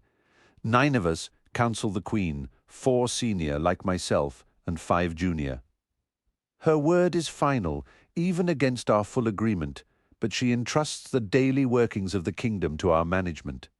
"So your job is very important," Kendra observed. "My role only matters to those who wish the kingdom to actually function," Dectus replied, and for the first time a hint of weary sarcasm colored his resonant voice. "You might be shocked how small that group can feel on some days." "Were you there when I addressed the Queen?" Kendra asked. "All 9 councillors were in attendance," Dectus confirmed. "I really noticed how worried you are about the dragon conflict," Dectus observed. Kendra nodded, her expression serious. It felt like the Queen dismissed those worries entirely. A knowing smile touched Dectus's lips. "I've had that exact feeling myself. My only intention was to help," Kendra insisted. "I believe you," Dectus replied gently. "Aside from a handful of cunning outlaws who've mastered the art of staying hidden, the dragons within Titan Valley have been subdued for generations. My concern is that the Queen has decided that since the dragons in this sanctuary are managed, any dragon foolish enough to trespass will be just as easily handled. Celebrant holds immense power, and his forces are expanding every day," Kendra pointed out. "And Celebrant despises the restrictions here at Titan Valley more intensely than any other preserve." Dectus added, his voice growing grave. "You understand the threat, then?" Kendra said. "I do, but most of my fellow sky giants stand with the Queen," Dectus admitted with a sigh. "They'd rather believe we are beyond such mundane worries. I am convinced we must treat this war with the gravity it deserves. If we keep pretending all is peaceful beyond our walls simply because we rule securely inside them, we leave ourselves vulnerable to a devastating surprise assault." "Titan Valley cannot fall," Kendra stated firmly. "Too many other refuges have already collapsed or are on the brink. And if Titan Valley does fall," Dectus continued, "we must be ready to battle and prevail in a full-scale war. Should dragons ever conquer this world, there will be no place left for humans or giants." Kendra felt a wave of reassurance, being counted among such formidable allies. "Is it true that giants can actually fight dragons with just their hands?" "We have many ways to defeat dragons," Dectus explained. "Particularly those of us with hides that resist their fiery breath, or who wear armor designed for such confrontations. Yet some among us forget that dragons are equally capable of ending a giant's life. I've heard whispers about a giant killer," Kendra mentioned. Dectus shook his head, barely concealing an amused grin. "Oh, there's no shortage of gossip about that fellow." "Who is he?" Kendra pressed. "To comprehend the giant killer, you must first understand our Queen," Dectus began. Imani has never taken a partner. Among our kind, sizeism has always been a pervasive issue. Sizeism? Kendra echoed. Dectus's face darkened, and he thumped a fist against his broad chest. The belief that bigger means better and smaller means lesser. This prejudice extends beyond how we view humans or goblins. It affects our own people. A primary reason Imani reigns is because she is, without question, the largest of us all. She considers herself superior to any potential mate brave enough to approach her. Do other giants wish to marry her? Kendra asked. Nearly every giant I know would move mountains for the chance, Dectus said. But she ridicules any romantic advance. She pats her suitors on the head and tells them to fetch a stool if they hope for a kiss. There is only so much mockery a proud giant can endure. So she refuses to see any giant as an equal, Kendra summarized. Our queen towers over the tallest among us, both literally and figuratively, Dectus confirmed. She might not appear it at first glance, but she is also the strongest of our kind. She is the sole daughter of the Titan this sanctuary is named for. We giants abandoned our courtship efforts generations ago. Then along came the so-called giant killer. Was he a rejected lover? Kendra inquired. Did he try to kill her? The title is a joke, Dectus clarified, a dry chuckle in his voice. The giant killer is roughly your size. He is Prince Doranio from the kingdom of Salona. He is courting her, and against all odds, he is finding remarkable success. A prince my size, Kendra exclaimed in disbelief. His boldness is astonishing, Dectus admitted. Her taunts and insults simply slide off him. He is a masterful conversationalist. He started as a curious oddity to her, a mere plaything. But I suspect she has genuinely come to appreciate his company. But what about the sizeism? Kendra asked. In a strange way, his small stature works in his favor, Dectus mused. By entertaining his advances, the Queen has found a fresh way to insult the rest of us.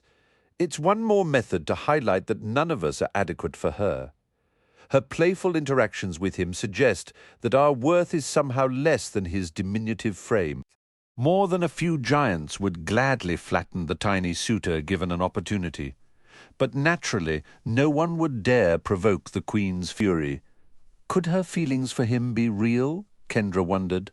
Dectus let out a hearty laugh. No, Kendra, she is not serious, not in the least. She genuinely enjoys his company, though. The novelty of a new toy always fades, yet he has managed to hold her attention far longer than any of us anticipated. Is he here at the moment? Kendra inquired. He comes and goes, Dectus replied. He understands the game he's playing.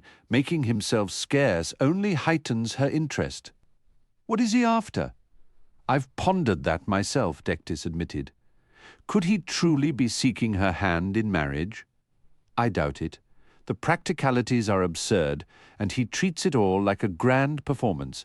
I would be curious to hear your own impressions of him. I must confess, my curiosity is piqued, Kendra said. Dectus absently scratched his temple.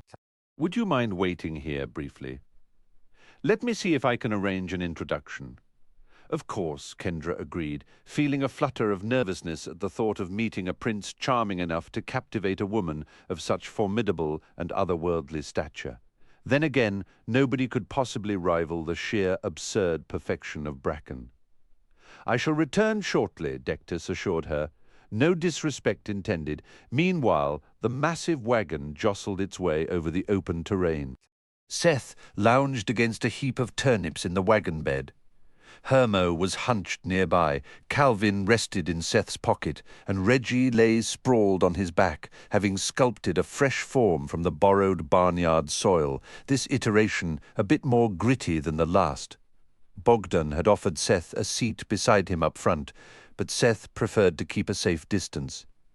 The ogre gripped reins connected to a colossal, shaggy ox with golden-orange fur, its broad white horns adorned with clinking iron ornaments. That ogre refers to me as a ghost, Reggie communicated. To him, you probably seem like one, Seth said. But I am your assistant, Reggie insisted. Assistants don't always need to be seen, Seth pointed out. You really came through for us back there. My previous form was demolished in the skirmish, Reggie conveyed. That's the perk of being made of dirt, Seth remarked. There's usually plenty more where that came from. We are bound for Hamburg, Reggie expressed. Bogdan agreed to take us, Seth confirmed, shifting his weight. Bogdan called back over his shoulder. I agreed to be rid of you. Summon no more phantoms, and we can part as strangers. Him might still crush you, Hermo warned. If he does, Reggie will haunt his farm for eternity, Seth declared. Or at least for as long as the structures remain standing, Reggie added. Never provoke a shadow charmer, Seth advised coolly. Most of us command a legion of restless spirits, eager to curse anyone who causes us harm. We are far better as allies than adversaries. Enough chatter, Bogdan grumbled. The miles pass quicker without all the yammering. Seth watched the landscape roll by. Sometimes Bogdan followed a worn path. Other times he carved his own trail across fields and open prairie. They splashed through a couple of shallow streams. Hermo bit into a turnip the size of a small melon, the crunch echoing loudly. He took another enormous bite. Why you not eat? I had a little, Seth said. Almost nothing, Hermo countered. I bargained for us to eat as many turnips as we wanted on the ride, Seth explained. I just didn't realize how they tasted. I'm not quite hungry enough yet. You enjoy them. You are crazy, Hermo said, taking another hearty bite, delicious and free. Seth spotted a solitary farm passing in the distance. He noticed a few ogres laboring in a rocky field with hoes. Isn't winter a strange time for farming? Seth asked. Winters are mild here, Bogdan stated. The giant queen tinkers with the weather. We can raise decent crops year-round. These winter turnips are particularly fine. The turnip Seth had sampled was intensely bitter. They're certainly large, Bogdan snorted. Perhaps to a runt like you, I needed my harvest cleared before the perennial storm arrives. Some seeds will only germinate when that greatest of all tempests finally comes.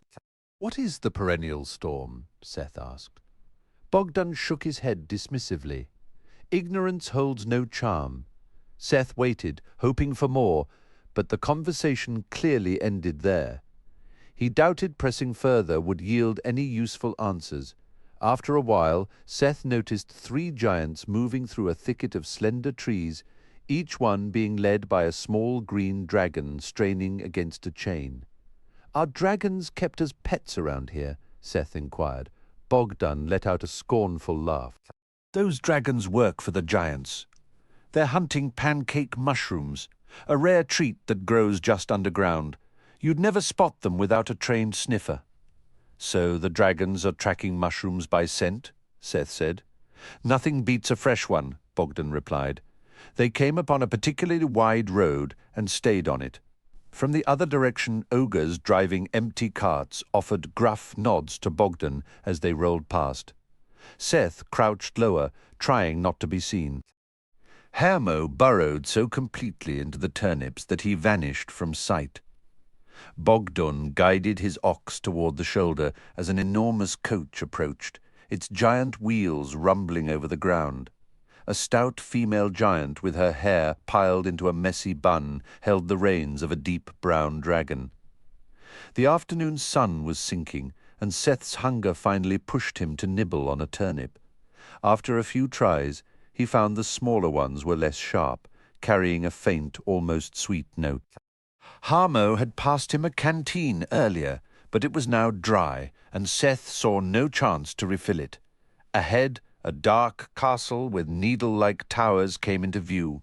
Out front, a lumpy grey dragon with crooked horns was chained, clearly stationed as a guard. From inside the fortress, Seth could hear frantic roaring cries. Sounds like quite the gathering, Seth remarked, having learned that blunt questions often went unanswered, while casual observations sometimes drew Bogdan out. It's never dull at the Alchemy Academy, the ogre said. turning dragons into rodents, Seth guessed. The alchemists there draw out rare essences from the dragons, Bogdan explained. Rumor has it they use a stench giant to force dragon tears. Seems like a rough life for a dragon in Titan Valley, Seth observed. Bogdan grunted. Welcome to the real world. It's rough for everyone. Soon a town appeared on the horizon, larger than Seth had expected. From afar, the place looked uneven, as though certain sections had ballooned out of proportion. Seth realized most of the town was built for beings his size, but at least one entire district was scaled for giants.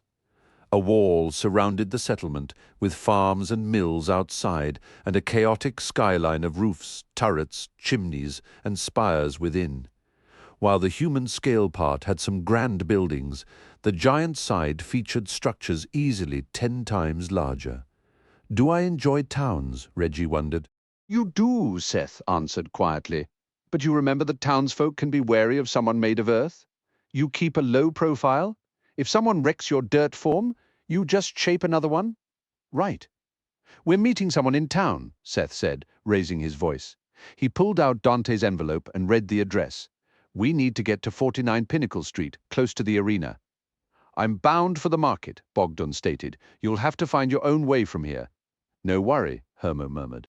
Me find it. Seth let it go. He thought about using his invisibility glove, but worried it might make Bogdan suspicious. Instead, he settled back into the turnips and tried to look unremarkable. A wrought iron sign above the city gate spelled out Hamburg. Below the town's name, in smaller letters, Seth read the phrase, "End no life." Armored trolls waved the wagon through the gate after Bogdan exchanged a few grunts. As the ox pulled them along the cobblestone street, Seth gave up hiding and sat up, gazing at the crowd filling the lanes. He saw humans and dwarves, trolls and goblins, satyrs and centaurs, nymphs and fairies, and here and there, towering above the rest, the occasional ogre. The crowd was a mix of ordinary folks going about their day and a few who looked armed and ready for trouble. I don't spot any giants, Seth remarked. Bogdan let out a hearty laugh. If it's giants you're after, you need to be over on big side. So this is small side, Seth asked.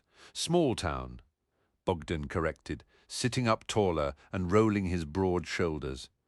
Unless an ogre shows up, then the place feels at least medium-sized. The buildings along the street were crammed together, stacked several stories high in a haphazard way that looked like each floor was added by a different builder in a different era. On the right, a broad building's facade was decorated with carved wooden animal heads that chattered noisily at people passing by, urging them to come inside. Across the way, an eatery built for ogres had swinging batwing doors, and while the large creatures swaggered in and out, smaller people hurried to get out of their path. Further ahead, a troll in a bowler hat and a plaid vest stood on the balcony of a gloomy building. The structure seemed to despise straight lines, with every column twisted, every railing bent, and every window sagging as if the whole place was slowly melting. Step right up to the mystery house, the troll bellowed. Discover hidden wonders. Learn of untold treasures. Uncover the deepest secrets of the games. Enigmas and opportunity await you here at the Hamburg Mystery House. Today, destiny is calling. Seth leaned forward, intrigued. Below the balcony, a young woman approached a painting of a black door on the street-level wall. She knocked, and the painted door became real and opened. After she entered, it closed and returned to being just a painted image. "Can we stop here?" Seth asked. "I agreed to take you to the marketplace," Bogdan replied. "If you want to hop off early, that's fine by me." "Deal," Seth said. "I'll slow down, but I won't stop," Bogdan warned. "I could get a citation for halting without a good reason." "Off you go! May the games take you!" The wagon slowed just enough. "Come on," Seth urged, climbing down as far as he could before jumping off. From the ground, he stared up at the massive, shaggy ox pulling the wagon, its hooves the size of buckets, already picking up speed again. Hermo and Reggie landed beside him, and they moved away from the street. Seth reached out with his power, scanning for any undead presence, but sensed nothing. "Me find Virgil?" Hermo asked. "Just a moment," Seth said, walking up to the painted front door of the Hamburg Mystery House. He knocked, but his knuckles just thudded against solid stone. The door remained a painting. "Want to get in, Junior?" The troll called down from his balcony, pointing his cane toward an alley. Head around the side. Seth looked where the troll pointed and noticed a figure draped in dark, layered rags, a black veil hiding the face, lurking near the far corner of the building. The troll went back to shouting invitations to the crowd, and Seth approached the veiled figure. "Do I go through you to get inside?" Seth asked. "To use my entrance. You must pay the admission," came a raspy female voice. "What's the price?" Seth asked. The veiled hag cackled. "Something I find valuable." "Like money?" Seth asked. "Make an offer," the hag replied. Seth had kept a single turnip in his pocket for emergencies, only a couple of bites missing. He pulled it out and held it toward the hag. She made a fist, and the turnip burst into flames. Seth tossed it aside before it could burn him, and the flaming vegetable rolled to a stop in the alley next to the mystery house. "Insulting," the hag hissed. "I will entertain no more offers from you today." The hag retreated into the alley, and Seth walked away, not wanting to drag out the awkward exchange. He felt silly for offering something he didn't even like. "It was worth a shot," Calvin said from Seth's pocket. If she had been truly desperate, even a simple turnip might have seemed like a treasure. Seth added, "Or if she had a particular fondness for half-eaten vegetables." Calvin chimed in, "At least it wasn't something you'd actually regret losing." Hermo pointed a grimy finger down the lane. "This way." When Seth questioned how he knew, Hermo just repeated, "Follow." They moved past a bustling mercantile where weapons and armor spilled out onto the sidewalk. A dwarf was deep in negotiation with a troll over a chainmail vest, while a centaur nearby tested the balance of a heavy broadsword. A goblin sorted through a barrel of worn boots. Seth observed that several shops were clearly catering to competitors preparing for the games. The street was lined with inns, banks, simple eateries, and a noisy gambling den.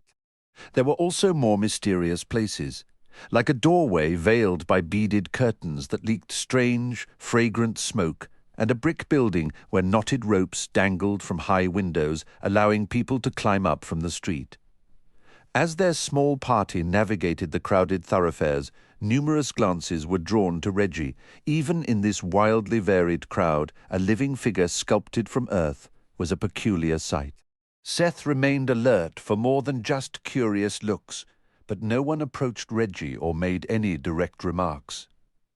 Hermo tugged Seth's sleeve, guiding them into a long, cramped alley from somewhere overhead. The cry of an infant echoed. A murky puddle in a low spot gave off a soft, eerie light and a smell that was both sweet and decayed. They emerged onto a quieter street where a boisterous group of centaurs shared a loud joke. Keeping his gaze lowered, Seth followed Hermo. Hoping to detect a wraith or phantom who might offer information, Seth extended his senses, but he felt no presence of the undead nearby. Still, several of the rundown townhouses lining the street seemed to hum with a strange energy, and he had the distinct, unsettling feeling that hostile eyes were watching him. Hermo led them on a meandering path down several more streets, including a grubby dirt trail behind a row of raucous taverns. Finally, they reached a road of uniform brick homes. Seth spotted a street sign labeling it Pinnacle Avenue and pointed it out to Hermo. "Yes," Hermo confirmed, halting before a doorway.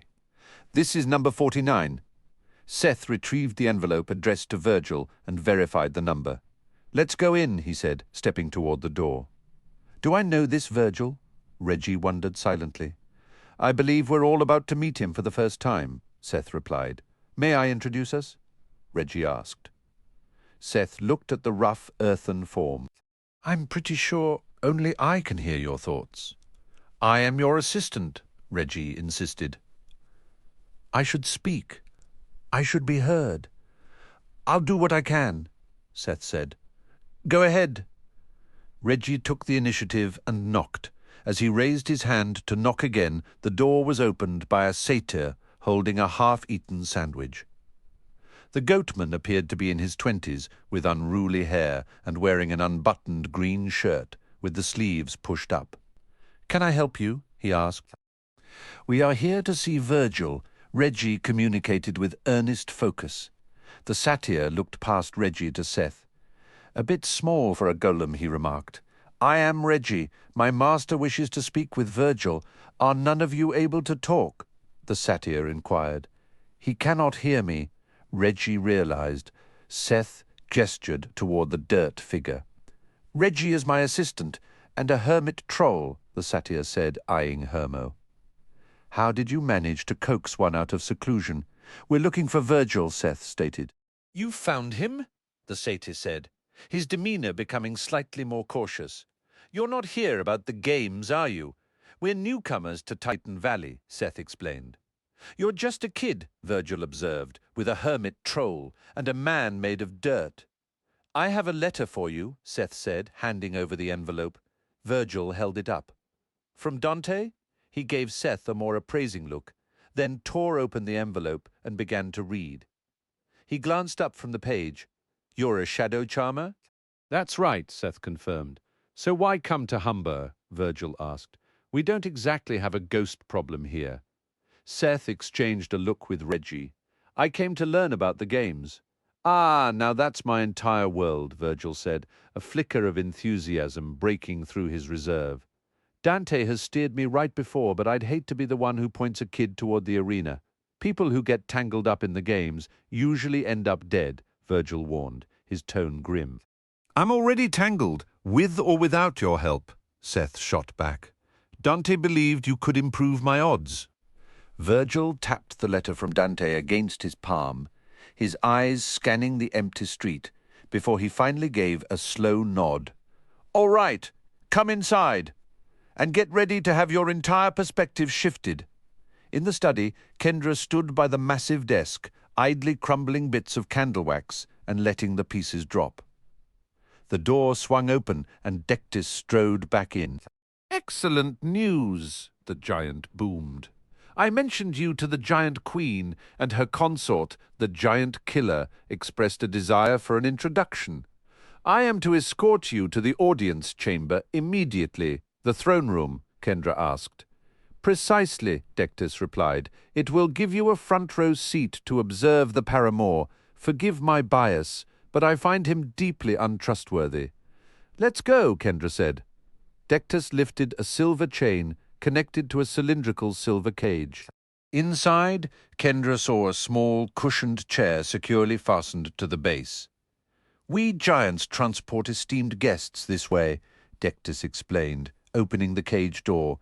"The chair is fixed for stability, and the bars are for your protection. Most find it preferable to being carried. The choice is yours. You may ride or walk. I offer the conveyance as a courtesy." "All right," Kendra said, hesitating only a moment before she ducked inside and took her seat. As Dectus fastened the chain around his neck, wearing the cage like a pendant, Kendra settled into the plush chair. He moved with a smooth stride, though the cage still swayed gently. They entered the bustling audience chamber through a side entrance, where colossal courtiers were assembled. The giant queen sat upon her throne, her attention fixed on her armrest. Her demeanor was strikingly different from Kendra's last memory of her. The rigid formality had melted away. Her cheeks were rosy, and she seemed to be suppressing a delighted smile, her eyes sparkling. Kendra wasn't near enough to see clearly the figure lounging on a chair placed upon the queen's armrest. Dressed in black, he appeared to be human-sized. The queen glanced at Dectus and composed herself slightly. "I see you have brought our guest," she said, her voice softer and more musical than Kendra remembered. "Bring her forward." As Dectus approached, Prince Doranio rose from his seat and turned. Kendra's breath caught. She knew that smug, self-satisfied grin. The last time she had seen that face was during a terrifying ordeal in the Underrealm. It was unbelievable, Ronodin. He was clad in elegant courtly attire of black leather, adorned with subtle golden trim. "Kendra Sorensen," he announced, with theatrical flair. "What an absolute delight to see you again." "Hello," Kendra managed, struggling to keep her voice even. "What is this?" the giant queen exclaimed, clapping her hands with glee.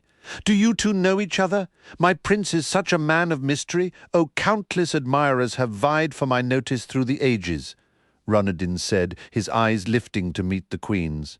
He paused, letting the dramatic silence hang in the air before adding with a smirk, "Though in truth, I've only ever seriously pursued one." Kendra's mind reeled at his sheer nerve. She was utterly speechless. "Do tell, how is your family?" Ronodin inquired, his tone deceptively polite. Kendra knew she held the upper hand. She could expose his charade whenever she wished. Here was Ronodin, operating under a stolen title and undoubtedly scheming something vile. Yet the dark unicorn's calm demeanor was unnerving. Shouldn't he be sweating over what she might reveal? "My family is managing, though the war weighs on everyone," Kendra said carefully. "Almost everyone," Ronodin corrected, casting a meaningful look toward the giant queen. "Some possess such radiant presence that they transcend petty conflicts entirely." The giant queen beamed, basking in the flattery. She turned her gaze to Kendra. "Little one, you have stumbled upon the greatest sanctuary in all the world. A simple climb to my highest watchtower will show you a realm of safety and prosperity stretching to the horizon.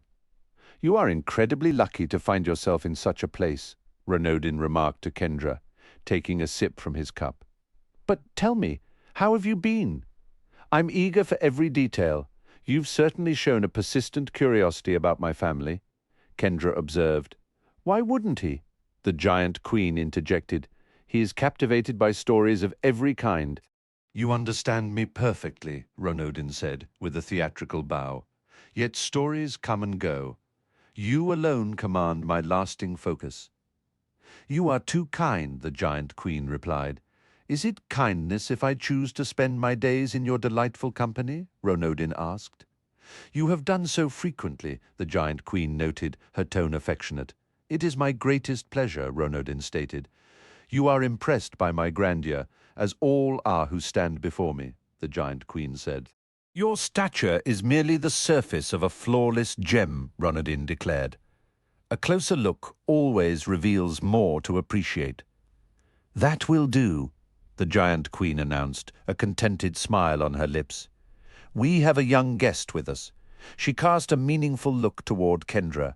"Entertain our visitor while I see to matters of state."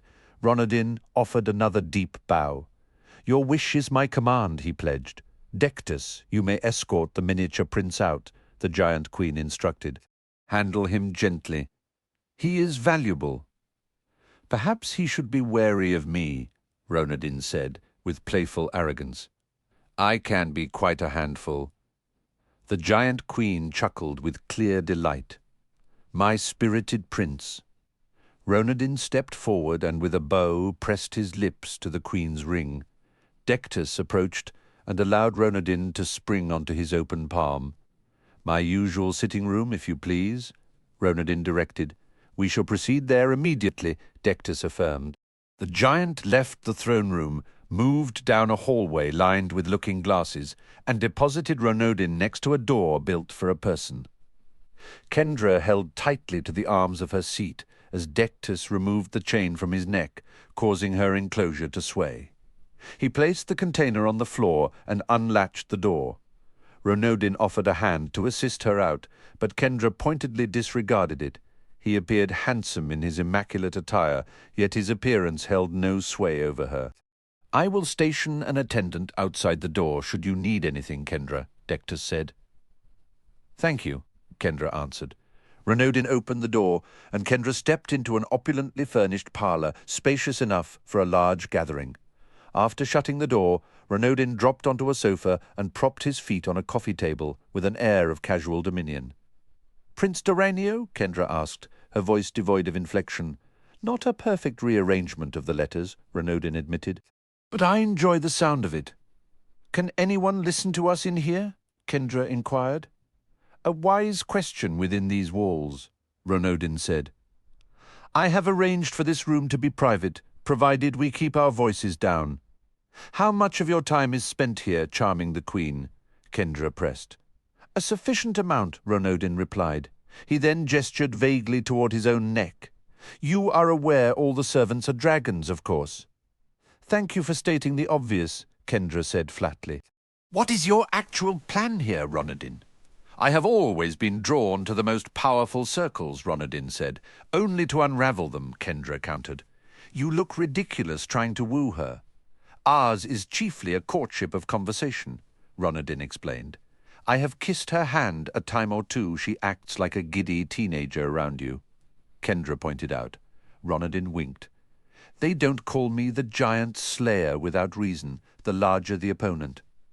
Kendra sighed in exasperation. "Who are you collaborating with?" "Celebrant." "I have connections in every corner," Renaudin said. "I build alliances, Kendra, and if one falters, I mend it." "You were a crow when I last saw you," Kendra reminded him. "After a rather heated disagreement with your special friend," Renaudin added. "My special friend?" Kendra asked. "Bracken has never introduced any young woman to his family before," Renaudin said. Kendra felt her cheeks grow warm. "I was returning a lost item." "I know my cousin," Renaudin stated, a knowing glint in his eye. "He is completely smitten with you." Kendra had tried hard to suppress her own feelings for Bracken, but a secret part of her hoped Renaudin's words were true. The admission, even unspoken, felt like a small defiant spark in the gilded cage of the giant's fortress. "How did you find out he brought me to the fairy realm?" Kendra asked. "Very little happens without my knowledge," Renaudin replied, a lazy smile playing on his lips. He swung his feet off the table and leaned in, his voice dropping to a conspiratorial whisper.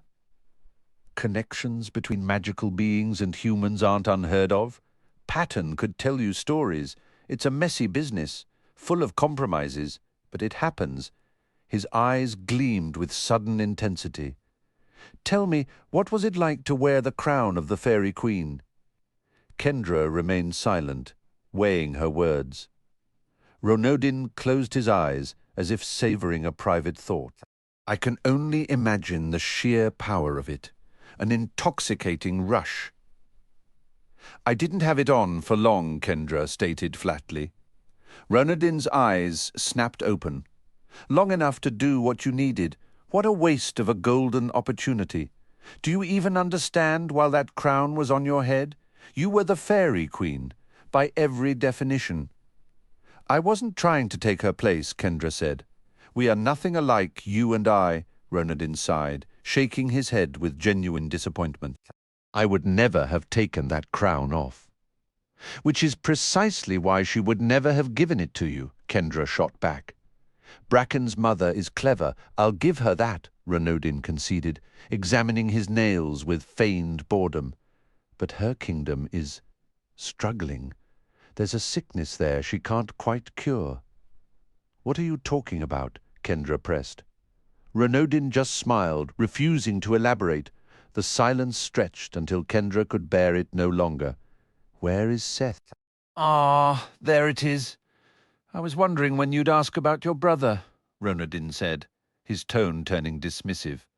"As a student, Seth was underwhelming, so much potential, so little follow-through. You seem to know everything else," Kendra said, her voice tight. "So tell me, where is he?" "My memory seems to have a gap," Renaudin mused, tapping his temple. "I recall he was at the volcano, such a dramatic setting." "Did he make Buggerloa erupt?" Kendra demanded. "He had the chance," Renaudin said with a shrug. "But your dear little brother lost his nerve. I sent another operative to retrieve the Everbloom instead. It didn't end well for him. A flicker of something cold passed behind his eyes. What if I told Dectus everything I know about you and your plans? Then our pleasant chat would end immediately. Ronodin replied smoothly, "Do you honestly believe I'd be sitting here offering you hospitality if you weren't being at least somewhat agreeable?" "I want answers," Kendra insisted. "Then sit." Ronodin gestured to a plush chair. "Try a pear from that bowl. I have no idea where they get them, but they're remarkably good." "I'll stand," Kendra said, crossing her arms. "If you want me to stay quiet, start by telling me where to find Seth." "Somewhere on the preserve, perhaps," Ronodin guessed, his tone infuriatingly casual. "He intended to come here. How should I know his every move? Seth has fulfilled his role." "As your prisoner," Kendra accused, her voice trembling. "As my eager apprentice," Ronodin corrected, his smile turning sharp. "I needed him to release the souls trapped in the Blackwell. He executed that flawlessly. Everything else was just a delightful bonus." Tears threatened to spill over, but Kendra forced them back, her hands curling into fists at her sides. This man, this creature, had shattered Wimroost. He had Bracken locked away. He had taken Seth. And here he lounged in obscene comfort, treating it all like a game. Her gaze fell on the fruit bowl, and a sudden, violent idea took hold. She strode over, snatched a glossy red apple, and hurled it straight at his head. With a yelp, Ronodin ducked, raising his arms. The apple thudded against the wall. A pear followed, striking him in the ribs. An orange whizzed past his ear. He caught the next apple she threw and tossed it aside with a laugh. "Really, Kendra, this is beneath you." He vaulted over the back of the sofa, disappearing from view. The moment his head popped up, a kiwi smacked into the cushion beside him. Enraged, Kendra upended the entire bowl, sending fruit rolling across the floor. She grabbed the heavy golden bowl itself and charged the sofa, swinging it like a club. Ronodin scrambled backward, snatching a pillow from a chair to deflect her wild swing. She lunged, but he sidestepped easily. Her own momentum betrayed her, sending her crashing into the sharp corner of a marble table. A searing pain shot up her arm as a long, deep gash opened on her forearm. "Look what you've done!" Ronodin cried, his voice laced with mock outrage. Kendra pushed herself up, blood welling between the fingers clamped over the wound. "You're a monster?" she gasped, each breath a struggle. "You spread poison everywhere you go. You're going to ruin Titan Valley." "I'll do exactly as I please," Ronodin said, his amusement vanishing, replaced by a cold, flat stare. "So will I," Kendra whispered. Then, filling her lungs, she screamed, "Help! I'm being attacked!" The door burst open. A muscular servant wearing a polished silver collar rushed in. "Get out," Ronodin commanded, his voice dripping with menace. "Or I will ensure your existence becomes a perpetual nightmare." The servant's eyes took in the scene, the overturned bowl, the fruit littering the floor, Kendra clutching her bleeding arm. His gaze finally settled on Ronodin. "My apologies, giant killer," the man said, his voice firm as he stepped forward. "My orders are explicit. I am to protect the caretaker." "She assaulted me," Ronodin protested, pointing a dramatic finger at Kendra. The muscular servant glanced between Ronodin, composed and unruffled, and Kendra, her hair a mess, cradling her hurt arm with tears glistening. "You ruin anything you come near," Kendra hissed, her anger still simmering. "That settles it," the servant stated. "She needs that arm looked after." "Choose your words with care," Ronodin advised Kendra. "And you should choose your enemies more wisely," Kendra shot back as she turned to leave. "Take a seat," Virgil offered. "Are you hungry?" "Starving, actually," Seth admitted, settling onto a bench beside a table buried under a chaos of plates, cups, cutlery, scattered papers, old maps, burnt-down candles, and a pile of books. The satyr pushed a couple of heavy volumes aside to clear a spot. "Do you eat fish?" Virgil inquired. "I'll eat pretty much anything," Seth said, "just not turnips. Have you been without food for a while?" Virgil asked. "Yeah," Seth replied. "Then you get the full treatment," Virgil declared. A hungry young explorer deserves a decent meal now and then. The room adjoining the small kitchen was packed to the brim. Seth spotted 5 footstools, 4 timepieces, 3 world spheres, 2 coat stands, and a small mountain of cushions piled on the faded furniture. Dozens of framed paintings were propped against the wall. A half-painted scene of hills and a stream sat on an easel in the corner. "Your hermit troll friend isn't heading upstairs, is he?" Virgil asked. Seth hadn't paid attention, but Virgil was correct. "Oh, sorry, Hermo. Where are you off to?" "Me just looking," Hermo answered. "Looking for what, exactly?" Virgil called out. "Me not a thief," Hermo insisted. "Me find interesting things." "Hermo, Virgil is letting us stay here," Seth said. "It's fine. Let him be," Virgil said. "Reggie, could you keep an eye on Hermo for me?" Seth asked. "Make sure he doesn't, borrow anything." The little dirt man gave a sharp salute and trailed after the hermit troll up the staircase. Virgil brought a wooden board to the table loaded with a loaf of bread, a dish of butter, a jar of jam, and a wedge of cheese. He then set down a plate with 3 perfectly cooked boneless fish. Who in the world names a hermit troll Hermo? Virgil whispered conspiratorially. Not exactly a naming ceremony for the ages. Seth grinned as he spread butter on a slice of bread. "Thanks for the food. I really hope Hermo doesn't cause any trouble." "Between us," Virgil confided, leaning in, "there's nothing in this place worth a fortune. I have a terrible habit of never throwing anything away, so if he takes a fancy to something, he's probably doing me a favor by clearing it out." Seth took a bite of the bread and felt a sudden, fierce hunger awaken. He tried to eat slowly, secretly tucking a few small pieces away for Calvin. "So you want the scoop on the games," Virgil said. "Start by telling me what you think you know." "Humbuggle is in charge," Seth answered. "They're practically impossible to win. People die trying all the time." Seth's voice faded. Virgil gaped at him, astonished. "You're not serious. You must at least know what the prize is, right?" Seth layered some cheese onto his bread and took another mouthful. He shook his head. "The Wizen Stone?" Virgil prompted, his tone incredulous. "The single most powerful magical object in existence?" "Does that not sound familiar?" "I don't know the details," Seth admitted. Virgil let out a short laugh. "Seth, if you haven't even heard of the Wizen Stone, why would you ever enter the games?" "I have heard of it," Seth said. He hesitated, realizing he'd have to offer some trust to get the answers he needed. "I'm here because of Humbuggle. He stole my memories." "Is that true?" Virgil asked, leaning forward. "When? How did it happen?" "At Stormguard Castle," Seth said.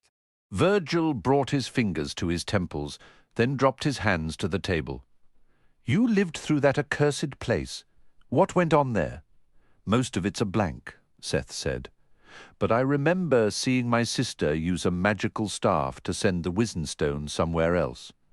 Virgil jumped up and hurried to a teetering stack of papers on a side table, rifled through them frantically, and returned with a detailed sketch of an imposing fortress. "Look familiar?" "Is that Stormguard?" Seth asked. "I don't remember the outside. My memories begin in the chamber where the Wizen Stone was held." "Your sister sent it away?" Virgil pressed, his voice hushed. "How? With a magical staff?" Seth repeated, "right after some men tried to seize the Wizen Stone and were turned to ashes." "You cannot be serious," Virgil said, a skeptical smile playing on his lips. "Did Dante put you up to this? Is this some elaborate joke?" "This is no joke," Seth said, his expression utterly earnest. "Dante doesn't have this information," Virgil noted. "Some researchers believe the Wizen Stone might be challenging to acquire," Virgil continued. "What caused those men to turn to dust? Did they attempt to use its power?" They simply tried to take hold of it, Seth recalled, the memory sharp in his mind. The moment their fingers made contact, they just crumbled away. You saw this yourself, Virgil pressed, leaning forward. I'm sharing fragments, pieces from before everything went blank, Seth explained. My own past was erased just before I entered that chamber with the stone. But how did you realize the girl was your sister? Virgil asked. It wasn't immediate, Seth admitted, pushing his plate aside. I've been putting the puzzle together slowly since then. Figuring out who people really are, or who I can actually trust, has been the hardest part of all this. And now you're here, tracking Humbuggle, Virgil stated, trying to reclaim what you lost. That's right. You're not new to Humbuggle's world, Virgil observed. Just to this specific event, the Titan Games. Maybe, Seth said, taking a sip of water. But with these gaps in my memory, I feel like a beginner at almost everything. Virgil sprang to his feet, his eyes alight with enthusiasm. Seth, you've actually come to the perfect spot. Some call me eccentric, but I prefer to think I'm just more observant than your average scholar. I chase the strange leads others ignore. The truth is, these games are infinitely more layered than most people ever dream. Sounds like the Hamburg Mystery House promised similar secrets, Seth mentioned. Virgil let out a dismissive snort. This town has more gullible visitors than a carnival has tickets. Dreamers flood in, starry-eyed and hoping for quick glory and gold. An entire marketplace exists to feed those fantasies. So the place is a fraud. Largely, Virgil confirmed, sitting back down. Though it's less dishonest than some attractions here. Plenty of vendors sell the same repackaged rumors as exclusive intelligence.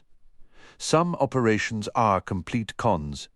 Remember, this entire town is a piece of the game board. Real clues can pop up in the most unexpected corners. The individual known as the diviner inside that mystery house might offer genuine guidance, but good luck actually locating him. Who is the diviner? Seth asked. We're getting into deep territory, Virgil cautioned, raising a hand. Let's start with the foundation. The Titan Games are presented as a brutal tournament where the last one standing wins the Wizenstone. The official rule is simple. Win 100 battles in a row and the prize is yours. Did Humbuggle create this recently? Seth inquired. Virgil shook his head, a knowing smile playing on his lips. Not at all. The Titan Games have been running for hundreds of years. But the Wizenstone was at Stormguard Castle, Seth argued, confusion evident. People were fighting for it there, too. Precisely, Virgil said, his voice dropping to a conspiratorial tone. Humbuggle operates several different games simultaneously, all with the same ultimate reward. Some are just statistically more impossible than others. How can multiple contests exist for one prize? Seth asked, bewildered. An excellent question, Virgil replied with a shrug. You'd have to ask Humbuggle himself. He's been managing this paradox for centuries. Does that mean the whole system is fixed? Seth ventured. Not entirely fixed, Virgil clarified. If victory were truly impossible, the magic binding the games would fall apart. But they are absolutely filled with deceptive traps and technicalities designed to mislead. How much of this have you actually decoded? Seth asked. Virgil released a booming laugh. Nowhere near enough, but at least I'm asking the questions. Most folks don't even realize there's a deeper mystery to investigate. I don't necessarily need to win the games, Seth stated firmly. I just need to find Humbuggle. Good luck catching Humbuggle when he's not presiding over an event, Virgil said dryly. I've never heard of it being done. His entire existence is consumed by the games. We have barely any reliable description of his appearance. I've seen him, Seth said quietly. Don't play with me, Virgil said, a nervous chuckle escaping him. At Stormguard Castle, when my sister made the stone vanish, Humbuggle was present. He looks like a dwarf. Everyone knows that basic detail, Virgil complained, a flicker of disappointment in his eyes. Seth pressed on, a new detail surfacing. If I could sketch his face, I would show you. His beard was forked, split right down the middle. Virgil fell silent for a moment, his earlier skepticism replaced by genuine surprise. I'm genuinely impressed. You've seen his true form. It's an unusual situation, Virgil remarked. Seth leaned forward, his bread forgotten. So if I have to get into the games to find Humbuggle, where do I even start? Your first move is to become an expert, Virgil advised. These games have ancient roots. The demon dwarf first hosted them in the old kingdom of Salona. Centuries back, the giant queen made him an offer to relocate the spectacle here. My guess is she believed it would improve the giant's odds of finally claiming the Wizenstone. Did that plan actually work? Seth wondered. Virgil gave a non-committal shrug.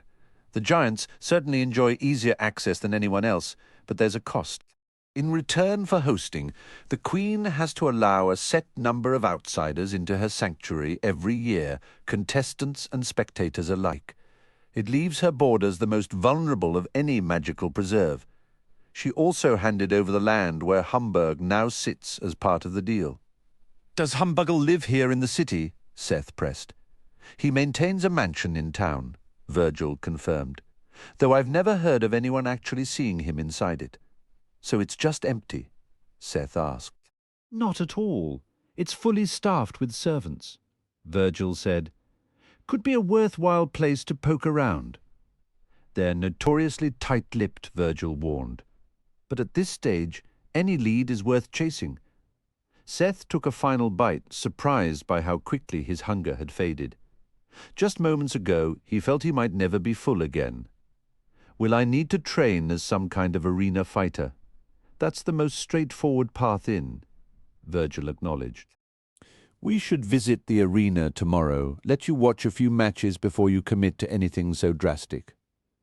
You said there have been other games too, Seth recalled. Over the centuries, yes, Virgil said. Stormguard Castle was one. Before that, competitors faced the Travertine Library. Rumours swirl about plenty of other contests that have come and gone. All for the same single prize? Seth asked, incredulous. That's part of what makes victory so elusive, Virgil explained. When magic constructs a competition, there has to be a genuine chance to win. So Humbuggle's whole aim is to make that chance vanishingly small. It's possible that winning one game merely unlocks the next. Given that these challenges have lasted for hundreds of years, luring in legendary heroes from across the world, I'd say he's succeeded brilliantly. A wry smile touched Seth's lips. All this elaborate scheming for a stone, it was almost impressive in its absurdity. Have you uncovered any of his real secrets? Only fragments and clues, Virgil admitted. But Humbuggle makes no secret of his love for tricks and riddles. Do your homework thoroughly before you make a move. Did you ever think about entering yourself? Seth asked. Virgil let out a dry laugh. I know my strengths. I'm an excellent researcher and a dedicated spectator. I counsel those brave enough to compete. Staying on the sidelines is the reason I'm still alive to talk about it. Just to be clear, if I wanted to, I could walk into that arena and sign up to fight, Seth verified. The arena always needs fresh combatants, Virgil said. Could we go see a match today? Too late now, Virgil replied. We can go first thing in the morning. Are tickets pricey? Seth asked, a familiar worry creeping in. Do you have any money? Virgil countered. I'm completely broke, Seth confessed. There are ways to get in without coin, Virgil assured him. More pressing, do you have a place to sleep tonight? Seth shifted on his feet. Not yet. We only just arrived. You're welcome to one of my couches, Virgil offered. It's not luxurious, but you can't argue with the cost. Maybe I could clear out some wraiths for someone in town, Seth suggested. Then I could at least pay you something. The undead can't enter Hamburg, Virgil stated flatly. You'll find your particular skills aren't in high demand here. Seth considered that. Did a presence like Reggie not qualify as undead? From his pocket, a small voice piped up. "What about me?" Calvin asked. "Could I slip into the games as a stowaway?" Virgil startled, then bent down to peer at the pocket where Calvin was peeking out. "And who might you be, Calvin, the tiny hero, sworn liegeman to Seth Sorensen?" "You must be a Nipsey," Virgil deduced. "I can sometimes bypass magical wards," Calvin said with a hint of pride. "They're rarely calibrated to detect someone my size." "You haven't gone up against Humbuggle's defenses," Virgil cautioned. "Actually," Calvin replied, "in a way, I kind of have. I couldn't get inside Stormguard Castle," I admitted. Virgil gave a thoughtful nod. "I imagine trying to sneak into the arena would play out about the same. Humbuggle is incredibly meticulous, particularly when it comes to the games." "Calvin must be fond of you," Seth observed. "He doesn't always make himself known? Virgil is our sort of person." Calvin chimed in, his voice carrying a note of approval. "It's obvious just looking at him. You haven't come across any other Nipsies in this area, have you? Maybe a female by the name of Serena." Virgil's face scrunched in concentration. "Now that you bring it up, I did catch wind of a rumor about a Nipsie being seen near Humbuggle's estate. It stuck with me, because your kind aren't usually spotted in Hamburg. Meeting you is a first for me, honestly." "That's actually encouraging to hear," Calvin said, a flicker of hope in his tone. "At least it's a place to start," Virgil offered. "Thanks for the help," Seth said. "The thanks are mutual," Virgil replied warmly. "Without brave souls willing to face the games, I'd have nothing to study. We help each other. Shall we go track down that hermit troll and the little golem?" "I have some unusual friends," Seth remarked with a faint smile. Virgil grinned. "You can add one more to the list." Kendra sat on a bench in the study, the same one where she'd first met Dectus. A massive urn loomed beside her. Her arm was freshly bandaged. After a servant, the one who had stepped in with Renodin, had led her here. An alchemist had tended to the wound. He'd mentioned that without his special healing salves, she would have needed stitches. Instead, he filled the cut with a cool, jelly-like paste, sealed the skin, and wrapped her forearm neatly in gauze. She had been waiting for Dectus far longer than she'd anticipated. Had anyone even told the giant she was here? Did he just not care? She pulled out Bracken's first horn, her fingers tightening around it. Bracken had cautioned that even with the horn, reaching the fairy realm was impossible right now. It was too completely shut off from the mortal world. She wondered if he was nearly done pushing the demons out. The memory of the fires she'd seen while passing through the fairy realm on her way to Titan Valley nagged at her, and it unsettled her that Renodin seemed to know about the turmoil there. Was it possible Bracken truly loved her? Could his feelings just be paused, or was Renodin simply playing with her head? She knew better than to trust a word he said. Kendra absently picked at the edge of her bandage. If she could shed her mortality and live among the fairies, would she? Was that even a real choice? What would it do to her family? But then, wouldn't any price be worth paying if it meant getting to spend countless ages with Bracken? Teenagers grow up, leave home, start their own lives. In many ways, she was already on her own path. Maybe her destiny would pull her much farther from home than anyone ever imagined. Of course, that all hinged on whether Bracken cared enough for it to even matter, a thought that brought a sharp, sarcastic twist to her worries. Maybe she was just building castles in the air over a guy who saw her as a temporary ally. Finally, the door burst open and Dectus strode in. He seemed to relax slightly upon seeing her, adjusting his robe before shutting the door softly. As he walked over, Kendra got the distinct impression he was trying to hide how agitated he was. "You've had quite the adventure," Dectus said, crouching to gently scoop her into his palm. "That's one way to describe it," Kendra said, lifting her bandaged arm. "The giant killer came after me. Dectus carried her to his desk and set her down with care. I am aware of the confrontation. What did you discover? He's Ronodin, the Dark Unicorn, Kendra stated. He was responsible for the fall of Wormroost and the other dragon sanctuaries. Dectus gave a slow nod. That is valuable information. Unfortunately, the Giant Queen has placed me on probation as a member of her council. What? Why? Kendra asked, startled. For protecting Titan Valley. That is not how the Queen interprets events, Dectus said wearily. She believes I encouraged you to cause a disturbance to make Prince Doranio appear incompetent. But you had nothing to do with it, Kendra protested. The servant's account reached the Queen almost instantly, Dectus explained. Everything her servants witness is reported directly. She was furious with the giant killer, yet he demanded she fasten a silver collar around his neck and then swore under oath that you were the one who began the conflict. He maintained he was merely defending himself from your assault. Kendra started to speak in her own defense, then hesitated, carefully choosing her words. I suppose I did hurl some fruit at him, and I attempted to strike him with a bowl. Were you being dishonest when you stated he attacked you? Dectus inquired. Kendra looked away. Well, Ronodin has harmed me and my family in countless other ways, but technically I injured myself falling while trying to hit him.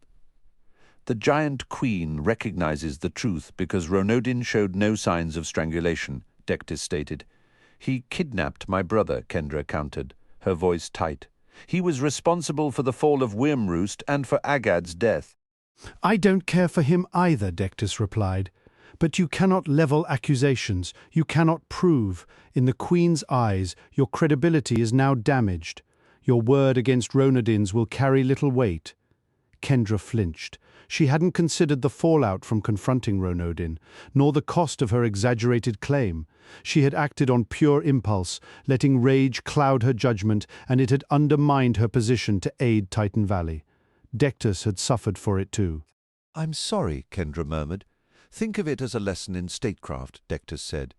When you claim virtue, every flaw in your conduct becomes a weapon for your foes.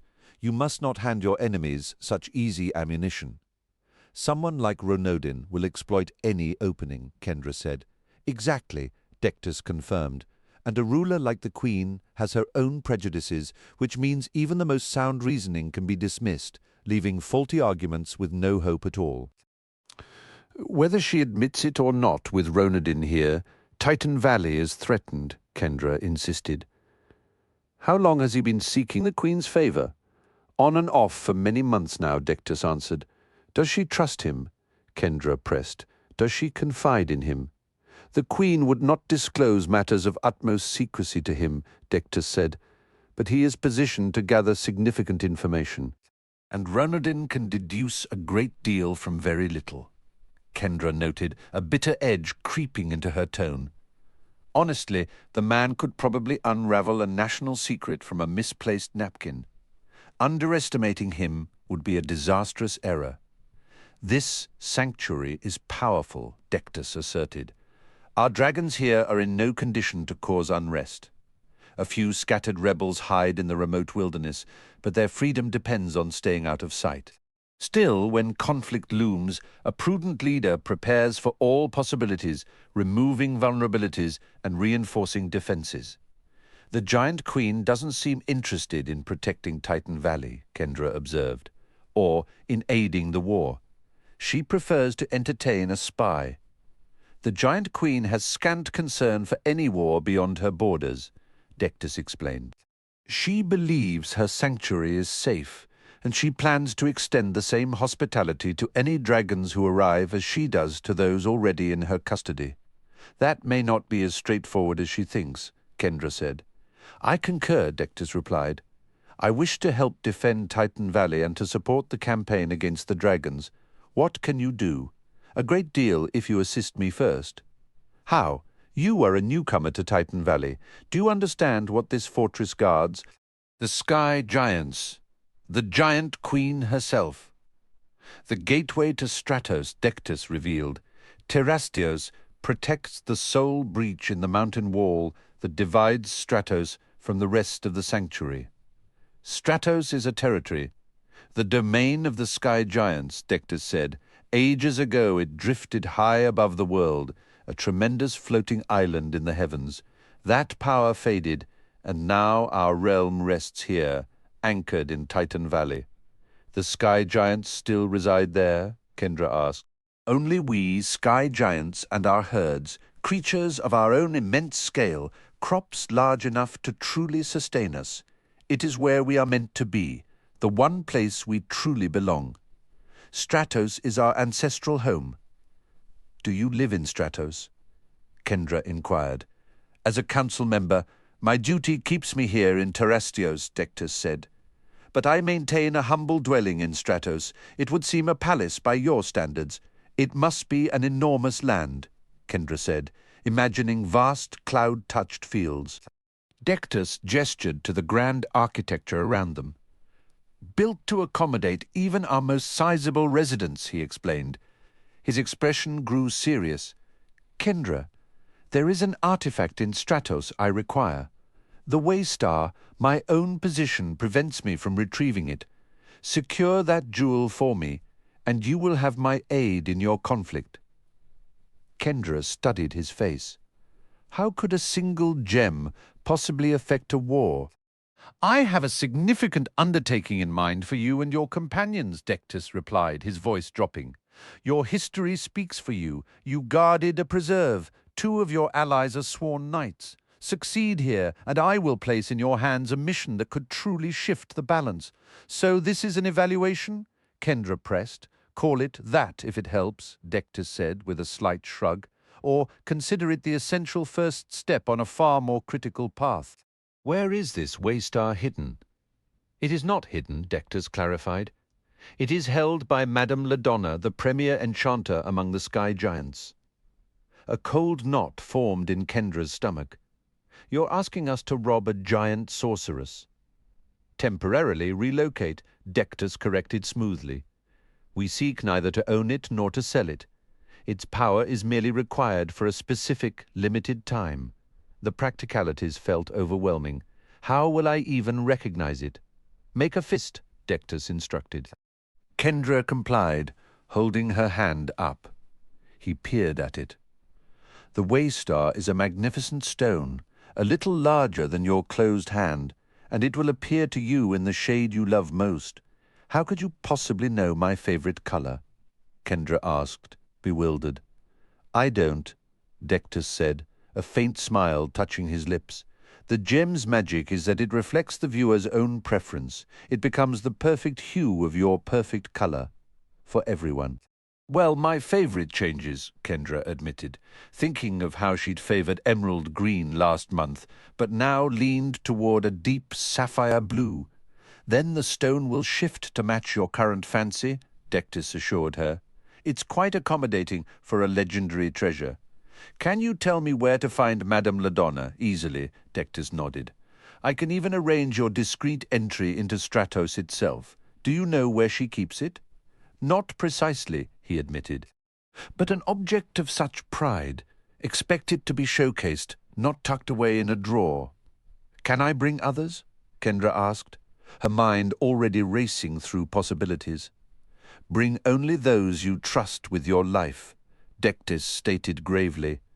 Kendra gave a slow nod. With Warren's cunning, Vanessa's skills, and Tanu's potions, they stood a chance. Gaining Dectus as an ally against the dragons was crucial, especially with Ronodin whispering in the giant queen's ear. That dark unicorn was clearly setting Titan Valley up for disaster. Perhaps Dectus could even provide a lead on finding Seth. The thought of her brother, lost somewhere in this chaotic realm, steeled her resolve. I'll do it, she said firmly. Dectus's face darkened.